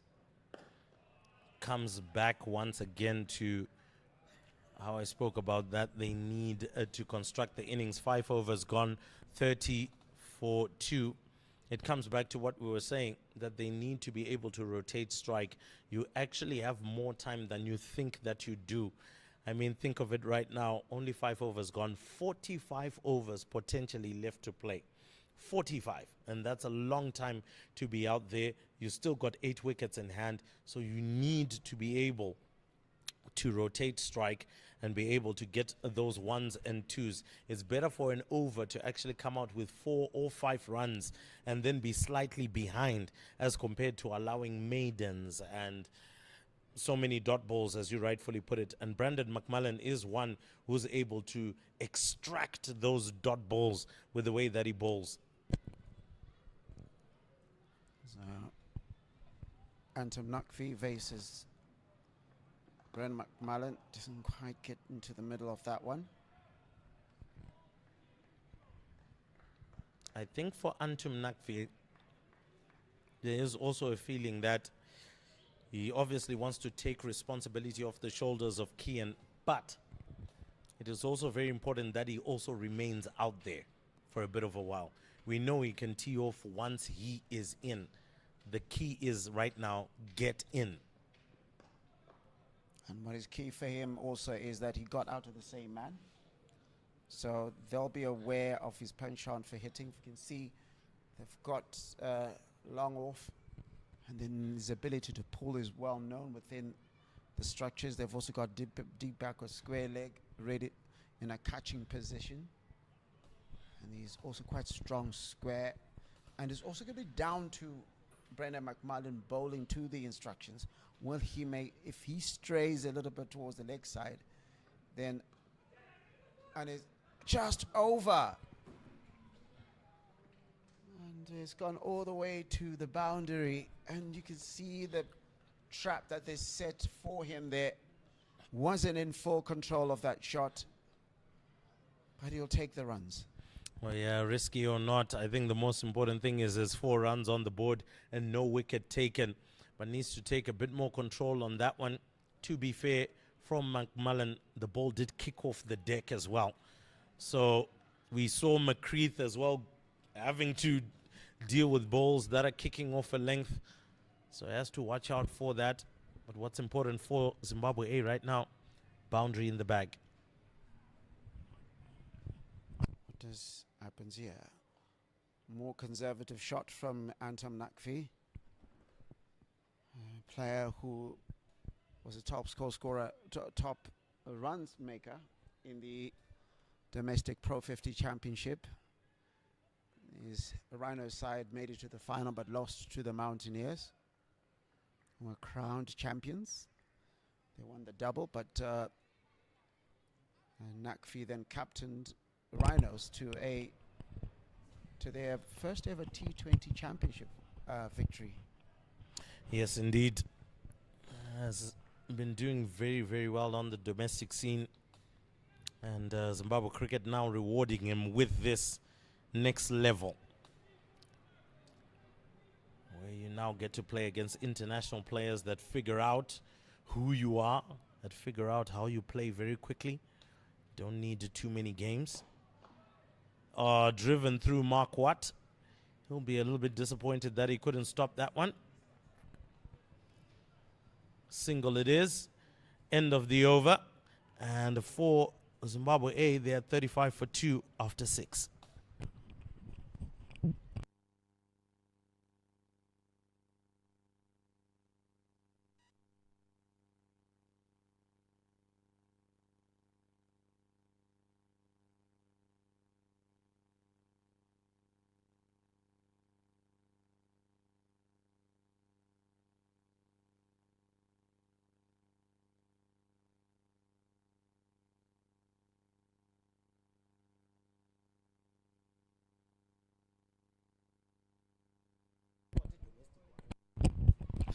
Jasper Davidson and Antum Nakvi a little bit tentative, but they managed to make it through. He was hit and went straight to the ground and wasn't able to maintain his balance there.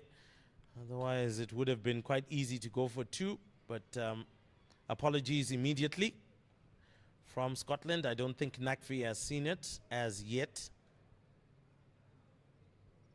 And most probably won't see it as well. But they did manage to scamper through for a single, and they'll need a lot more of that scampering as they go through their innings. Drive, but doesn't catch it out of the meat of the bat there. And also can't send it past the fielder. So dot ball for Scotland. And every dot adds pressure, Larry. Yeah. Bit of a discussion there between one of the Scottish players and Anton Nakvi.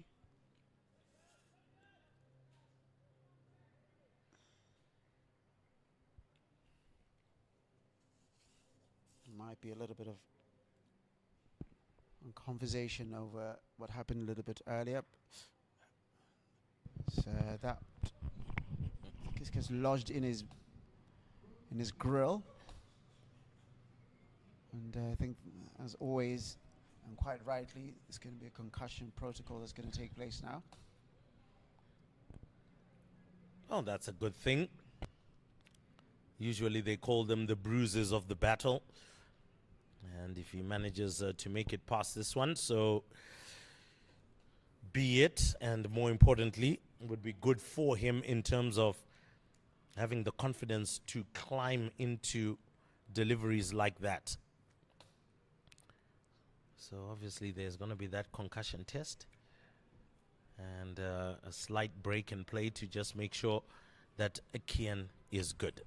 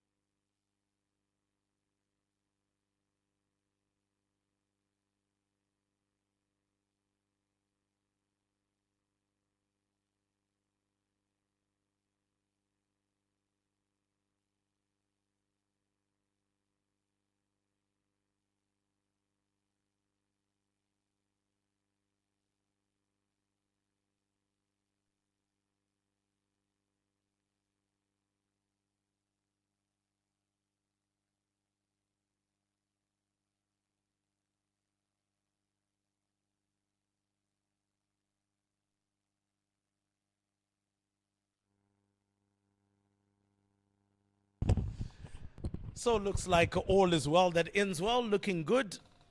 A little bit of a dab outside of the crease.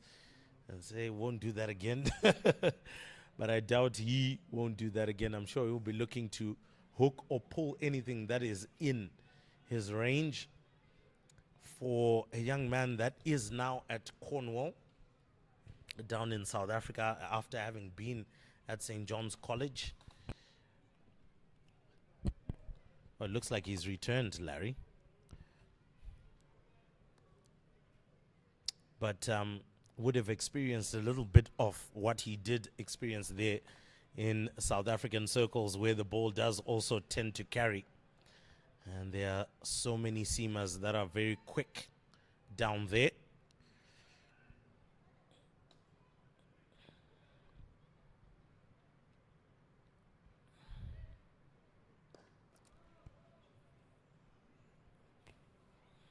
Just seems to be feeling his way around the game now.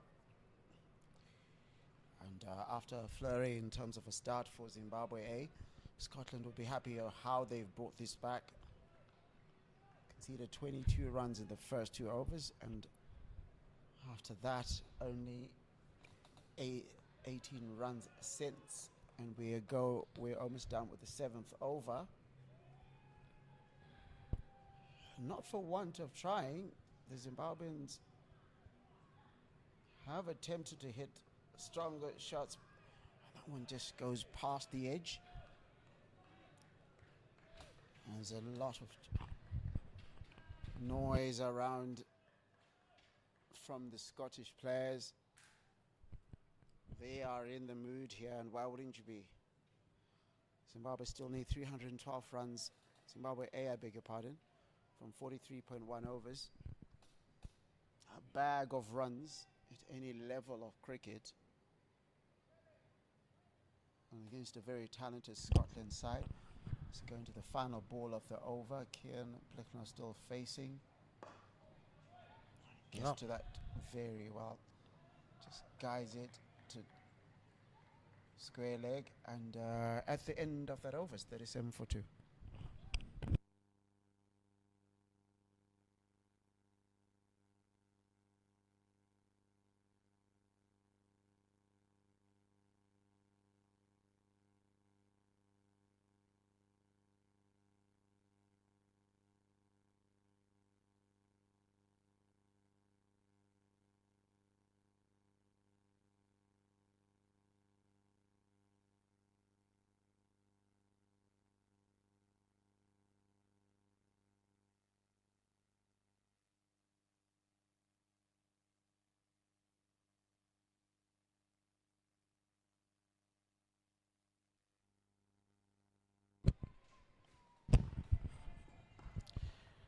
This time round,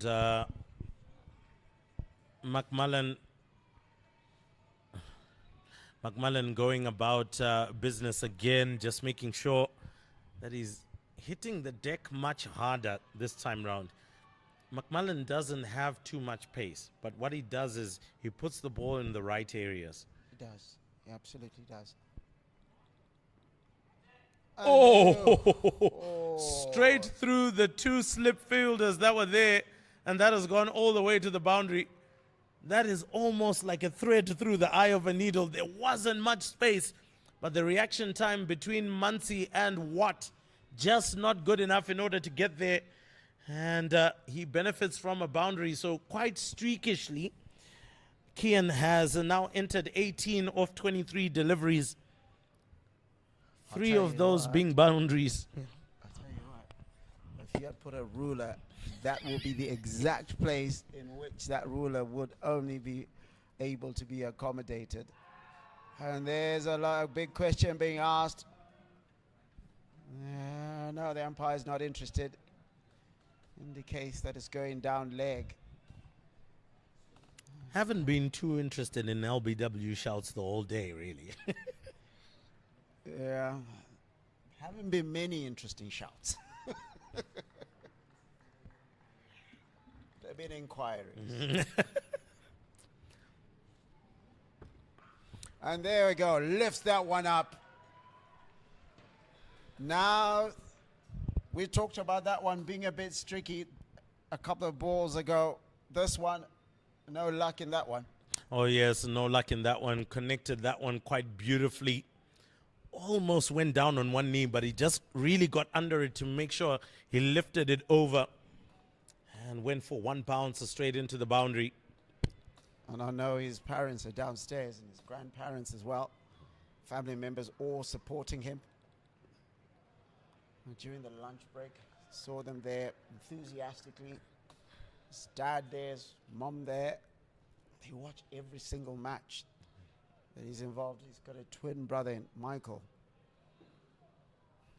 and both of them part of the under-19 setup at the moment. They recently played against Ireland under-19s, and there another confident shot, and that one should find its way to the boundary, and it does. And that's another boundary for Kian Blichner, making it 3 boundaries in this over. And he's now moved on to 26 of 27 balls. And at the end of that over, Zimbabwe A are 49 for 2.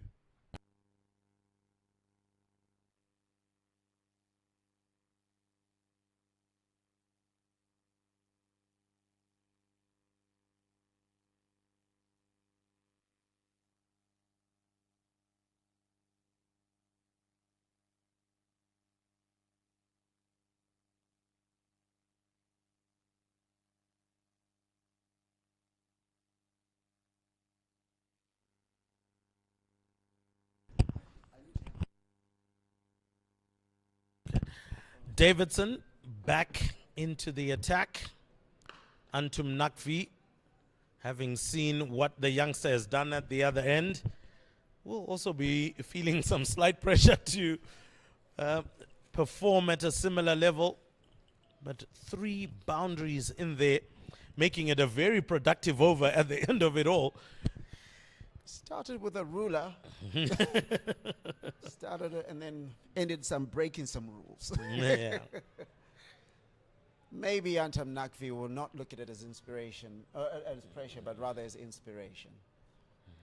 Let's see what happens here. Jasper Davidson. He's bowled very well so far.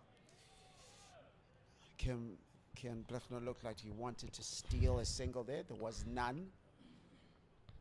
Still very attacking field, and this is what I'd like to see from Scotland's side, because after a couple of those hits, you might have been tempted to sort of like close off opportunities, playing more of a defensive field, but you've got a lot of runs to play with. So that should make it a lot easier to plan out this game. But having said that, still need to take wickets, because if these go for another 12 overs together, and that is just a beautifully mounted shot, dabbed into the cover area towards where we'll call them Castle Corner fans, but in a different corner today. Different corner indeed. And coming off the back foot, very good shot from Antam Nakvi. Shows that he's getting a bit more confident as he's gelling himself into the innings. And that brings up the 50 for Zimbabwe, 53 for 2. And that is well within the 10 over mark, well within the power play. So this is good. Good going for Zimbabwe A, but still quite a lot more work to do. Oh, that's a beautiful stroke. Straight down the ground, past mid-off, who was well within the circle. And that one has gone streaking to the boundary. What a shot that was. Larry pitched up in the slot and sent to the boundary. And you know what? Didn't attempt to hit that with any incredible force. Just great timing. And suddenly the last 8 balls have put together, have brought the Zimbabweans 20 runs. Not that you should start panicking if you're Scotland, because still quite a lot for the Zimbabweans to do. It's just gently guided that and has found its way to the boundary. Make that 3 in a row from Antam Nakvi. Wrist work, the beautiful wrist work there to be able to place it in the gap as well. I mean, you would have thought maybe an odd 2 or so, but it then was able to make it sway all the way to the boundary. So fantastic wrist work from Nakvi there, clearly showing some of the class that we know he has from the domestic scene. And now, as I said, well, you said, motivated and inspired to get close. And here he is, now on 19 runs, whilst Kian is on 26 at the moment. Still, it all takes one ball for everything to get undone. And he's just pulled that into a vacant mid-wicket area. And at the end of the 9th over, it's 61 for 2.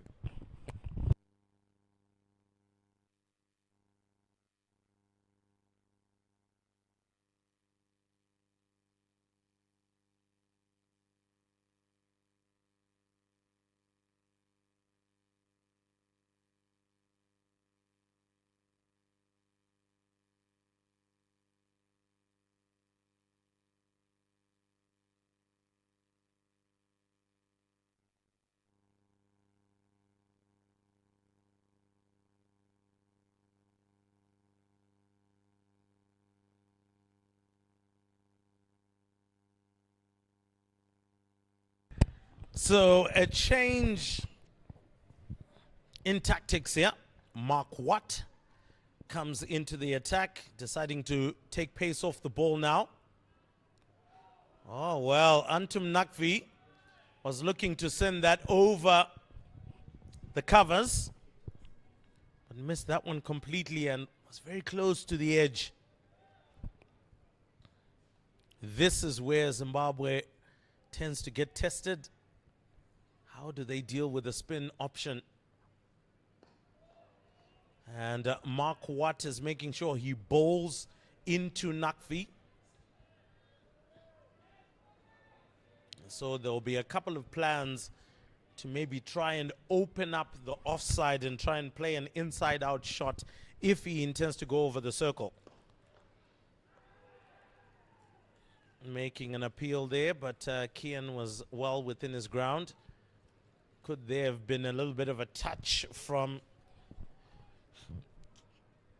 Watt as he was going down there? I think a very interesting ploy and a good ploy here from Scotland to try and slow things down. Take pace off the ball. Let's see how Zimbabwe will respond. And I'm sure we're going to see a lot more overs of spin as they brought in 2 spinners into the side for today's match. Really, really good bowling there from Mark Watt. And after the heave-ho attempt of the first ball, I think Anton Nakvi has just got some sense back into his head. Decided, look, I need to be out there if Zimbabwe A are going to have a chance, because I'm the more illustrious one of the pair that are up there. Oh, there's a beautifully taken shot by young Kian Blichter. And we come to the final ball of the over. And I think both sides, if we get to the end of this, around the score, both sides probably will be satisfied with their lot. But let's see how the power play ends now. And just a dot ball, just 2 runs off that over. So at the end of the 10th over, it's 64 for 2. So in your estimation, what do you think of the first 10 overs that Zimbabwe have played, and how Scotland have handled themselves? Well, I would say from a Zimbabwean batting perspective, they would feel one soft dismissal, another one maybe it was a Jaffa of a delivery, so to speak, for Caetano, but a soft dismissal for Dion Myers, and might also get the Zim A coach thinking about how the batting order should line up even into the final one, because also it's all about coming up with the kinds of partnerships and combinations that get things going. For Scotland, won't be too disappointed. I mean, really, Zimbabwe has only made 16 runs more than they did in the 10 overs. But guess what? We've got 1 wicket more than we lost. So ultimately, we're deeper in the batting lineup of Zimbabwe than they are. Now coming into the attack, Jack Jarvis. Good pace on him. And immediately tailing into the batsman.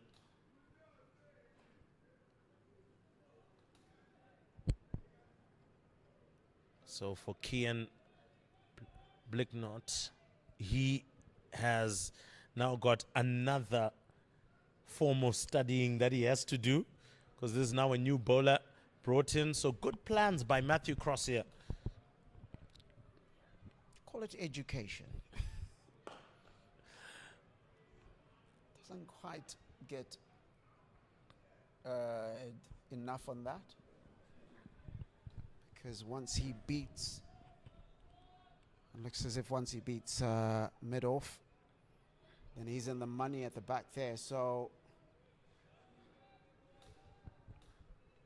just looking at a very heavy offside field again, but quite well spread out. Suddenly become and he's hit that, and stop from going for 4, and they'll just go for 1. Looks as if Kian Blicknott is not one who is afraid of the pull shot. 100%. If you've been exposed a lot, especially to the South African cricketing system, what you will find is they do expect you to pull. And that is also evident of a national team player who's currently in Bangladesh, Wesley Madewere. And we all know how good he can be when on song. He can pull. So tends to come with that kind of exposure to that cricketing system out there, not afraid to pull. and they tend to get it right when they do it. So something maybe that we need to infuse a lot more within our own cricketing system, so that we can deal with the short ball, something that we also tend to struggle with even at national team level with a number of our batters.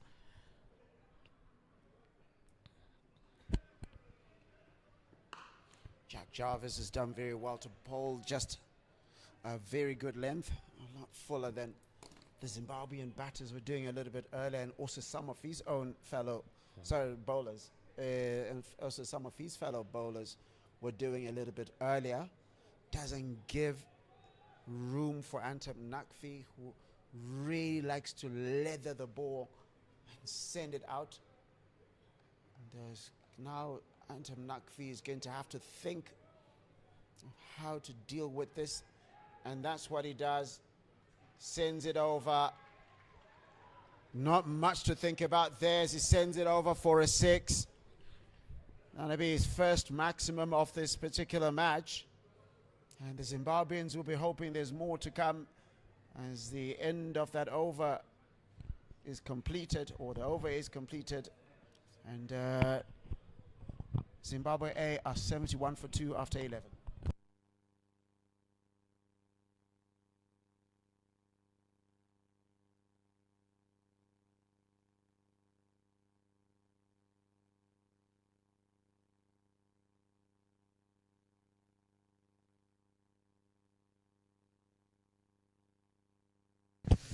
So Mark Water comes back in, looking to bowl them in tandem, I would presume. Put some spin, increase the pace, drop it, and things like that. Gets the batters thinking. This is some of the captaincy that I was also expecting from Roy Kaya to have then done a little bit of that. However, it became too predictable. That's a good shot through the covers for a single. So as Antum Nakvi is stepping into his gear, he's caught up with Kian. Kian is on 29, Antum is on 27. So it has been going along quite nicely for them. Their partnership now on 43 has been quite productive. Oh, this time round he goes. Looks like it's going high, and Handsome has gone all the way for 6. Antum Nakvi has gotten into some form of rhythm at the moment. And if there's anything that's required from the dressing room is to say, keep going, bud, keep going. Absolutely clubbed that over mid-on, I beg your pardon. And it's gone all the way for a 6, and the umpire signaling no delivery. So has to bowl that again. So after that shot by Anton Nakvi, got the crowd excited. What does he have to offer now? And got people excited, but looks like he intentionally put into that gap. 100%. He had to actually step forward to try and put it in the area that he wanted. Had he been, say, a foot further back, it would have gone straight to the man. So good placement shot as well. Interesting that you use the term foot. Don't tend to hear that in these parts. Empirical system.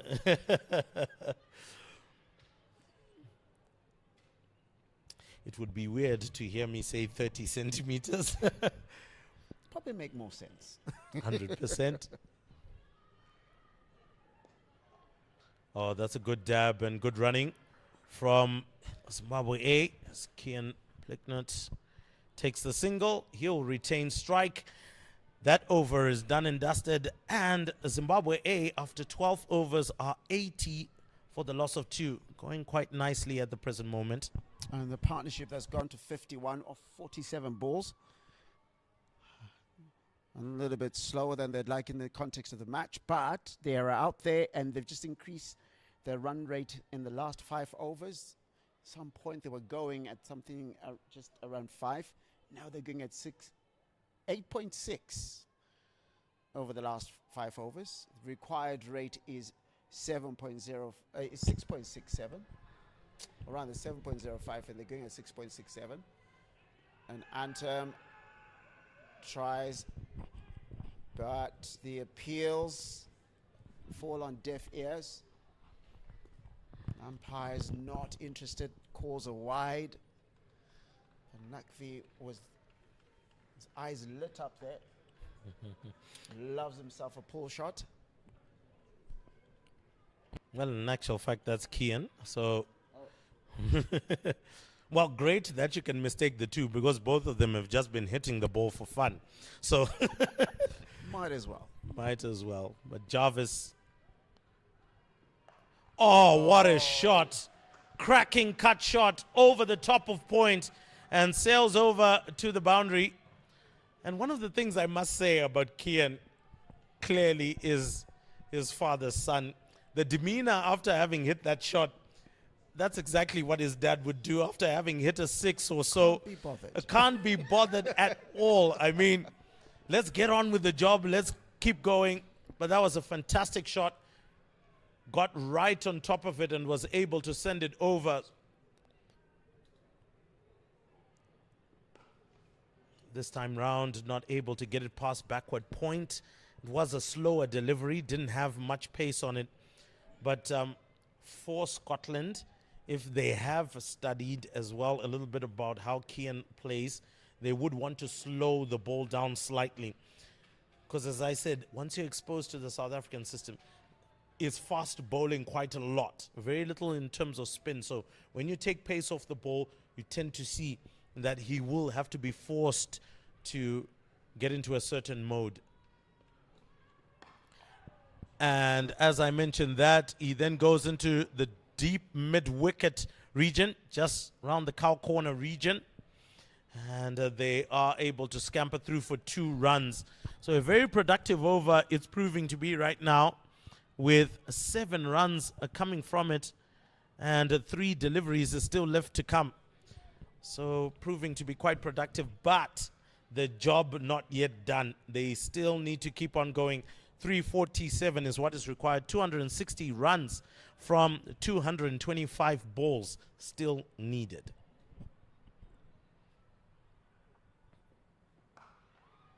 What I'll say is that we've got ourselves a match here. So easy for the Zimbabweans to just capitulate and suddenly find themselves on 41 for 3 or something like that, while trying to go all systems at Tonk. But what they've done here is that they've played one-day cricket. And one-day cricket means you have to play the 224 balls that are left. They are available. Almost chops that onto his stumps and walks away from the crease. I often ask batters, what are you thinking about when you walk away from the crease? One batter said he'd be thinking about comedy shows.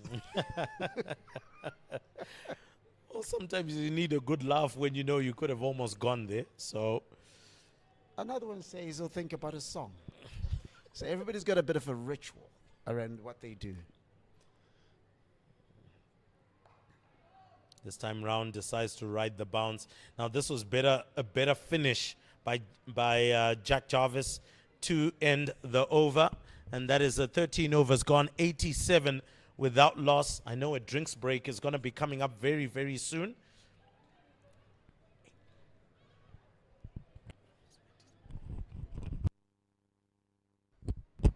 $87 for 2 there, and actually sent Caetano and Myers back onto the park by mistake. But nonetheless, after 13 overs, you will expect in the next 2 or so that we should be going for a drinks break.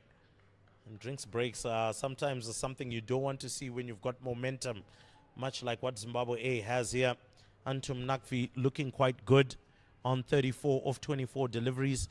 Kian Blicknot has been a little bit slower, but building his innings quite nicely. He's on 36 of 41. I know you're talking about momentum, but you don't know who's going to have the momentum by the drinks break. Because if suddenly these two are gone, then the conversation is different. Who wants the drinks break? I'm sure Scotland wouldn't mind it. It's been quite warm for a while now. Yeah. Well, for those who care, Kieran Blickner has deposited back into the account that which he was taken from him. Conceded 36 runs in his 2 overs and is now on 36. So basically, he is now 0 for 0. No. 0 of 0 balls now. He's earned himself 36 list A runs. 100%. Yes, at the age of 16 odd, 16, 17 odd, you'd love to see it. And I quite like this, that because this is the under 19 World Cup that's on next year in Zimbabwe and Namibia, getting these youngsters playing some real cricket. Mark Watt bowling the third ball off his over. Some brilliant fielding there. Like you say, Kieran Blickner likes to come onto the bat, so these slower deliveries giving him a bit more of a bother. Yeah, pretty much what we were talking about in the previous over. Taking some pace off gets him to think a little bit more about how he wants to execute his game, how he can execute his game. This time round, pitched a bit fuller, allows him to drive it down the ground to long off. And immediately for Antum Nakvi, they say, long on, go back. And he has gone back. Another man added into that cow corner region, but you'd say a short mid-wicket thereabouts.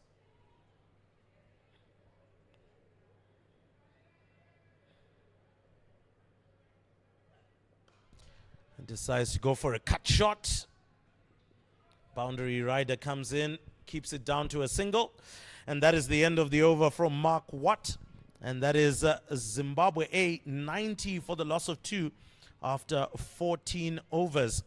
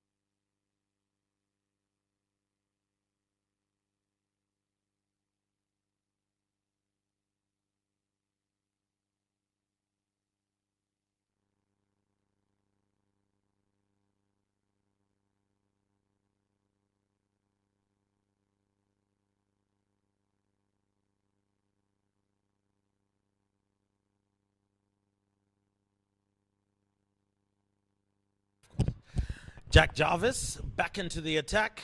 Hard test length. That's the test match length I'm talking about there.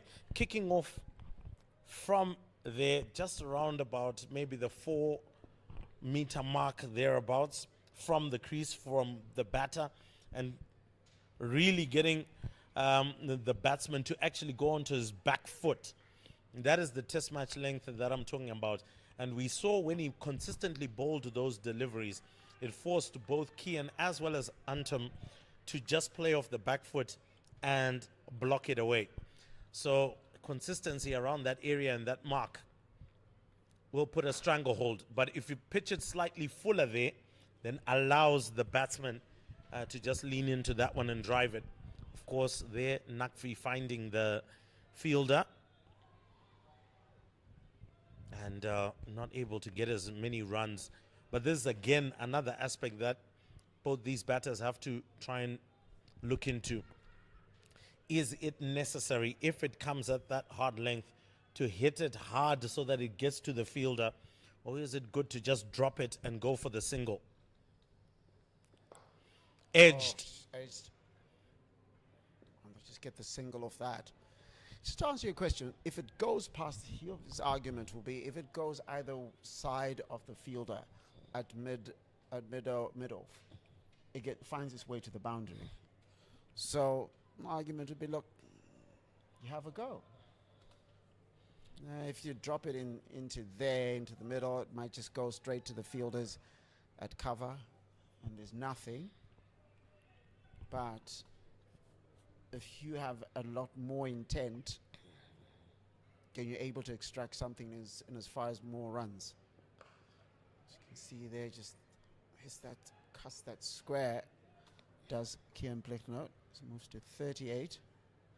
Both of these batters on pretty much the same runs, although Antem Nakvi has gotten there in considerably less number of deliveries. Currently striking at 127.59, and they're going to need someone the same way that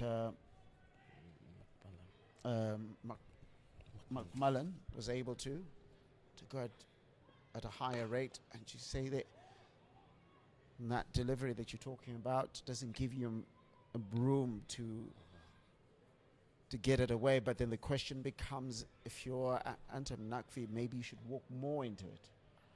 And playing it off the bat foot, then what you're doing is you're allowing the bowler to impose themselves onto you.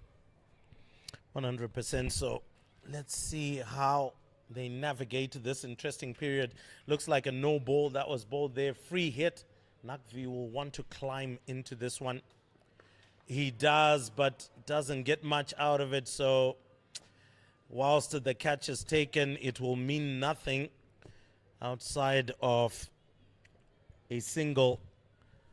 I know he would have wanted to smash that one straight to the rugby ground, but wasn't able to climb into that one as much as he would have loved to.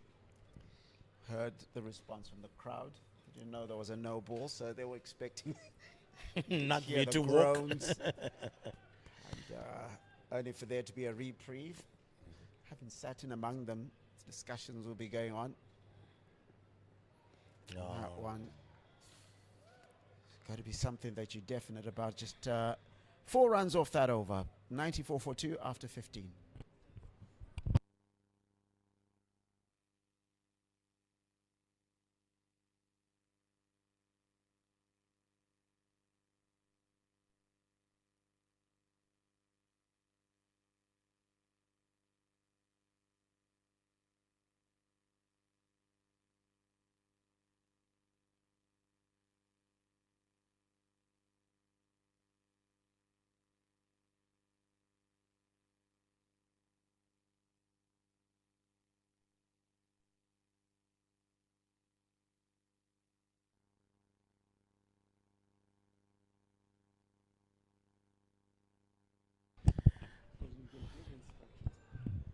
Chris Greaves comes in. Well, one of the men that was brought in. Bowled very well against the Zimbabwe Academy side. Got himself 3 wickets. Oh. And it doesn't look as if Antam Nakvi wants to have a look at any spinner when they start. Well, to be fair, there's a reason why he dropped his head back, because that was pitched short and it was wide. That one actually deserved to see the car park behind the electronic scoreboard. Just be careful. Might end up at the president's house and I might have problems. But Chris Greaves will be, after that ordinary first delivery, will be happy with his return. Still hasn't conceded a run. Still yet to. So leg spinners are very tricky customers. And so far doing quite well. And whoa, misfield allows Nakvi to scamper through for a single. And good to see that Kian is also just watching him. Saw him actually do the arm action of a leg spinner. Watching how he's releasing the ball, so might give him an idea. He himself is also a leg spinner. And it hits him on the pads, but it was way down leg side. And they managed to scamper through for 2 leg byes. He'll take that. Greaves will be wondering what all that was about. There's a high likelihood he bowled a wrong and it was going down leg side. So this time round slightly shorter through the covers and only for a single again. So Scotland here mixing it up quite nicely, and I think this is where the captaincy comes in. Matthew Cross just making sure that he's mixing it up, the pace or the seam and the spin, to make sure that the Zimbabwe A batters continue guessing. Required run rate now up to 7.32 at the moment. Oh my word, missed stumping opportunity. It is wide, but that was a missed stumping opportunity. Had Cross collected that one cleanly, Nakvi was well short of his ground. Well, even if it just hit his foot and gone back onto the stumps, he'd be in all sorts of trouble. Chris Greaves tends to bowl about a couple of wrong uns in an over, and that's just slapped back. And at the end of that over, the score is now, is the 100 up? Yes, the 100 is up. 100 for 2. And the players and officials now take drinks.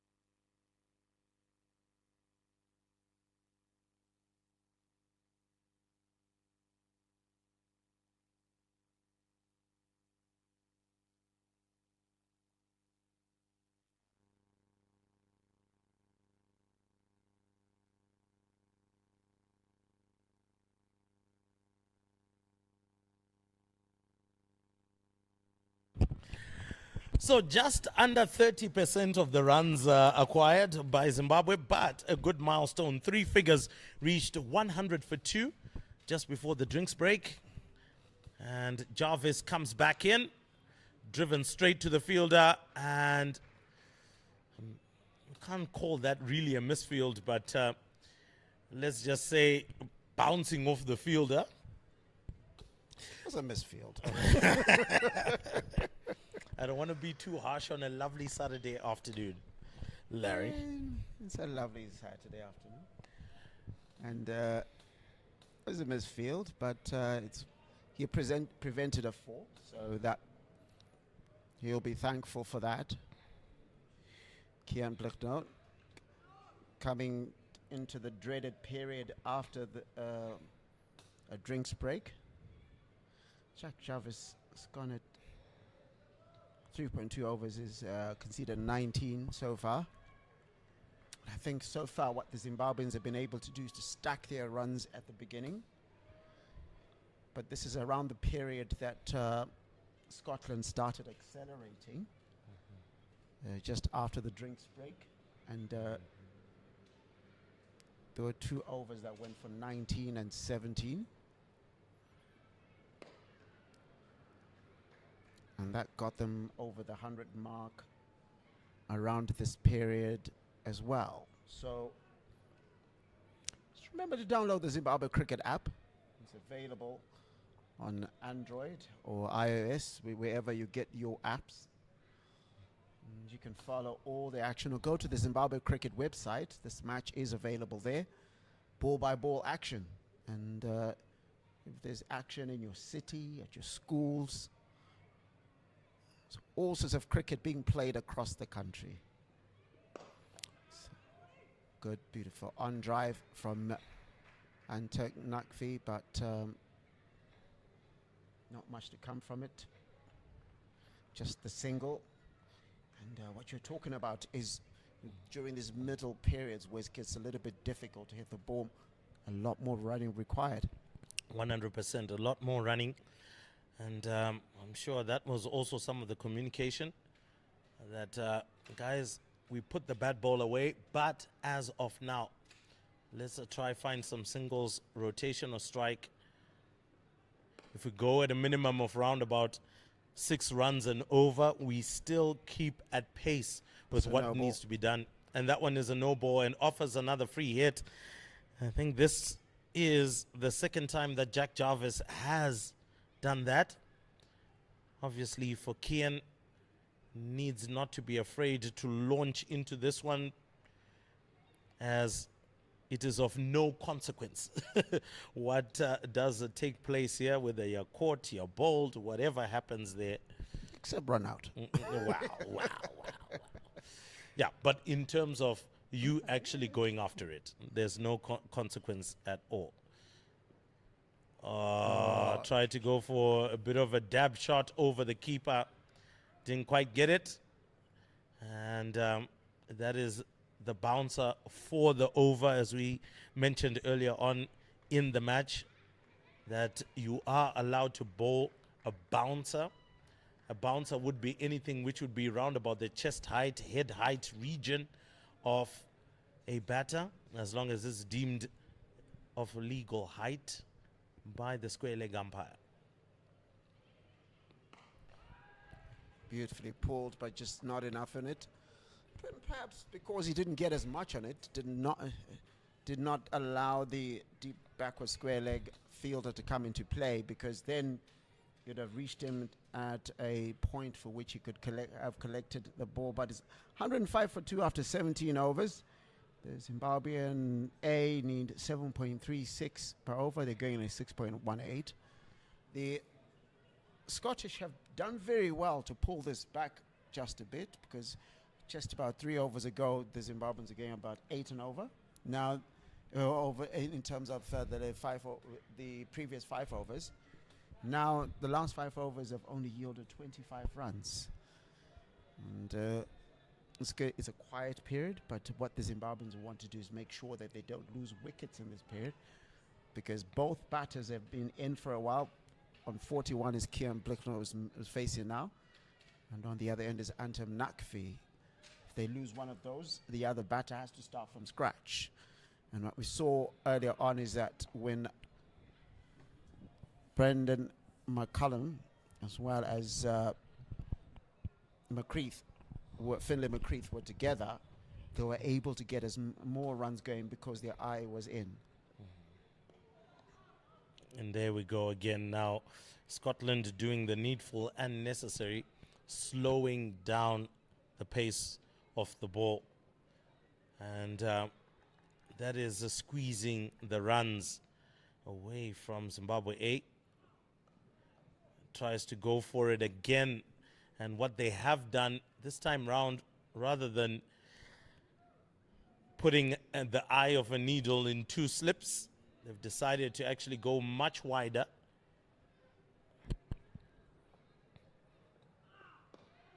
Tries to drive that one straight and isn't getting any joy. Obviously, that can be frustrating.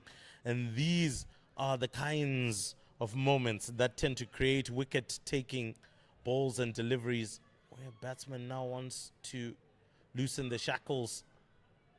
Decides to block this one. Most probably are going to look to try and see Chris Greaves out of this particular over, but they will need to target him at some point. Yeah. Or if not him, they need to find somebody who they have a go with. Just one run off that over. Actually, it's a maiden over, I beg your pardon. And it's 105 for 2.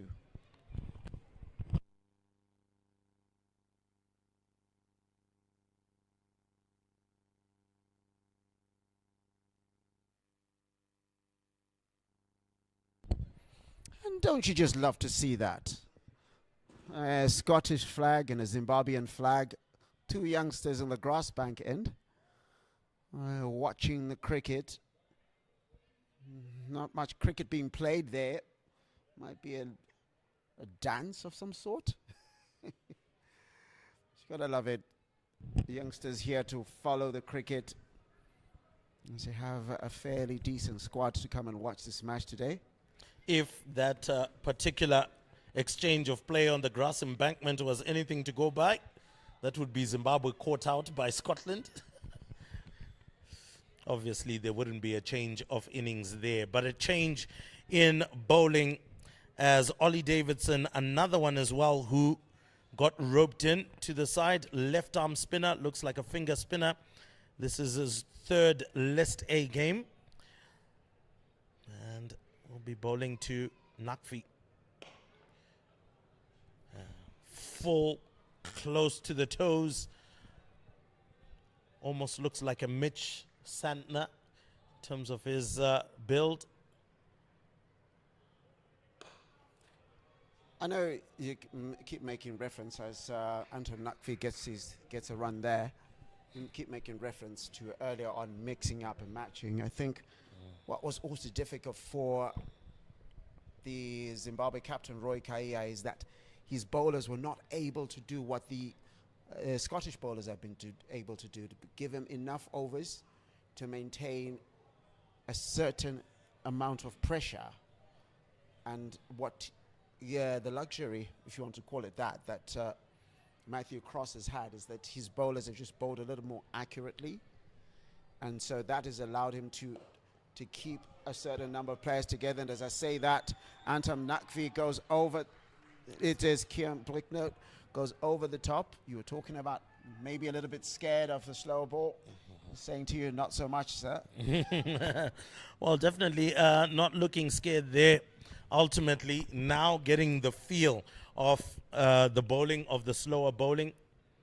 And usually finger spinners don't have too many demons like leg spinners, who tend to have other variations that can prove to be difficult. And Kian moves over to 46 of 63 deliveries now, moving along very nicely and complementing his partner Anton Nakfi quite well. Ooh, close. So I guess here what you'll be looking at is that a lot of attention will be given to performances or the result by those who are watching with sympathies towards Zimbabwe.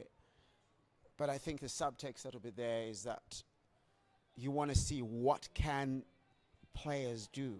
So you had Brandon Senzere the other day playing for Zimbabwe A. You had an assessment of what he can do on Nelson. I don't know if anyone's gone on to one foot there. Ken Blichnoten walks out to face Chris Greaves, perhaps to try and negate the field set. Yeah, also to negate the angle, to try and see if he can get it past the man who has been put in front of him. Well, slightly uppish, but bouncing well before George Muncie, who is at a backward point position. We did see Dion Myers taking a catch in that position in the Scottish innings. That's driven quite nicely. One of the things as well that we're seeing a whole lot from Chris Greaves is he is darting in the wrong ends time and time again. But I'll tell you what, the difference in this over from Kian Blickner is that he's attempted to play positive shots. Before he was dabbing them down, defensive shots. And that one goes through both the umpire, the stumps, and the bowler, but doesn't make its way to the boundary. So that is 2 runs. Antamnakwi moves to 45. So what I was just saying is that he's come in with a lot more intent of trying to score off what has been a very difficult bowler in Chris Greaves. And Antamnakwi, I feel I've missed out there because I came as a full toss, didn't it? Oh yes, was looking for that gap, which is well within deep mid-wicket and long on. And the feeling would have been he would have actually got anywhere between 2 to 3 runs. This time round, he gets it over that man, but goes more directly to what is a wide-ish long on. And with the over done and dusted, he does retain strike. And it is Zimbabwe, who are now 115 for 2 after the 20 overs.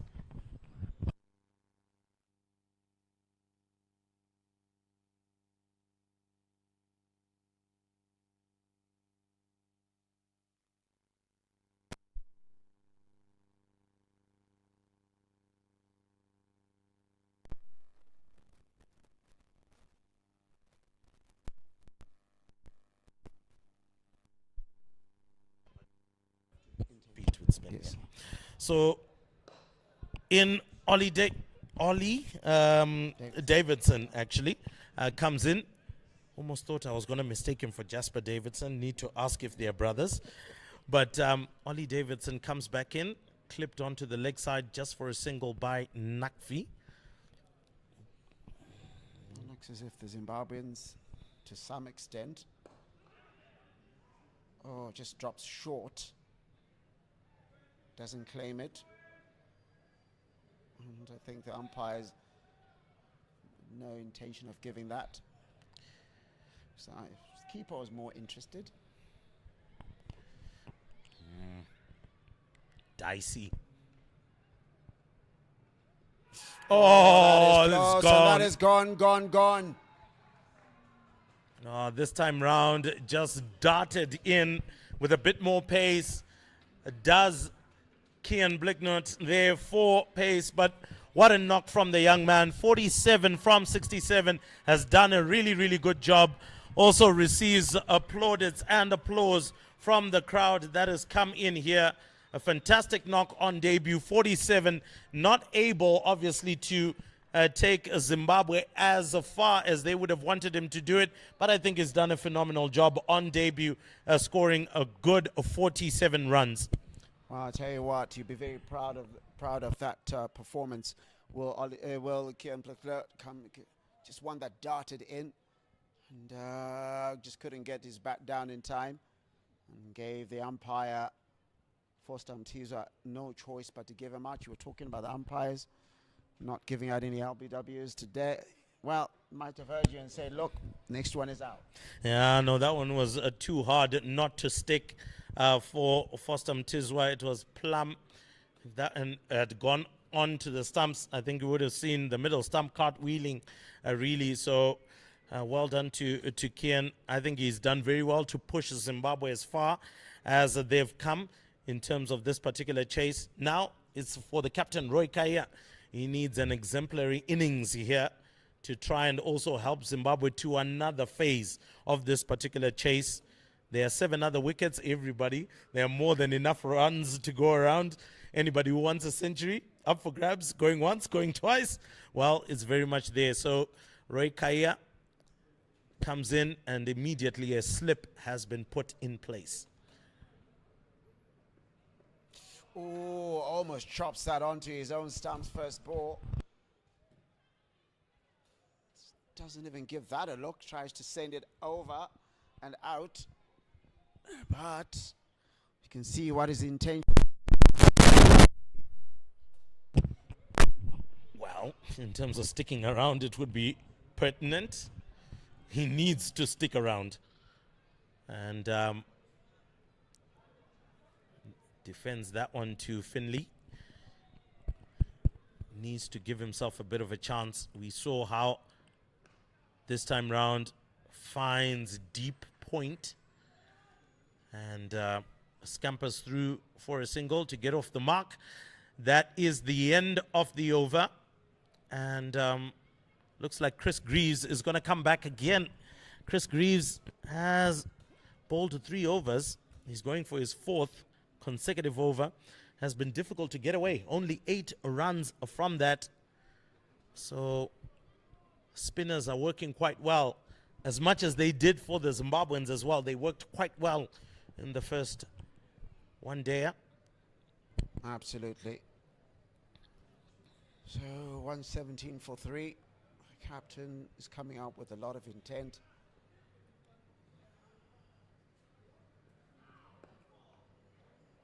Certainly will have seen Chris Greaves in the previous matches, and also probably when they're looking at them playing for the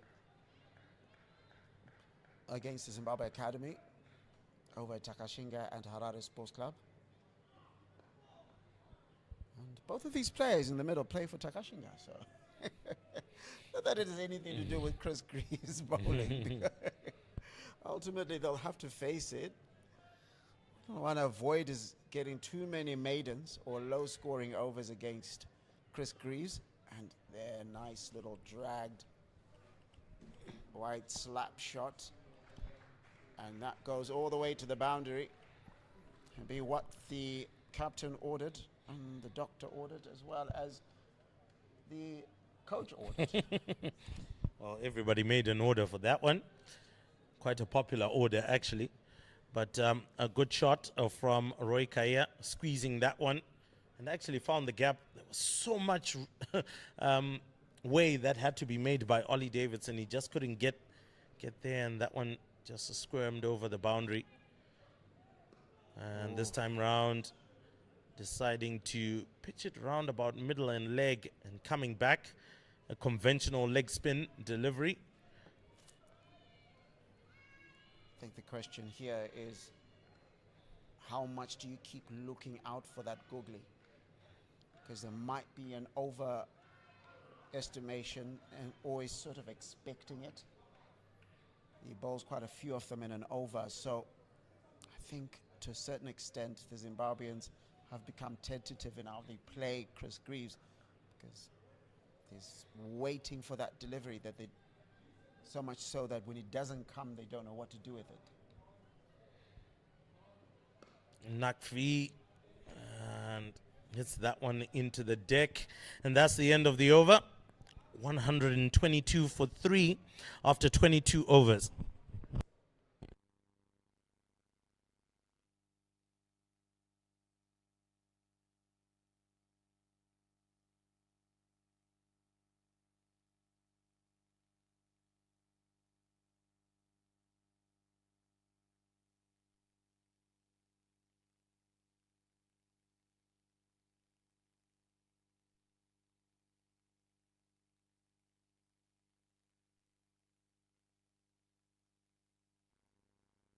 Ollie Davidson carries on. Oh, that was close. Almost Tricky. like the first ball that he faced, except this time he got a single. Yeah, tricky. Inside edge misses everything. So Roy Kaya also living quite streakishly. But that's what we saw Nakvi doing in his first few balls. He's managed to settle down.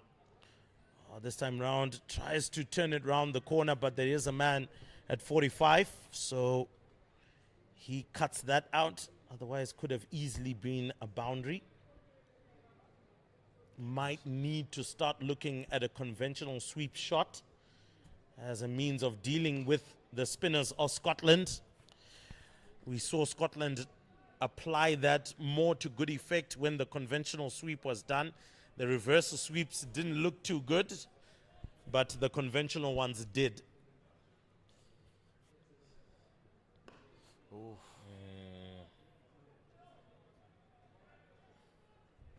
Running through the overs is Ollie Davidson, already 4 deliveries through and only 1 run added. So good squeeze by Scotland. Drives it down the ground, but there is a man, a wide-ish long off. Only 1 delivery left in the over and only 2 runs so far. So someone is going to have to grab the game by the scruff of the neck. We saw what Matthew Cross did as captain, came in and slogged a few. And with more wickets in hand, Roy Kaya this time round squeezes it past the man who is at backward point. Only for a single, and that's the over done and dusted. Roy Kaya retains strike 125 for 3 after 23 overs.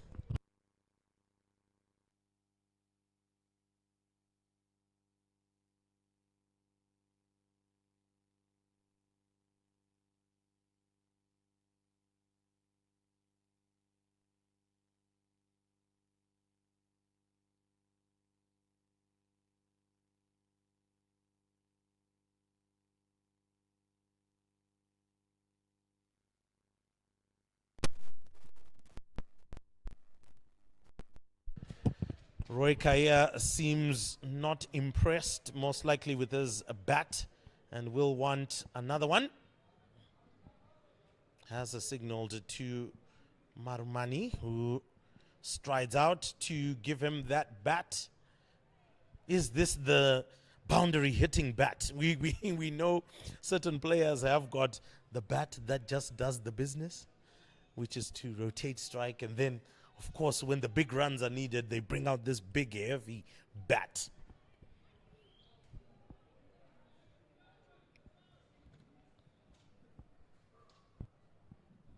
Mark Watt comes into the attack.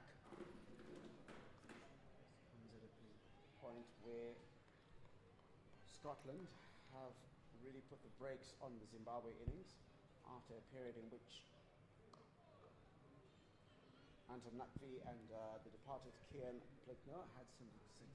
This partnership has just got on to 10 off 16.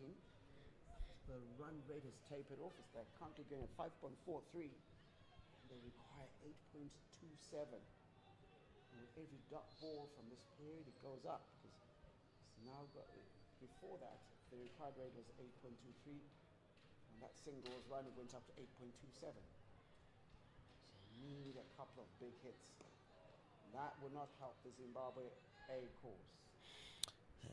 Once again, a very tricky period here to try and navigate. Once again, the field placings from Matthew Cross have been spot on, covered the gaps and the areas where they know that the Zimbabwean players love to hit the ball. And that extra man that they put there, just a extra cover, so to speak, is just in the batter's eye line, and you just kind of feel like as if there are 16 fielders in the field there. Absolutely. Looks as if the urgency that Roy Kaya came in with, trying to hit everything, has gone down a little bit because he's playing a lot more defensive shots.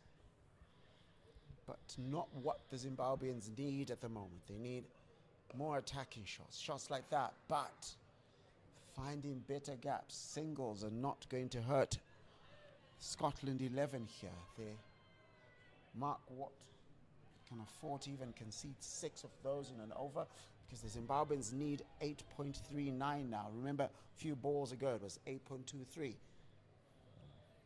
Just final ball, and that over has just produced 3 runs for the Zimbabweans. Anton Nakfi is on 49, Roy Kaia 10.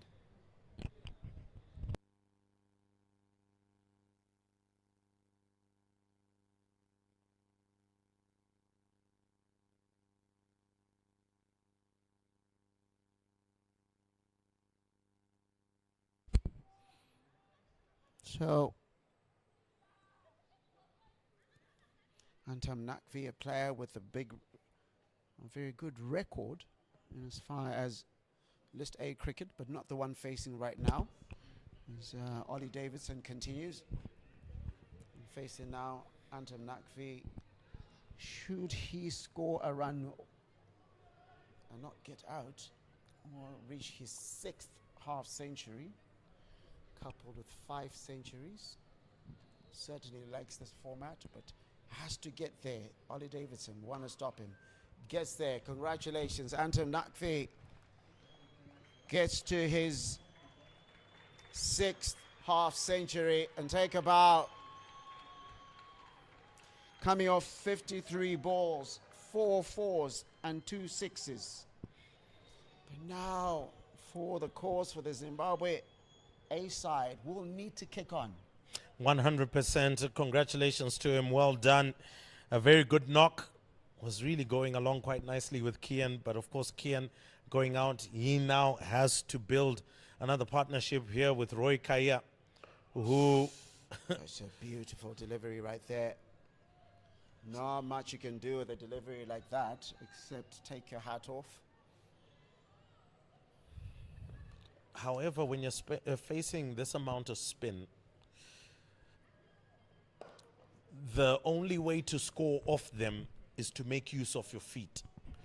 And when we're saying making use of your feet is not to double step at everything, but we're saying get to the pitch of the delivery to be able to create the angles to score the runs, because they're not going to give it to you for free. You have to force some of those runs to come out, making use of that. And there you go. There you go.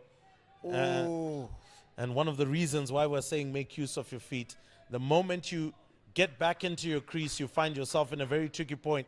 That's how Kian Blicknut went out. Going onto the back foot. And there you go once again. Stride out, dab it down, pick up the singles. The key is in this middle over period where the spinners are operating in tandem. You want to be picking up those singles. If you're able within an over, as that over comes to an end, this is the halfway mark, 132 for 3.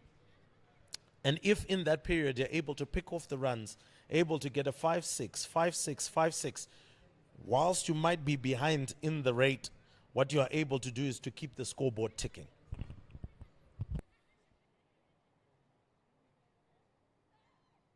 Because currently they're going at 3.4 in the last 5 overs, which is way below what is required. Just stopped very well there by Mark Watt. Or rather, Mark Watt is the one who is bowling, so that would have been George Munsey. So they will really need to pick things up here. And that's hit all the way up there. And a maximum from Antam Nakvi. Moves over to 57. I've never seen him until today so tentative about getting to his 50. Normally, gets through 40s, hits a 4 and a 6, gets it done. But now, maybe just getting over that mark gives him a little bit of confidence as he faces Mark Watt, and he sends another one. And has gone over for another 6. Flat batted this time. There would have been a couple of flutters within his heart right there because that had gone straight down the throat of the wideish long on, but couldn't hold on to it. It came like a tracer bullet, quite flat actually to him, and he was right on the boundary, so really couldn't hold that one back. But 2 consecutive 6s helps the cause of Zimbabwe. Antam Nakvi not sticking around. And even after that tracer bullet shot, still has the confidence to send one over the inner field. Mark Watt conceding 13 runs and still got 2 more balls to go. Can he bother Roy Kaia, brother? Or will Kaia think he can have a go as well? No, defends it. 1 ball to go. Gotten 13 runs. Probably the thinking is, we've gotten quite a bit out of this over. Let's target the next one. Unless there is a ball to be hit. And he just dabs it to a point. And at the end of the 26th over, it's 146 for 3.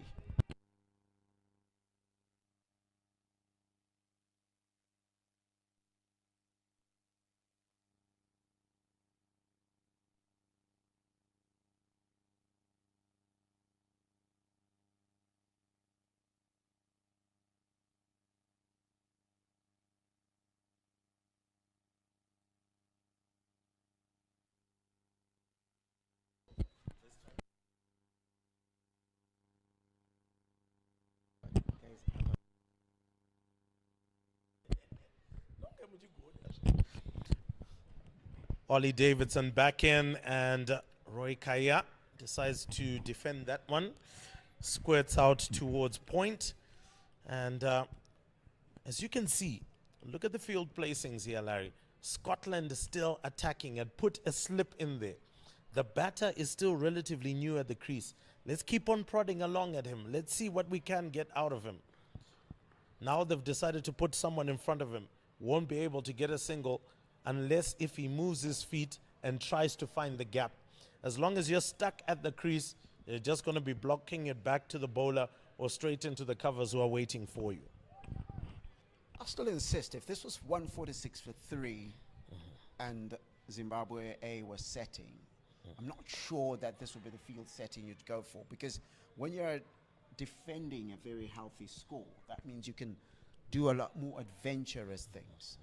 But if this was 146 for 3 and Zimbabwe A were setting, this would be a more defensive field. They would have sent everyone to the boundary, wouldn't they? So here you've got a lot more runs. Still got 201 runs to defend. And Antam Nakvi just, he's set down. It's too long off. Just a single off that. But because you have gotten yourself a really good platform to work with, 200 runs needed off 140 balls. That means you can try interesting combinations. Because when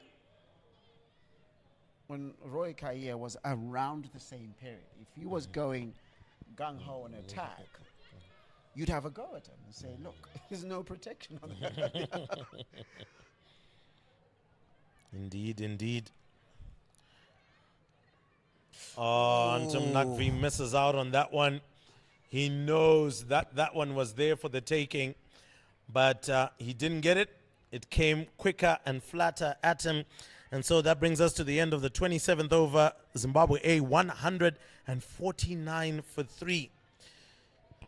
Still a lot of work to do. 199 runs required in 138 deliveries. So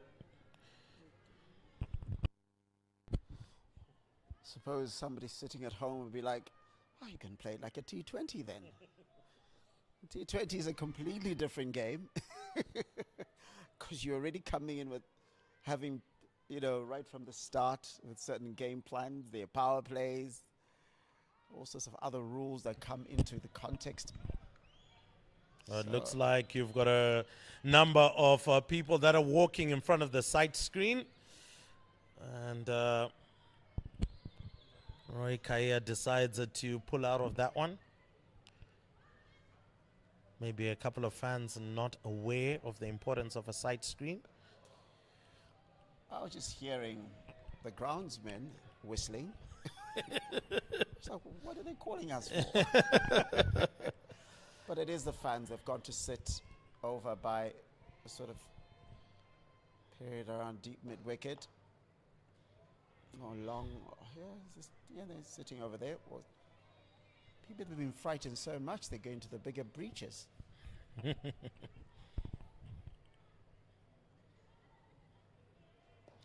once again, this is where the power of the field set and not moving your feet then comes in. Because as long as you don't create that angle to get it in between the two cover fielders that have been set up there, you can't play it on the offside, which is exactly where Mark Watt is bowling to his field set and making sure that they squeeze Zimbabwe A in that particular regard. So, but you know what this does? Now puts pressure on Anton Nakvi. As you can see, Roy Kaya is struggling a bit to get anything away. And Anton Nakvi now knows that in the next over he doesn't have the leeway to just leave a few, because four balls gone in this over and they've all not produced a single run. 2 more balls and it's a maiden over, and all that work from the previous overs we're talking about, where there was a 14 run over, is undone. But now that one will not harm the cause for the Scottish, and at the end of that over it's 150 for 3.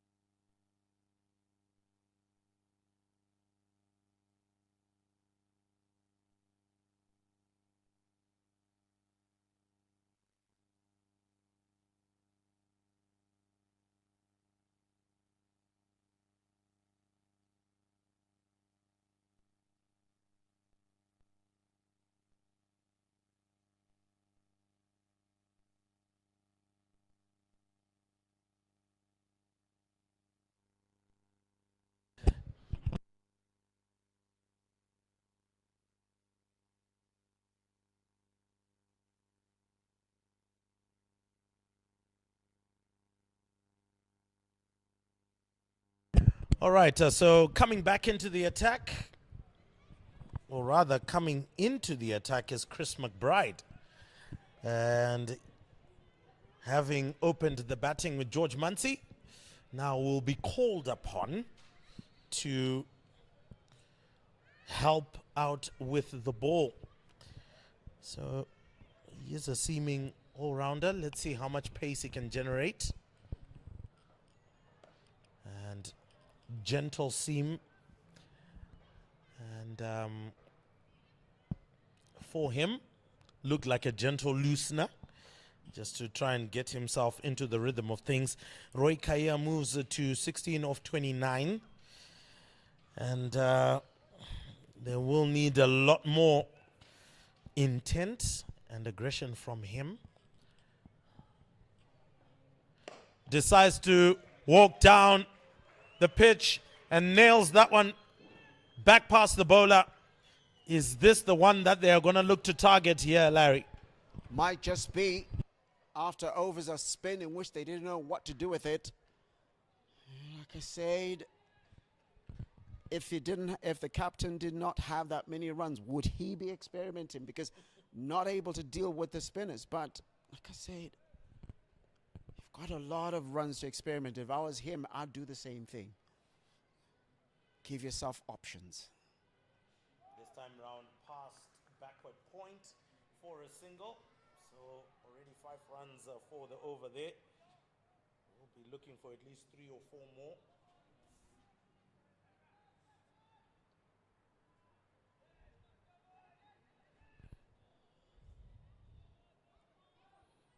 As, we'll continue. Chris McBride hoping to bring that back. Different batter, maybe a different result. And he'll be happy with that return. Singles won't bother his side much. So with Roy Kaya having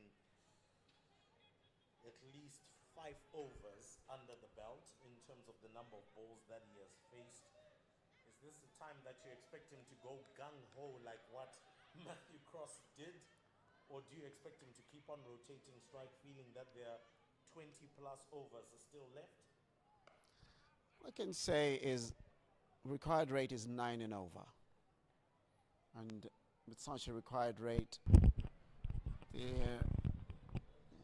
if you're looking at winning this match, there's absolutely no time to hang about anymore. And you might actually think that he probably has taken too long to settle. One would also argue that the Scottish bowlers have bowled very, very well to their instructions, especially the spinners. Ooh, almost chops that onto his stumps. Third time he's done that in his innings. To be fair, also a very good delivery coming from McBride.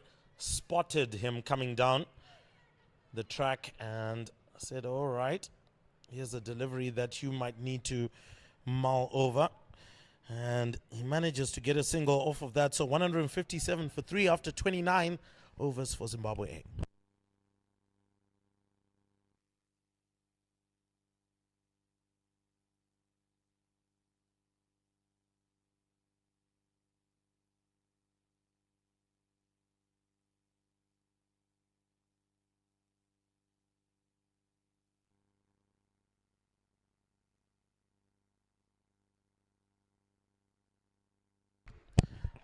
Mark Watt back in the attack.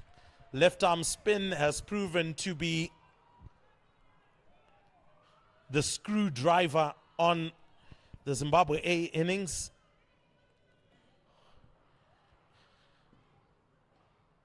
Oh, edged past the keeper. That is going to run away for 4. Oh. Whether that was intentional or not, Larry, much needed boundary for Zimbabwe A. Absolute necessity for them. 161 for 3. They moved to 29.2 overs. They'll need a lot more of those. The required run rate is 9. And the past 5 overs have only gone for 6.5 odd.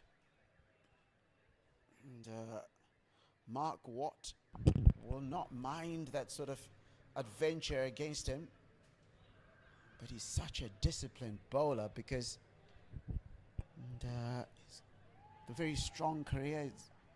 He's taken 119 wickets in 101 balls, got a best of 5 for 33 in his List A career. He's a very experienced campaigner. You will have seen a lot of players like Roy Kaya, but Roy Kaya has to play a captain's knock, and a captain's knock isn't just sticking around. It's getting his side there. Uses his feet ever so slightly, and we'll have elicited some happiness from the gentleman I'm in here with. I'm calling for use your feet.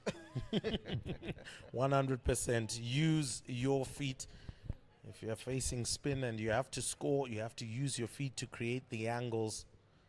Otherwise, you will find the field all day long, especially at this level of the game. Also, there are options to try and change the angle of the bat, and that can also help you get a single, much like what Nakvi has done. 30 overs gone now, 163 for 3. This here, Larry, is where the viewer is now saying, play some T20 cricket, boys. We've seen some 244s in 20 overs. So give us a T20 match.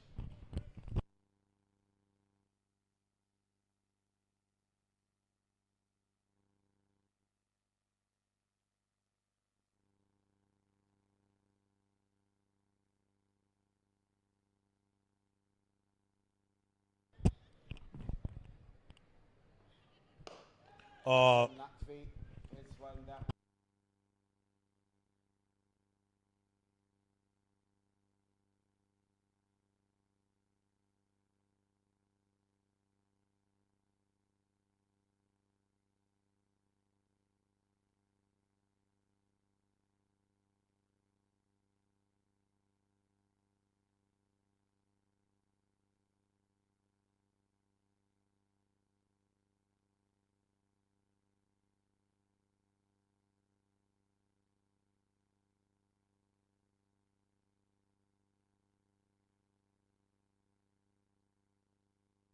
probably what he is trying to do.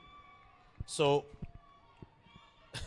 I'm not so sure whether Roy Kaya wants to loft it over or if he actually wants a full-blooded shot down to long on. He's got to make a decision. It's as simple as that. And there's his decision. Very deliberate, and is able to get a boundary. And I guess that's the thing we just asked about. What is the shot that you want to play? And once you commit to that, then something comes off it. And what's been happening, like you said, as he steps in, is not quite getting to the delivery. So get himself in all sorts of trouble at times. Chris McBride looking for a wicket, and Roy Kaya a cover drive, and they're able to run back for 2 runs. So good running. Yes, 7 runs in this over so far, 2 to go. Well, they need more than 7. They need 9.21 from here going forward. So a lot more aggression, maybe a lot more boundaries as well needed. If this partnership as well can take them into 200, it would be helpful. Driven down, but well fielded off his own bowling there by McBride. Just one more ball. A bit. Notice Roy Kaya moves in very quickly, so it gives the bowler an opportunity to make a decision. So I don't know if he needs to wait just a little bit longer till the bowler is almost getting into his action, like he did there. That one's going to fall into a vacant area and allow the batters to come back for 2. And at the end of that over, unless there is a different call by the umpire, 9 runs, and therefore 172 for 3.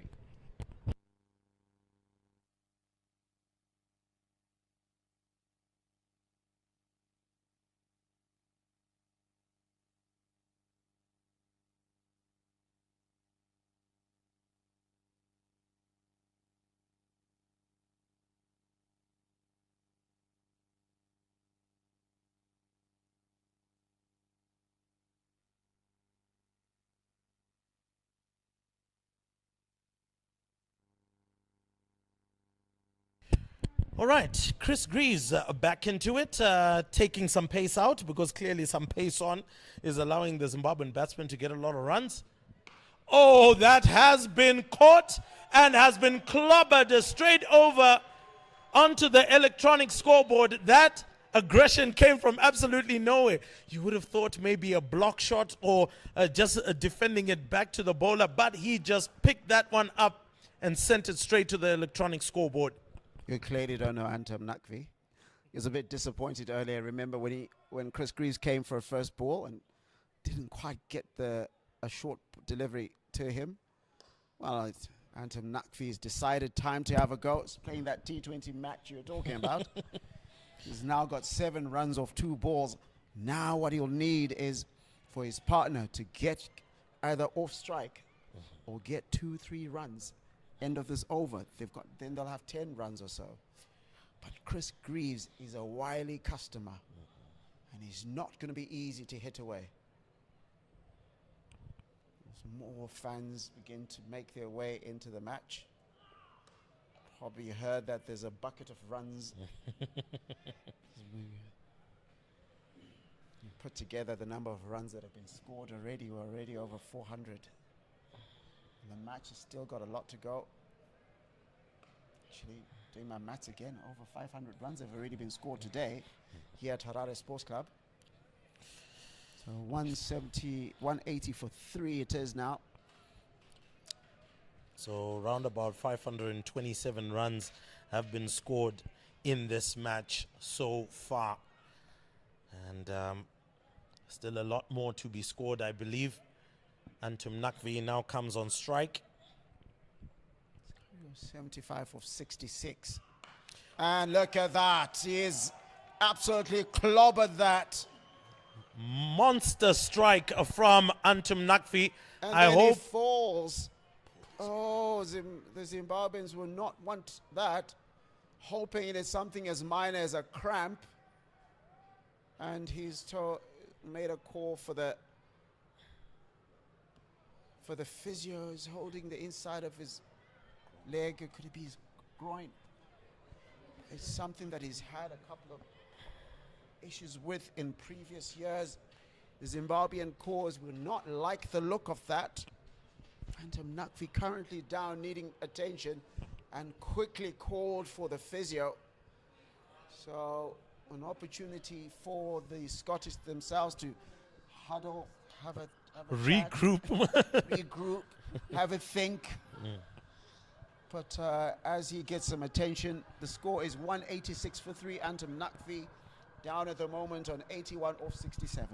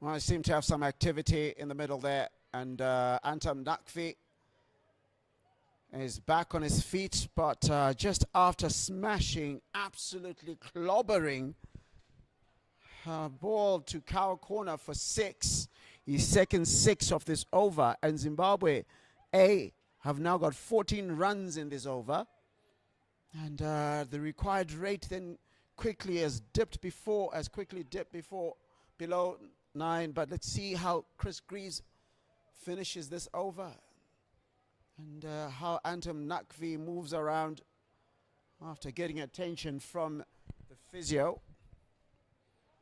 Quickly asked for attention.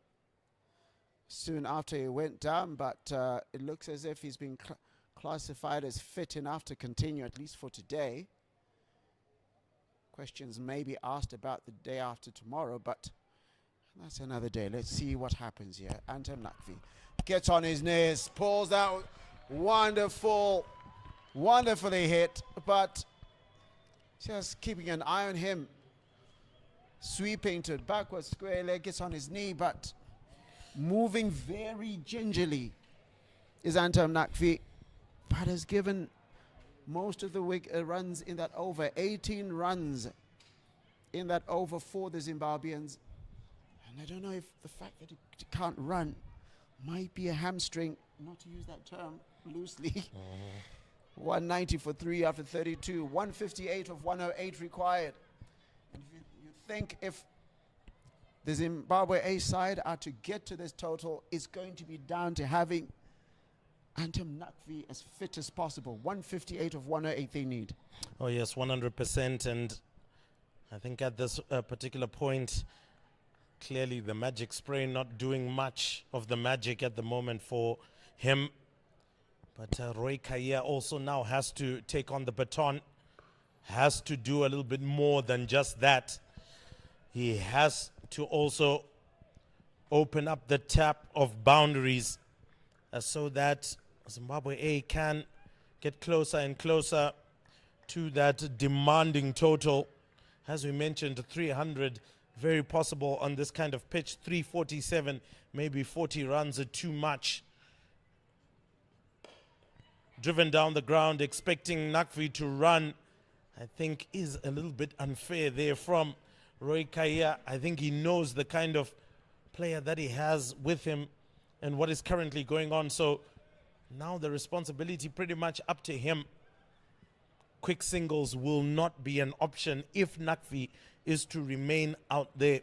Currently on 85 of 68 deliveries, well on his way to the 3 figures. But Christopher McBride, maybe Nakvi says, give me, I'll have a go.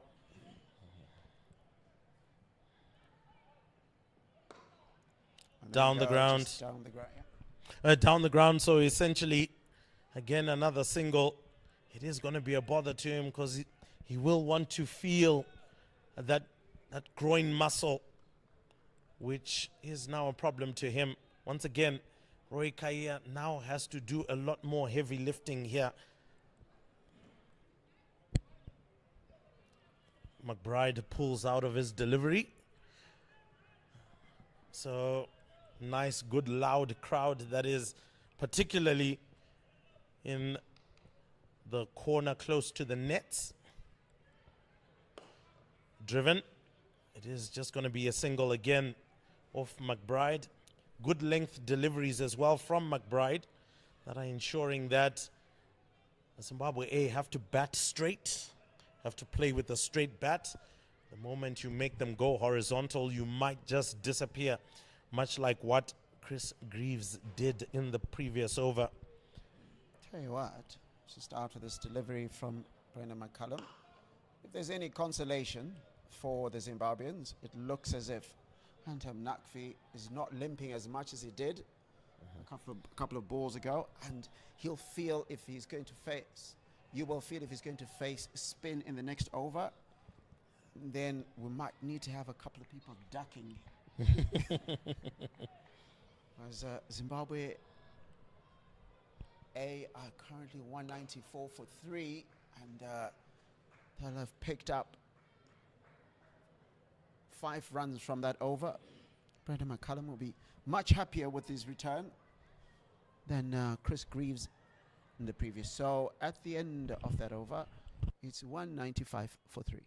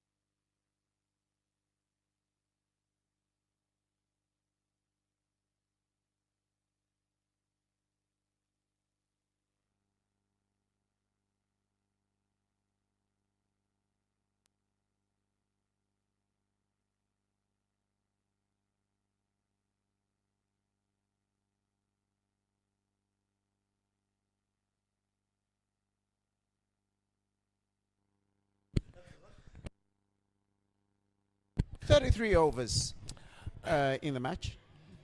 195 for 3.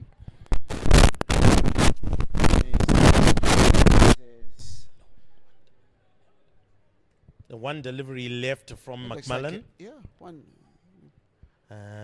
Because remember, as he crossed over, he had to call again. So we got excited a little bit too early. Anton Nakvi has to face one more delivery. But in that period, it looked as if he got some painkillers. It looks as if the end of that over. 196 for 3.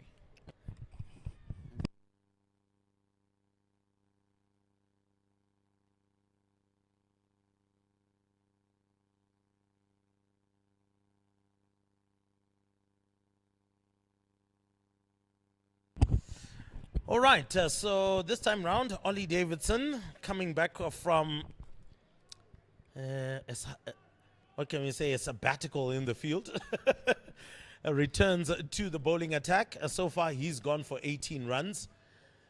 He's also got a wicket for his efforts, the all-important wicket that he got of Kian, trapping him LBW in the crease. Nakvi trying to wonder if a much fitter Nakvi is getting on his knee and trying to pull to sweep that out into the deep backward square leg. So I think the ploy here will be bowled a little bit fuller, so he doesn't get to the pitch of the delivery. What do you do here if you're Nakvi? Just punches it back. It is going to be a bit difficult to get more from Nakvi in this current state. Roy Kaya, who's on 39 or 49 deliveries, obviously has to do a little bit more. As I mentioned before, heavy lifting in terms of boundary hitting. We know he is a stoicy little fella, quite powerful as well. And he now has to actually hit those big ones if he can get his timing right. Oh, that is close, but Percival Cesara not going to give that one out. It looked like as if it was sliding towards leg side, so 198 for 3, 33.4 overs. Just one run off this over so far. Ollie Davidson doing what his captain would have wanted him to do, what his coach would have wanted to do, what everyone in Scottish pubs and highlands across the United Kingdom would have wanted to do. 199 for 3. The Zimbabweans find themselves. A little bit interesting and tricky here, because the person who's supposed to be anchoring the innings is now supposed to be Antum Nakvi. Drives that one straight back to Ollie Davidson. Wasn't able to get it past the bowler. And that is the end of the over. But that meaning it's 199 for 3 after 34 overs. The one who's now supposed to do the heavy lifting, and I'll continuously say this, is now Roy Kaya. He's now supposed to take on the boundary hitting. 7 wickets are still in the hut. Even if he does perish, we won't blame him. Well, personally, I won't. But ultimately, I don't think there should be anybody that would blame him for trying to accelerate the scoring rate, because now it's getting into slightly impossible territory. 149 runs required in 96 balls, a required run rate of 9.31. The moment it enters into double figures, it becomes really, really tricky. And it doesn't help the cause that Brendan McMullen is back in the attack now. He's got 4 more overs after this one to go. He's a wily customer, very tricky customer. I just think that Zimbabwe have not been clever about this chase, because you've got Clive Madande, Tony Minyonga, Timison Maruma, Faraz Akram, big hitters in the shed. And Roy Kaya, 200 has come up, 200 for 3.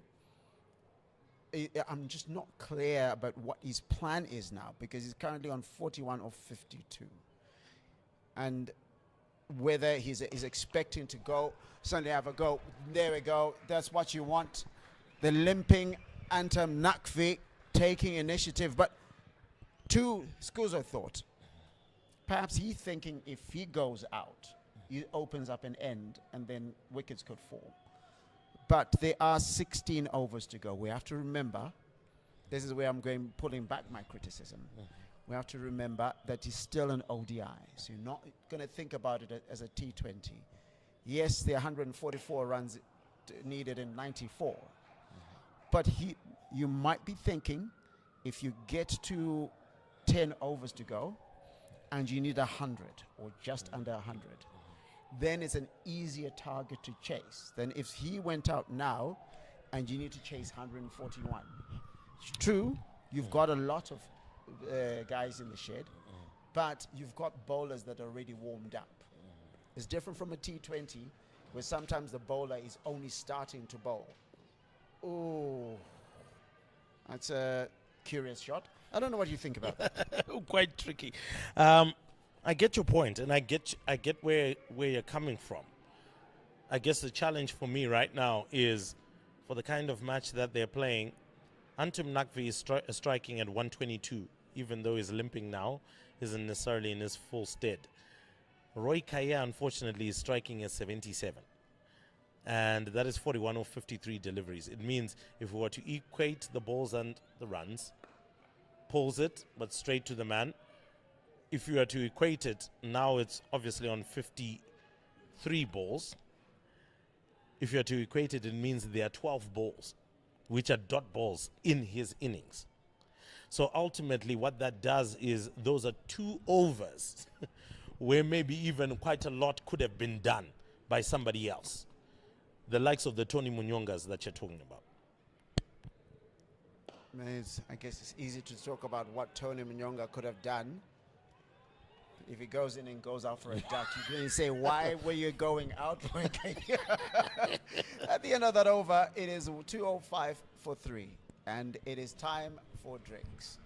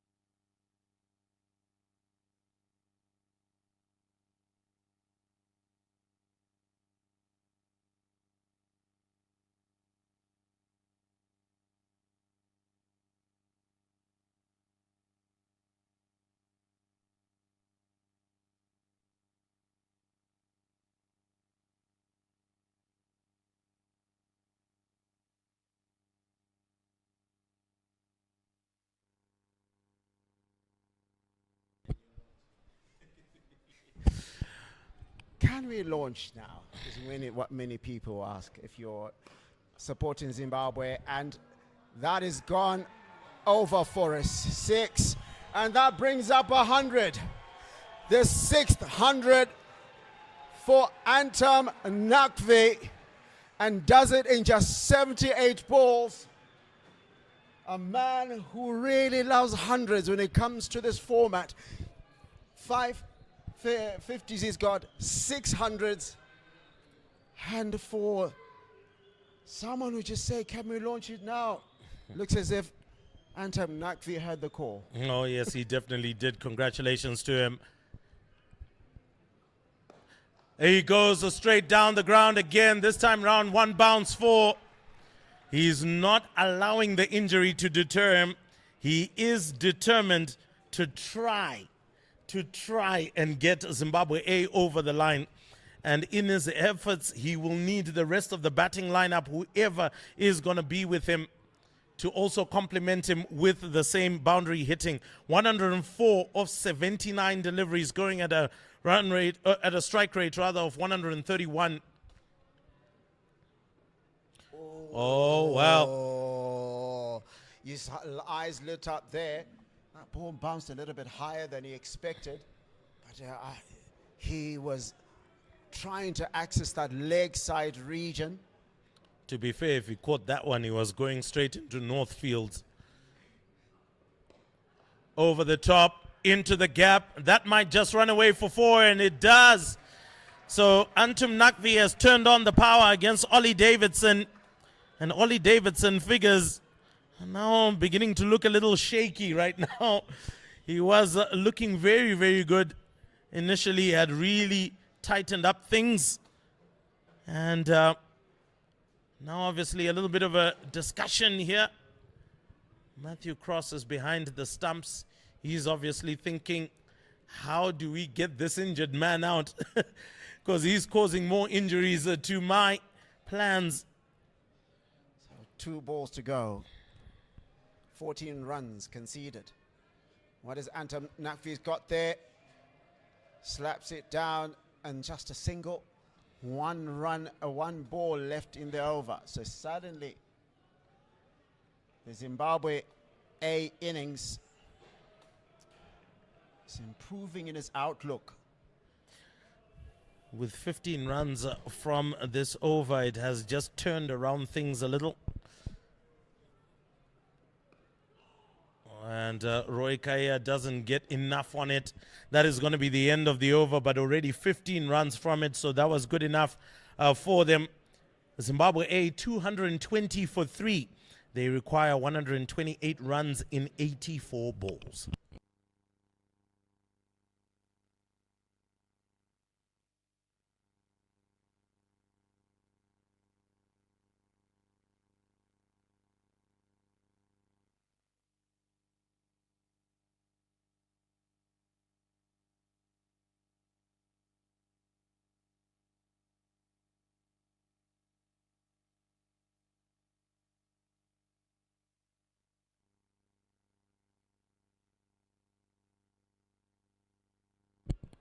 So, as we continue, it looks as if Antam Nakvi has decided to excite those whose fortunes are stocked with the Zimbabweans.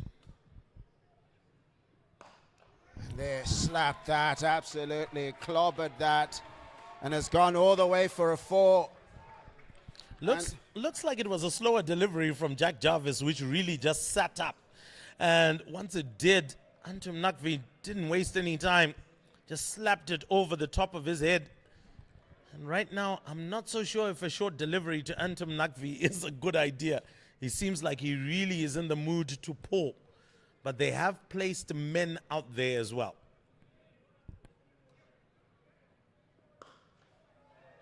I did say when you had a lot of runs in the bank, you had a lot more, a better attacking field. But now, I think there is now a realization that the game has squished a little bit. So you have to have a lot more common sense. Still have a couple of catches within the field, within the inner ring. But you've dotted a lot of people outside, even to Roy Kaia.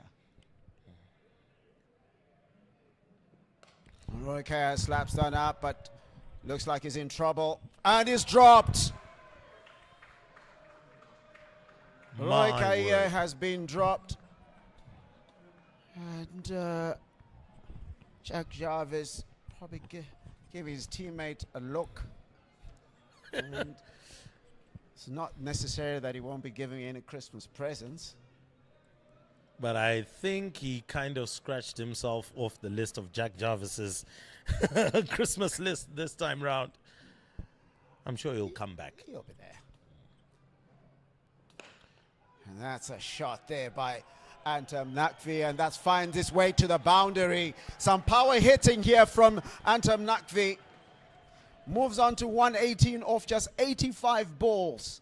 The kind of innings that we saw from Brandon McCullum, we now seeing from Antam Nakvi. Oh, yes, definitely we are seeing that. He has equaled exactly what Brandon McMullen was able to do for the Scottish. The question is, can he do more than what McMullen actually did? Roy Kaia, yes, is on 42, quite equivalent to what Matthew Cross did, but Matthew Cross did it in a much shorter period of time. Jack Jarvis coming back in. This time round, lots of pace on it, into the gap and all the way to the boundary. Well, Antam Nakvi is in a no-nonsense mood.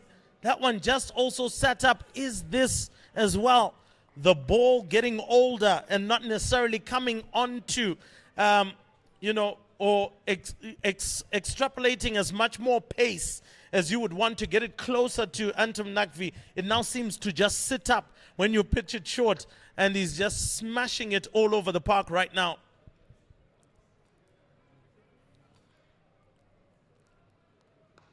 And gently dabbed down there, mature cricket.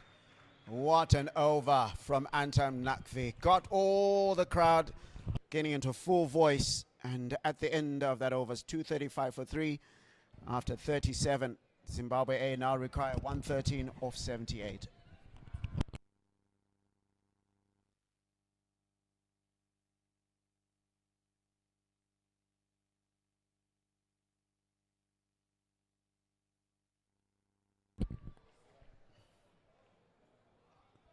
Checking out the dancing.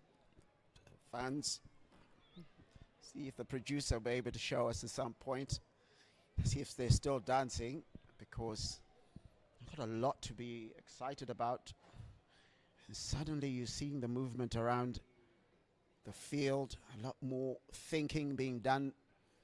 Earlier on, just about 5-6 overs ago, you could see that Scotland were pretty much going quickly through their overs, because it seemed as if their plans were just hitting the mark all the time. But now they're having to put more of a deliberate touch into their plans. Not to say they were not deliberate before. And Antam Nakvi skies that one, but it falls into his vacant area. So strangely enough, it was Nakvi was trying to run back, and not not Roy Kaia, who we'd think would want to get back, get off strike and allow Nakvi to have a go. But Nakvi looks like he's interested here. Oh yes, and obviously very motivated to keep on going. He would be looking to get a total in terms of his runs way above his career best in List A. And Roy Kaia defends that one. Will be required to do a little bit more here. Roy Kaia needs to try and step up. Antam Nakvi's best is 146.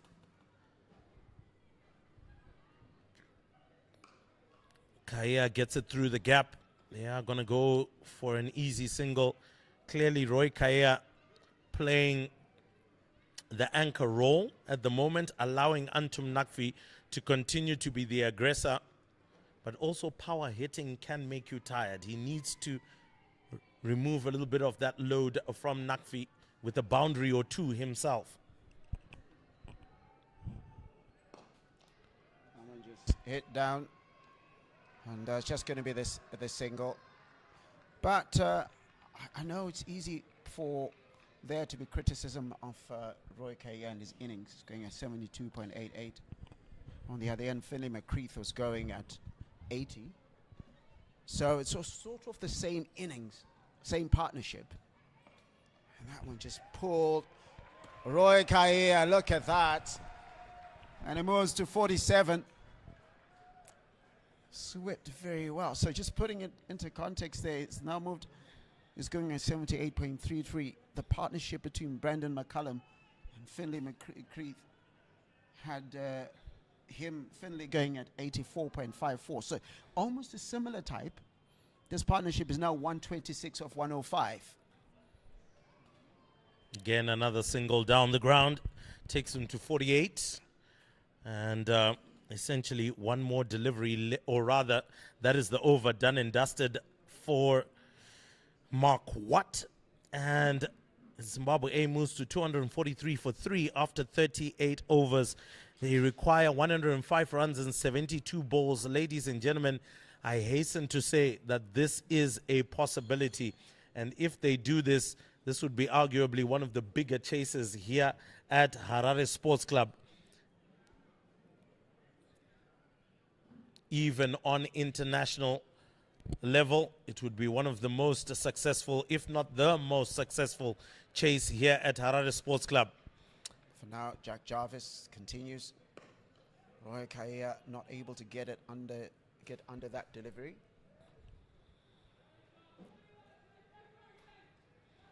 So now trying to actually up the ante, and in terms of energy on the park is the likes of Chris McBride trying to say, come on boys, we're in it, let's not lose this, let's not let it slip. They've still kind of got it in their grip. 105 runs is no joke to get.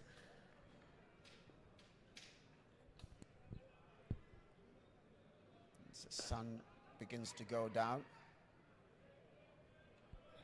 Just beginning to wonder if, as a batter, what are your thoughts on the light? Because that becomes a factor as well.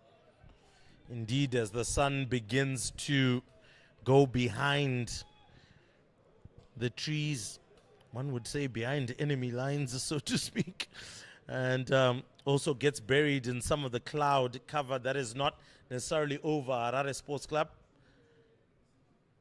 9 and over required. And that's a tracer bullet shot, just pulled to the agony of the, absolute agony of the Scottish bowlers. And Roy Kaya moves on to his 13th List A half century. His captain's knocked 52 off just 64 balls. And now Zimbabwe A need 101 off 69 balls. We have a match here. Required rate under 9 now. And Roy Kaya showing that he's interested, and it's going to be 1 for the over, says the square leg umpire. Roy Kaya walks away from that. It's a good delivery, that one. It was a good bouncer, well directed as well by Jarvis. Obviously, Kaya would have wanted to get under that one. That would have been an easy boundary if he just got it over Matthew Cross, but he'll be looking to the next delivery. He's now got to 50.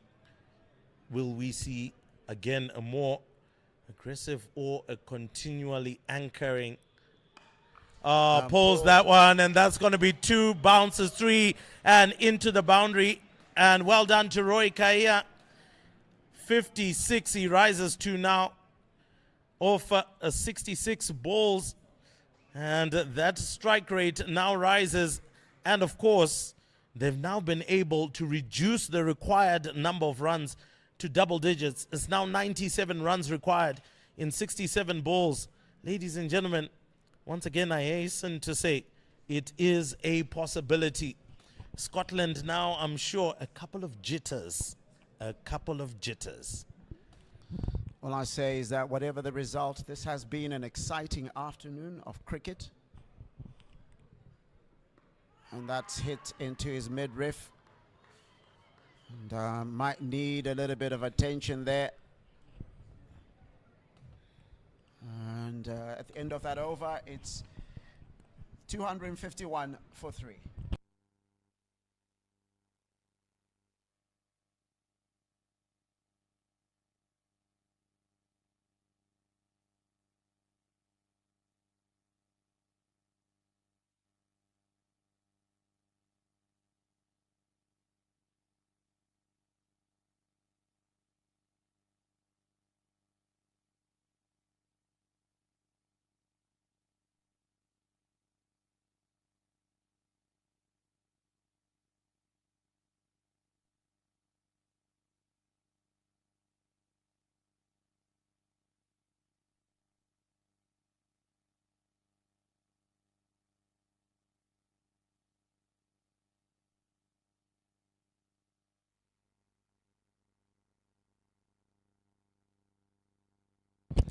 All right, so Mark Watt comes back into the attack.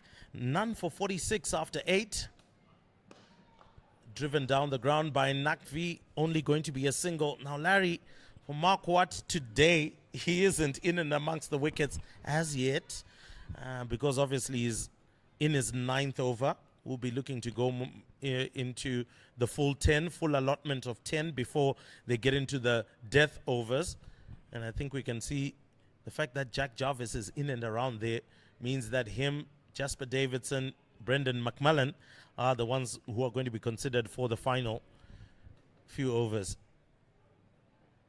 I think what he's played, what he's bowled is almost like an Anton Nakvi innings. Anton Nakvi bowled 10 overs, did not get a wicket, but he was miserly, conceded only 53 runs. And if you had asked for someone to do a similar job, Roy Kaia guides that down. But if you had asked for someone to do a similar job, if you had wanted somebody, Mark Watt would have been somebody to do that job. Somebody has to make sure they don't concede the runs. I know no one really wants to talk about containment, but in the period in which he came in, there was a lot of containment. And after some time, the likes of Ollie Davidson and Greaves, the batters, pretty much picked up their numbers, started hitting them over. They haven't really been able to get them much from Mark Watt. Yes, he's considered 3 sixes, but only 2 fours. And again, just deciding to defend that one does Roy Kaia, and very much so, Larry. He's a man who has been able to try and contain things and has done it quite effectively. Only an economy of 5.5. That's not bad. I guess the question I'll ask at the end of this over is, now the 9.4 and over is required, 94 of 61. From this position, who will be the more disappointed if they lost this match? I think it's a difficult one, actually. From a Scotland perspective, if they go on and lose this one, they would be highly disappointed because they would have felt we did everything that we could. 347, you can't totally discount that spell that Brad Evans had. And you should be able to go on and win it. A change in terms of bowling. It is Chris Greaves that comes back this time round from the golf course end. And it's the 3rd power play. And this is a sort of power play that a couple of things happened. Wickets get lost and runs get scored.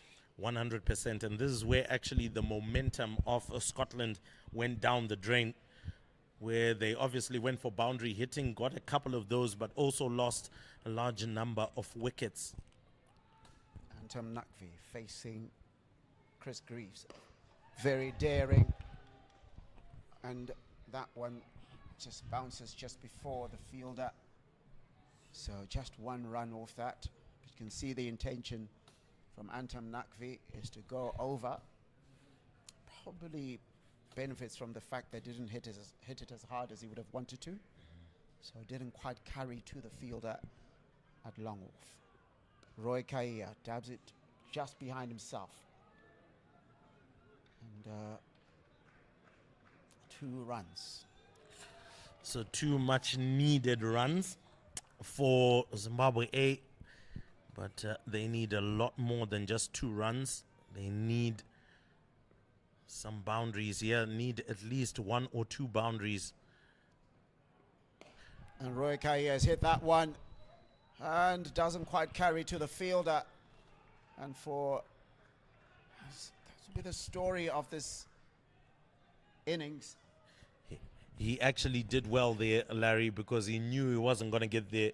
So the most important thing was to avoid the boundary off the bounce. And McBride doing actually very well. If you can't make it, ensure it doesn't go to the boundary. And that's absolutely huge hits. Oh my goodness. From Antam Nakvi. Almost sent us to the hospital right there. I was trying to watch where that one was going. And my, oh my, what a monstrous hit.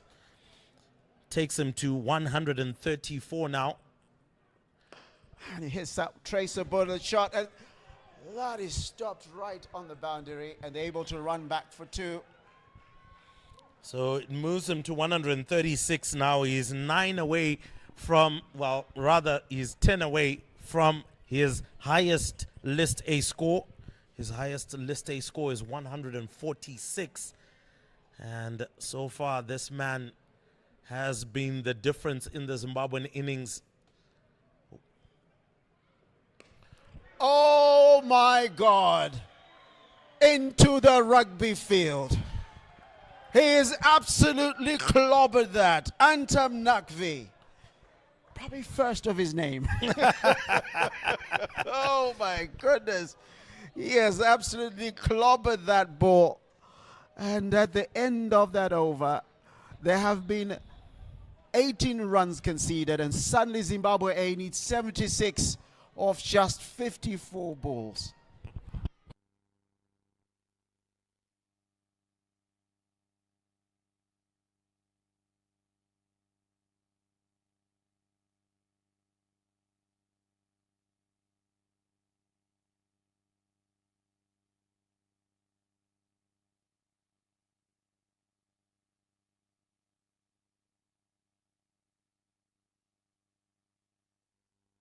We're being treated to some absolutely scrumptious hitting here by Antam Nakvi, etching himself into folklore, chasing a huge score, limping around. Has had to have the doctor check on him multiple times. Many a man would have asked to be taken off. A couple of big hitters in the shed. Nobody would have begrudged him. He had already scored roughly 80. The partnership is now 157 off 125. Antam Nakvi, 4 runs away from his highest score. As he stands. And he smacks that. And he beats the outfield. Antam Nakvi has pulled this game away from the Scottish players, from the Scottish team, and he equals his highest List A score Of 4 away from a landmark of 150. Oh yes, 4 away from a massive landmark. Look at the number of boundaries he's hit. 9 sixes, 12 fours. I mean, this man is on fire. 277 for 3, 71 off 52 balls. Surely there are jitters in the Scottish lineup right now. Oh, well bowled there. Although Antam was trying to access that vacant third man area. Looks like Jack Jarvis being the one to have to go through a lot of this. Roy Kaya has come into this, and for him, they've dropped fine leg into almost like a deep 45. They've got him deep mid-wicket. 162 this partnership is worth now. And Roy Kaya, that is into his midriff. once again. Well, Walks away, walk it off, or as we were in school, pour some cold water on it, young man. yeah, we quickly get a water bottle out there and just pour it out. But preparing to come back on is looking like a Jasper Davidson. Looks like he's going to be coming into the attack very soon. We are in the death overs effectively right now. So now is the time for the seam bowlers here for Scotland to try and bring this one home for them. That's just driven down. They'll take that, especially having already gotten 6 from that over. The required rate is not something that you're really going to look at now. It's simple figures. 69 needed of 49 balls. Very much a possibility in modern day cricket now. 60 or 49 in years gone by would have seemed quite impossible to do. But Jack Jarvis this time round skews off the bat for Antam Nakvi for a single. And that moves him to 148. 2 runs shy of a 150 mark. And to be honest, it has been a great batting performance from these two. 280 off for 42 deliveries. Just trying to take a look at how much in terms of the partnership that they actually have. And their partnership is 164 of 130 deliveries. This is obviously an innings-defining partnership for Zimbabwe. I know there was criticism of Roy Kahia when he came in and battered down the hatches. Probably the captain saying, I have to go in as deep as possible. I have to be there. I have to be able to control this innings. It's easy for people to say, look, I'm not sure what he's doing. But I did say, you get to the 40-over mark. Then you can have a different conversation. If he then tries to heave one and it goes out, at least what you've done is for the guys who are in the shed, you've given them less to do as Jasper Davidson comes in. Well, Jasper Davidson has had a fruitful day. 2 for 34 so far of his 5.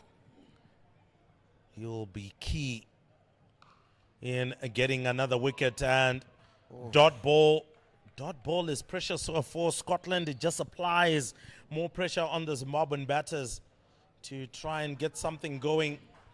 But at the moment, the Zimbabwean batters will just know they are 3 sixes away from a runner ball. And with Antam Nakvi out there, the conversation is always still on. As long as he's there. Currently sitting on 148 off 99.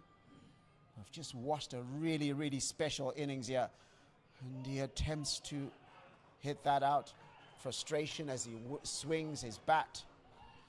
A lot of other people, you see them trying to fresh air that shot. He hits the bat into his pads, kicks the grass just a little bit, almost like an angry little teenager. Not that I remember what being a teenager is like. Has been quite a while, hasn't it been, Larry? I've come across a few teenagers. Yeah, but now for Davidson is to keep this over as tight as possible. Slower delivery this time round doesn't come onto the bat as much as Nakvi would want, but he will grab a single out of that. Now moves on to 149. 1 run away from that 150 mark. He's done that in 101 balls. My, oh my, an innings for the days. And isn't it good that Zimbabwe Cricket has this on their YouTube channel? And, of course, you can follow it on the Zim Cricket app. Free download from both the iStore as well as the Google Play Store. Roy this time round. Round the back, but doesn't quite beat the fielder. A good over so far from Jasper Davidson. 2 more balls to go. He's just conceded 2 runs.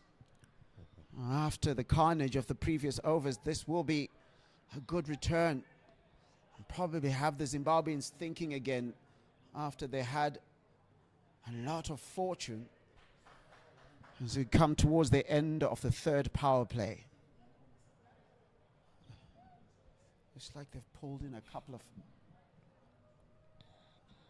players. Antam Nakvi breaks the seal, gets to 150 runs. Take a bow, Antam Nakvi, take a bow. The applause comes from the fans, the applause comes from the groundsmen, the applause comes from his players. And what a special innings we have seen today from Antam Nakvi. 151 of 102 balls. Job not done, but he's still out there. Oh yes, he's still out there. Congratulations, well done to Antam Nakvi. He has obviously celebrated quickly, got his helmet back on. Still a lot of work to do. 64 in 43 required.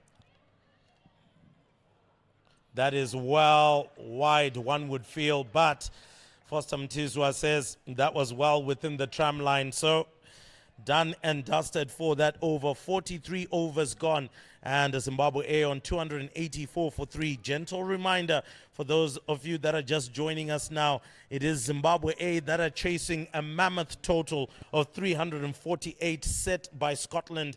That was this morning, and so far they've done a sterling job. 7 wickets still back in the hut. 151 of the 284 runs scored by Antam Nakvi. 64 runs required in 42 balls. Well, Roy Kaya still out there as well with a decent knock of 63 off 77. This is Jack Jarvis. Continues. And looked as if they had a quick word, Roy Kaya. And there was a thumbs up from Antam Nakvi. Not sure if that means he's trying to get this done quickly.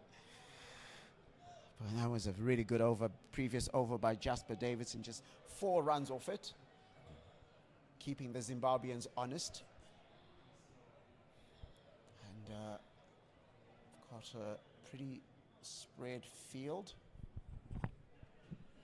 One of the things you would have seen with a fitter Antam Nakvi, you would have seen them actually taking twos. There are so many gaps as well within the field right now. You would have seen them maybe running for the twos, but you can't actually do that. So if you're hitting something, it has to be hit true, or you have to just be taking a single. Oh, that's going to be called wide. Oh, yeah, that's going to be called wide. There's no way that he can be frustrated at that, except for being frustrated at himself. 63 runs needed, 41 balls. Antam Nakvi out there, 151 not out. Roy Kaya, 64 not out. A wonderful game of one-day cricket here at Harare Sports Club, the holy grail of cricket in Zimbabwe. Another no ball is being called, so a free hit. Not what you want against Antam Nakvi. For those who wonder what a free hit is in a limited over match, it means that the next ball, the only way that Antam Nakvi can go out is if he's run out. So if it's hit and gets caught, he's not out. If it hits his stumps, he's not out.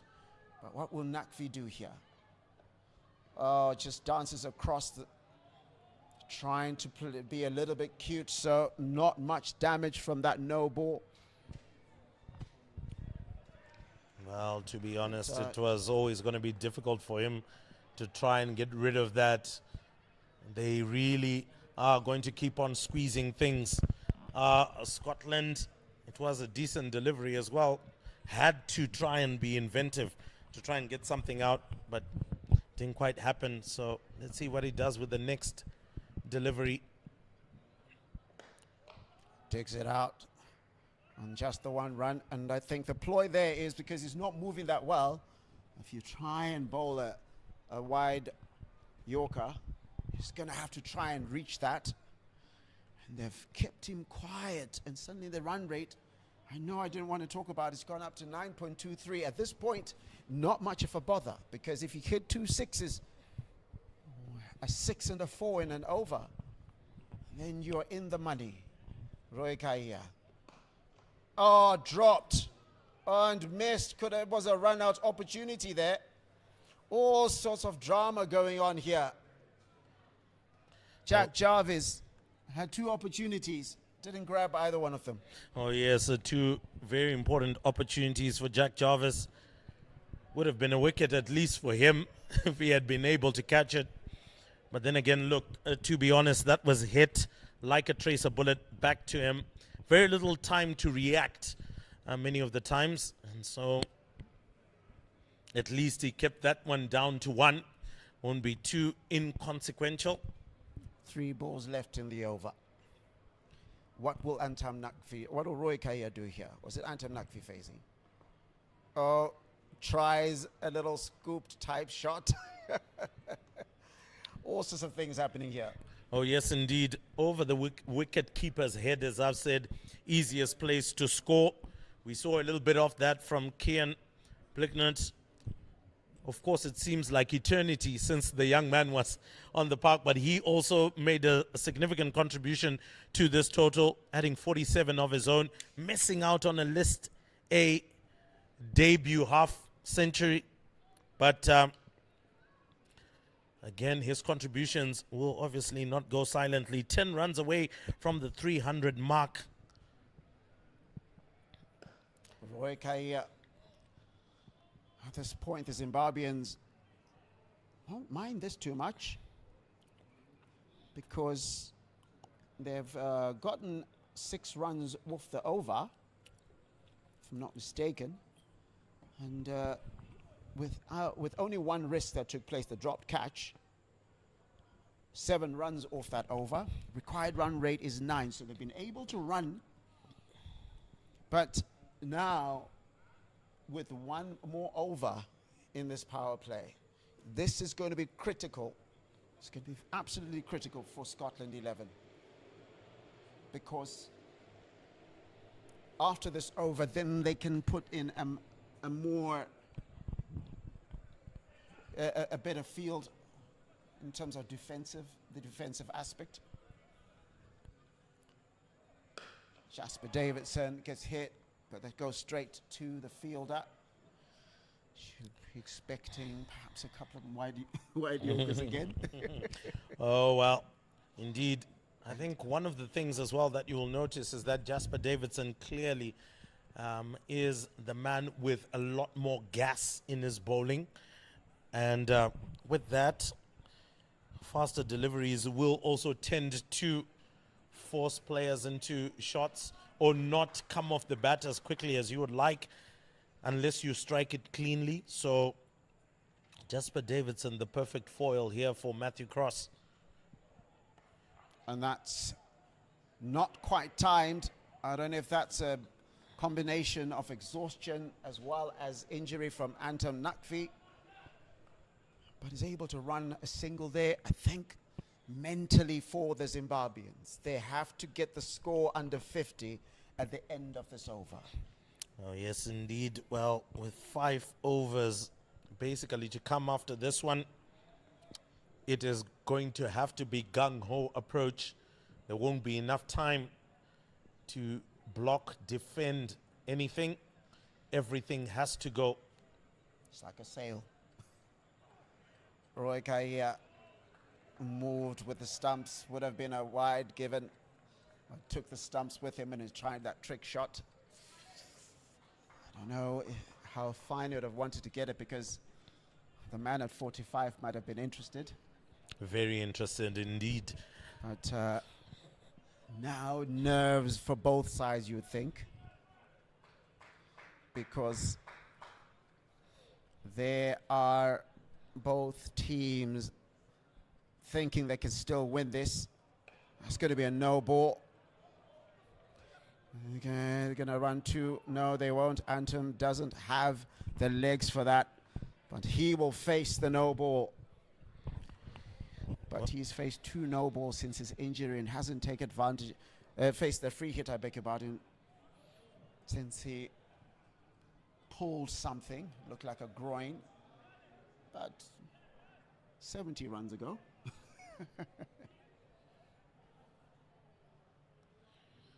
Antam Nakvi facing. And he smacks that.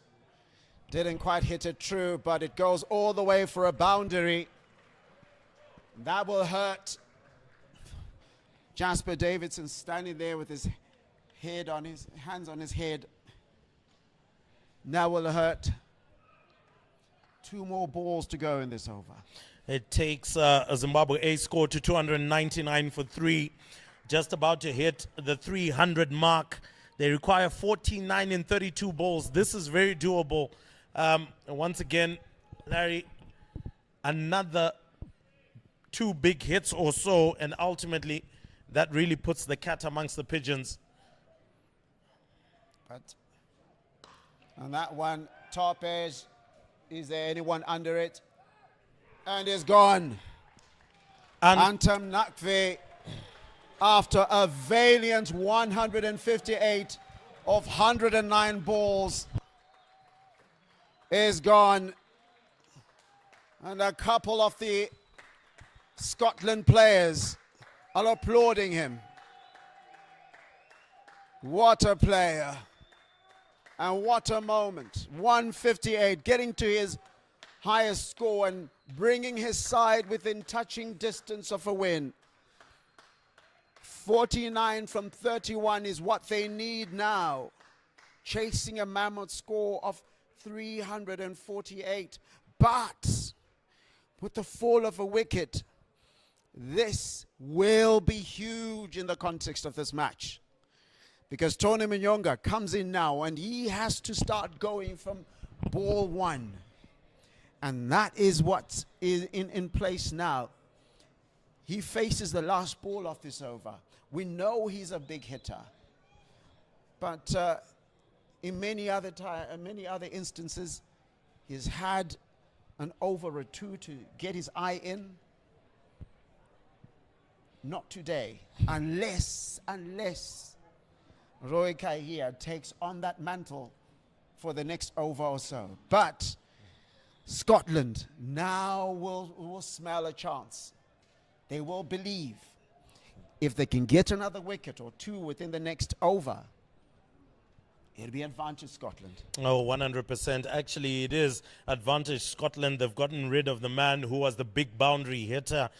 We know that Roy Kahia had obviously hit a couple of boundaries himself. He's hit 7 in his 68 run knock. But now they need to be bigger than 4s. There need to be 1 or 2 6s in there to try and get the boys home. Now, Tony Mnyonga, as we know, did lead the national team to victory. At one particular point, can he do the same here? All it takes is 1 ball for the complexion of this game to change. Tony Mnyonga, and he's gone. Tony Mnyonga, first delivery, and he has had to depart.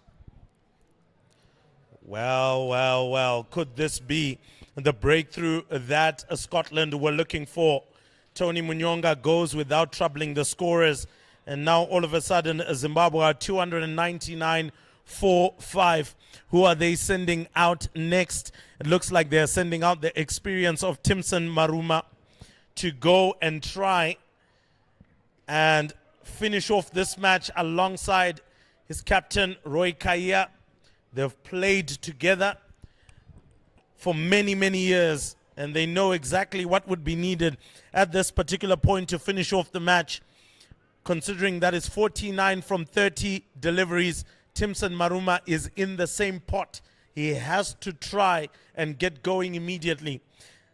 Just to let you know, that was the end of the over. A very productive over for Jasper Davidson. 2 wickets in the bag. That makes him the key man. 4 for 46 off his 7 overs. Those are beautiful figures for him. 299 for 5 after 45 overs. Ladies and gentlemen, 49 runs needed in 30 balls. That is effectively 5 overs. And coming into the attack now is Mark Watt. They've decided to slow things down at the death. Many would say, why would you put a spinner at the death? Well, it looks like it's something more inventive, and they've put enough protection out there for him. Long on, long off, deep mid-wicket, deep square leg. Also a boundary rider on the offside. However, both fine leg and third man are in the circle. Bowled him. And suddenly the Zimbabweans are capitulating. 1 wicket gone, 2 wickets gone, 3 wickets gone. And Scotland have wrested this match away from the Zimbabweans. And what a delivery that was from Mark Watt. Roy Kahia, the mid-set batter, 68 of 84. And if you were asking a few overs ago what sort of situation the boys from Scotland would like to get themselves in, 2 new batters, 49 overs to defend 45.1. This is what you wanted. Oh yeah, indeed, what they would have wanted. 3 wickets in the space of 2 overs has really, we can say this is the straw that has broken the camel's back at the moment. But Clive Madande is no slouch himself as well with the bat. The requirement now for both Timson Maruma and Clive Madande would be as well to try and tee off if they can.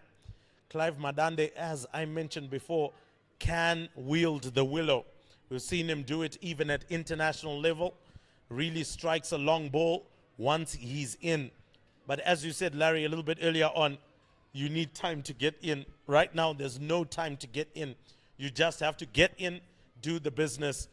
And a well-set field also puts pressure on what you need to do in order to get things done. Contact on the ball, first and foremost, is going to be needed.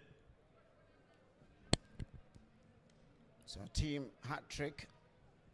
Last 3 balls have produced wickets for Scotland and muted the Zimbabwean public who were in full voice just an over ago. And Clive Madande hits that into the ground and they're going to scamper back. Well, just get back comfortably for 2. And the 300 is up, so 301 for 6. So we have seen 600, over 6, oh, close to 650 runs today. 649 to be specific. I make that the 650, we're still on 649.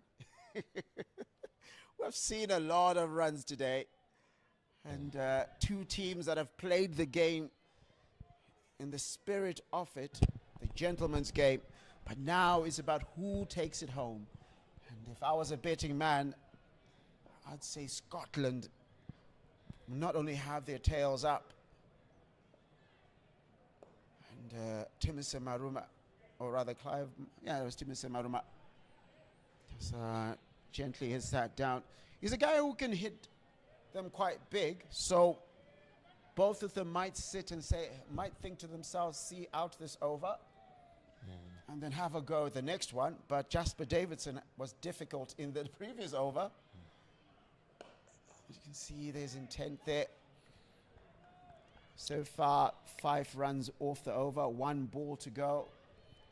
Ideally, they would want a boundary from this. And for Scotland, if you give us a duck or a single or a wicket, that's what their fans, their coach will be calling, and that's not quite connected. So that allows them to run back for 2. And off that over, they will take 6 runs. So at the end of the 46th over, the score is 7 runs, I beg your pardon. It's 306 for 6. 42 from 24.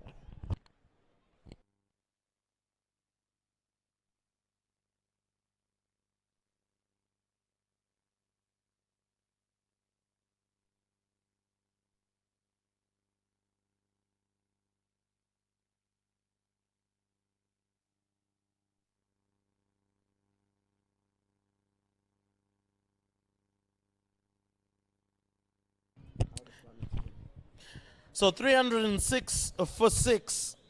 And it looks like Matthew Cross wants to clean up the Zimbabwean tail. Remember, 42 runs required from the 24 balls that are set to come. Jasper Davidson comes in. He's the pick of the bowlers so far. 4 for 46 off his 7. Looks like he's going to bowl out his full allotment of 10. He nicks. It sounded like a nick, but clearly that wasn't. I would have been excited like a Scottish man. Absolutely. So 42 from 24. Just looking at Mark Watt's figures, 1 for 56 from his 10. Got that important wicket of Roy Kaya at the beginning of the last over. 306 for 6 is the score. 3.5 overs left. Nope, 4.5 overs left. Oh, he skied that. And no one's claimed it, so Clive Madande survives. Almost like that situation earlier when Ernest Masugu did not claim one. So that one, they were able to claim a single. So 41 from 22 is the requirement after that skied effort. Timson Maruma is the one who's now facing. Oh, smash that. It's gone, gone, gone. Timson Maruma says whatever Anthem can do, I can do too. Indeed. But not the 150. Well, indeed, no room to make 150 now with only 35 runs required from 21 deliveries. That is a huge hit, especially in the context of the game right now. Maybe 1 or 2 more of those lusty blows once again puts the cat amongst the pigeons. And still a doable mission here. 35 of 21 balls. We've seen it done before. Can they do it now? He smashed it. Has he got enough of it? Yes, he has. Yes, he has. Timson Maruma sends another one over for 6. 2 6s in a row. Jasper Davidson. Not sure what to do at the moment. 15 of 4, Timson Maruma finds himself. 29 of 20 needed. Well, well, well. Look at how a game has changed in the space of 2 balls. Required run rate, as we mentioned before, an absolute non-entity at the moment. It's all about who can get what needs to be gotten. Timson Maruma, 2 consecutive big hits. This time round. What has he done? Not quite, but they're going to come back for 2, will they? Nope, they decided not to. Oh. Your heart in your mouth there, Larry. 28 of 19. Whatever the result, I said it about an hour ago, whatever the result, we've had a wonderful game here. Both teams have played the game in the spirit of cricket. And that's what you want to see. 667 runs have been scored so far. Clive Madande, what will he do? Well, Clive Madande will also be buoyed by the fact that Timson Maruma has scored 13. I'm sure attempts to go for that one, but is given a wide. And Jasper Davidson gives an exasperated look at Forstam Tizwa. Forstam Tizwa, in the words of Margaret Thatcher, is not to be turned. I think captain's coming to have a word with. Is that the captain? No, it's the captain. Is on the other side. Should be Mark Watt coming to have a word with Forstam Tizwa. So 27 needed of 19 balls. obviously George Muncie was wanting to have a chat with Forstam Tizwa there, but Forstam Tizwa asserting his authority as umpire. Clive Madande smacks that one up. Danger, danger, danger, and is gone. Yes. Clive Madande punches his bat in frustration, and he has to walk. over full of drama. 2 sixes, 2 singles, a wide, and now a wicket. We have a big match here, ladies and gentlemen. 27 needed off 18 balls.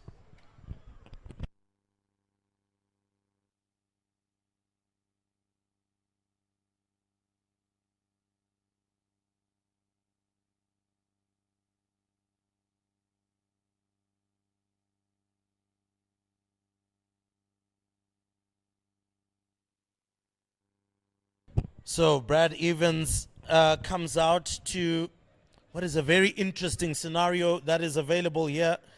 Zimbabwe A, 321 for 7, 47 overs gone, 3 overs left, 27 runs to get. What an afternoon of cricket that the fans who have come out here have enjoyed.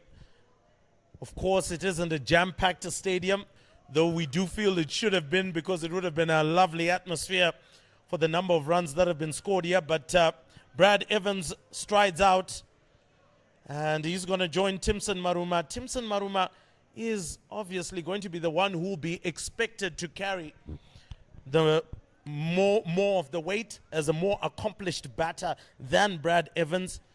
But let's see how they go about business from here. Coming back into the attack is Jack Jarvis. And for Timson Maruma, it has seemed that when he has swung, it has gone over the fence. Jack Jarvis bowled 8 overs, 61 runs conceded, no wickets taken. We're in the throes of this match. And that is wide. That's been called by the umpire. And now it's 26 from 18. There's going to be that little bit of discipline that's needed. Those extras do count. Yeah, indeed, indeed. And bowling wide right now is such a risky ploy, unless if you can execute a wide Yorker. Those are maybe some of the deliveries that you can, but a very difficult skill set to execute. So I would presume that Jarvis is going to come tighter now. Oh, much better delivery. 2 runs is the early call, and 2 runs they get. It's now 24 of 17 needed. 24 of 17 is just edging Zimbabwe A closer and closer. Timson Maruma obviously going to be checking out where he can hit this one in the mid-wicket region. Nobody seems to be boundary riding. And he's hit that. Is he out? Is he out? And he's gone! Timson Maruma attempting to get one over cover, only to get deep cover. And the Zimbabweans, Zimbabwe A, are 324 for 8. And you have to say now that Scotland are firm favourites. Yes, Faraz Akram is a known hitter off the ball. He's not a guy who's going to hang about. He's going to try to clear the boundaries. But you have to say in the last couple of overs how the Scottish have set themselves up has been absolutely brilliant.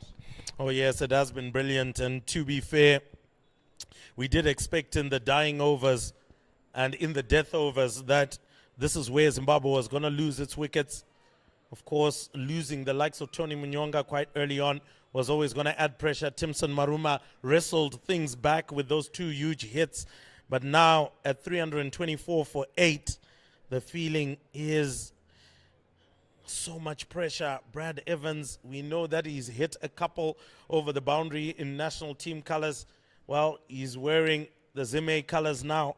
He has to summon all that strength in. Faraz Akram also has to do some of that. We know what he has done on domestic levels. Can he also summon that same spirit?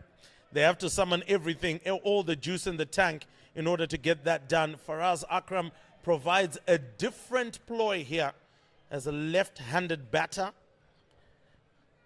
Just means that Jack Jarvis has to change his lines. and changes field set. Packed offside field. He'll continue to bowl to that. And just dances down and gets himself off strike. Guess that's what you've been thinking if you haven't gotten yourself in yet. But Brad Evans himself is facing his first ball. That just makes it so tricky. Both batters not yet in. And having to do this massive task of trying to get Zimbabwe over the line. It is essentially 22 runs to level the score, 23 to win it. Oh, well. Oh. Having walked across the stumps there, unfortunately for Brad Evans, cut down the angle. That easily could have been a wide as well. It was very, very wide, to be honest. But then again, you walked across your stumps, you narrowed the angle, and ultimately it is a legitimate delivery. Jack Jarvis doing well for himself, getting that 1 wicket would have been a toil. Oh, that looks like it was well within the tram line for Zimbabwe A. The delivery is now beginning to run out. 23 from 13 deliveries. Interesting to see what bowlers say to each other.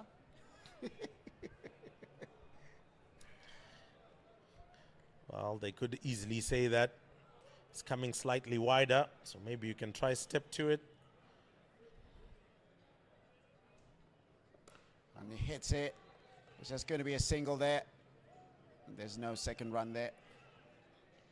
And that brings an end to that over. 326 for 8.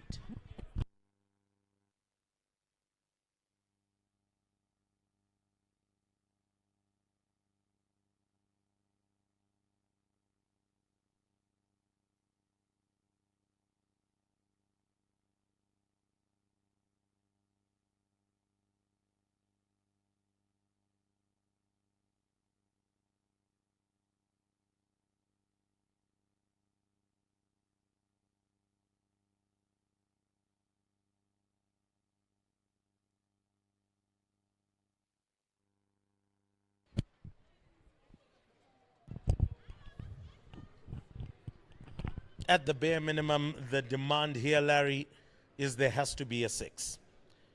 There needs to be a clearance of the boundary. And Jasper Davidson comes in to the attack again. This most likely and definitely will be his final over.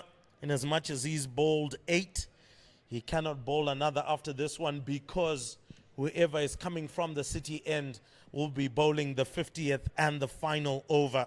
48 overs gone, 326 for 8, Larry. They need a big one here. Oh, Scotland could have a big one.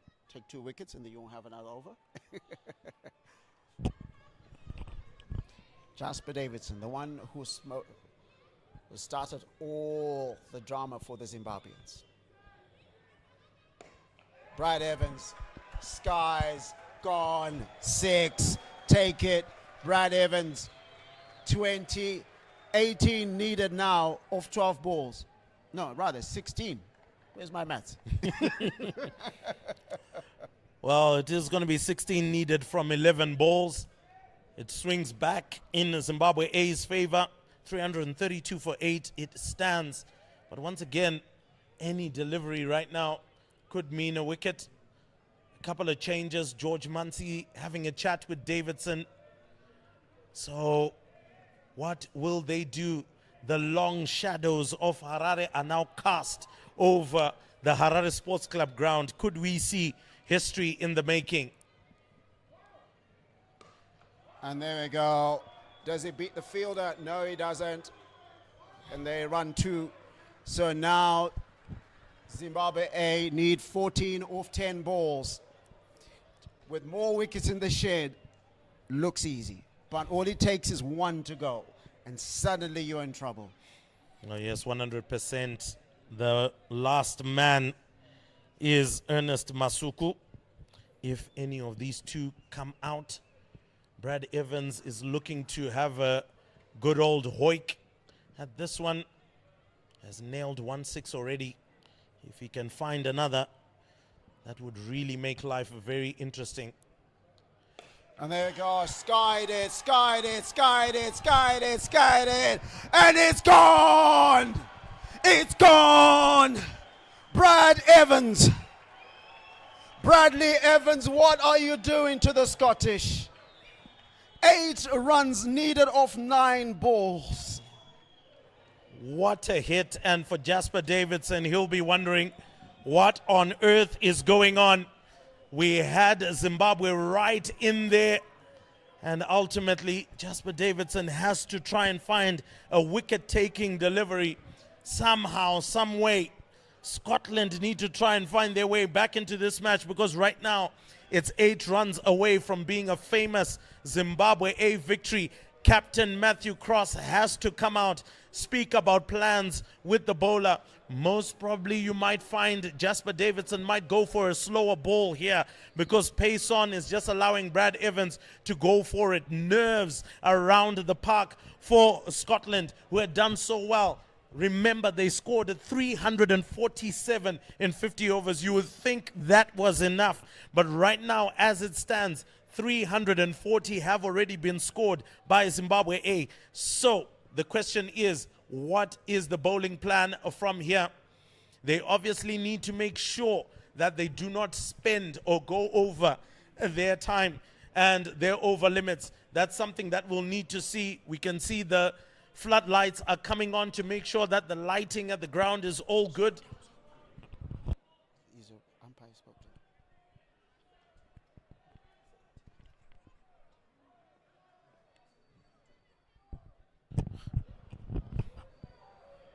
Davidson comes in again.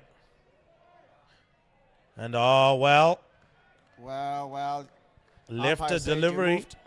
Umpire says he's moved. Well, it is considered as a bouncer, as has been signaled by Foster Mtizwa. That's 1 for the over. And that means it's all square. 8 runs needed from 8 balls. That was the slower ball bouncer. What do you do from here now? Because you can't bowl a bouncer. If you put it in the slot, you're disappearing. 1-6, 1 wicket. Those are the 2 options right now. Or even a 4. Zimbabwe will take that. Zimbabwe A. And is he giving that away? Yes, he has. Bradley Evans, what have you done? I did say 1 wicket is all it can take. Oh, wow. Slower delivery. And didn't know what to do with it, but whatever happens here, we've certainly gotten an exciting match. But just couldn't take them home. He's very frustrated as he's coming out, wondering what he could have done. Maybe should he have scooped it? Should he have ramped it? What could have happened there? But clearly, maybe just not the best shot choice available there. Now it's Faraz Akram and Ernest Masuku who are going to try and find 8 runs from 7 deliveries to try and take the boys home, or find 7 runs in order to force what might just be a tie. We tend not to see super overs in 50 over matches. It's usually a tie. But who knows? Maybe there might be a super over, all determined with the way that they've structured this series. But 340 for 9. Now it is Ernest Masuku is the man that has to face the delivery, because Brad Evans got out before these guys crossed. So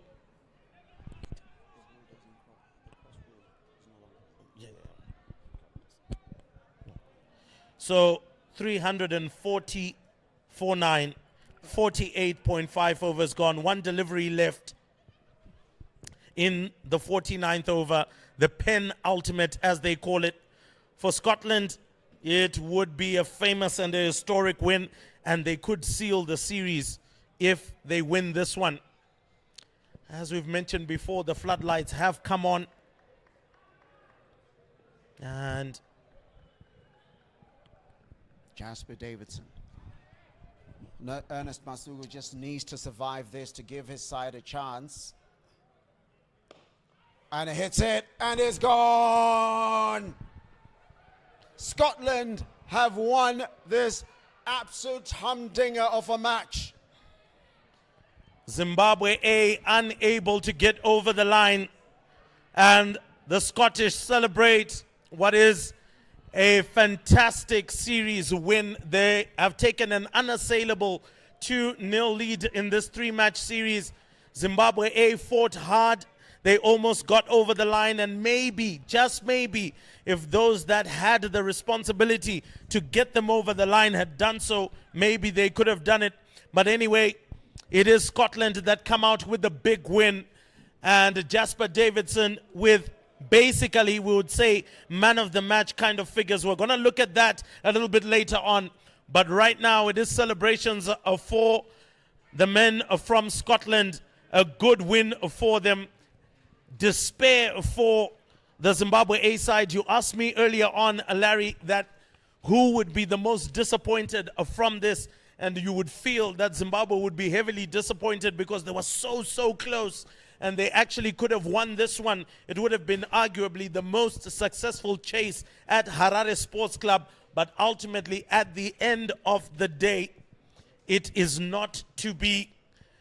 Obviously, we come back here on Monday and we want to go through another match, but effectively, the Scottish will feel that they're in a much better position. And for Ernest Masuku, he is obviously gutted that that ball didn't get over the man in order to go to the boundary. To be honest, we were asking far too much from him. There were others that were more responsible that should have done that. Brad Evans was so close. He could have taken the boys home. Maybe a little bit more intent with that shot, maybe leaving that delivery and choosing to go into the next over to do something. Faraz Akram didn't have much of an option in order to actually get there, but ultimately it is what it is, Larry. Well, you got to say it was a good performance from the Scottish to be able to tie this one down, and I think the Zimbabweans will rue the fact that they were at some point so close. 321 for 6 they were, to 299 for 5 even, and they lost a whole bunch of wickets, losing their last 18 wickets for almost no runs. And looking at the Zimbabwe innings, Antam Nakvi valiantly fought 158, Roy Kaya 68, Kian Blickner on debut 47, but not much else to look at in as far as that scorecard in terms of the bowling side. Jasper Davidson being the pick of the bowlers. Jasper Davidson was definitely the pick of the bowlers, 7 for 75. Well, whether you look at it as being expensive or not, the most important thing is he picked up the bulk of the wickets in that batting lineup. And to be honest, he was the one who was bowling with a lot of gas. 7 for 75. Mark Watt also chipping in with that all-important wicket that he was able to pick up, 1 for 56. Jack Jarvis also picked up 1 wicket. It seemed like as if it was going to be a toil for the day, which was not going to be rewarding. Ollie Davidson picking up the all-important wicket of Kian Blickner, who seemed to be well on his way in order to score his debut half-century. But everyone else was toiling without much. Chris Greaves was belted all over the park by Antum Nakvi. And so, of course, that was how it ended in terms of bowling. The next match that will be coming up, it will be on Monday. So make sure that you do come out to Harare Sports Club. Of course, the takeoff time, just be at the ground by around about 9 a.m. in the morning. And I'm sure you'll be able to catch up with all the niceties as Zimbabwe A take on Scotland again. But essentially, Scotland A have wrapped up the series with an unassailable 2-0 lead. Larry, what a day we have had, but ultimately disappointment in the hearts of Zimbabwe A. Yeah, so we'll see you next time. Just follow the Zimbabwe Cricket app, download Zimbabwe Cricket app and follow the Zimbabwe Cricket YouTube page, also our social media accounts. But we've had an amazing day of cricket, and thank you very much for joining us.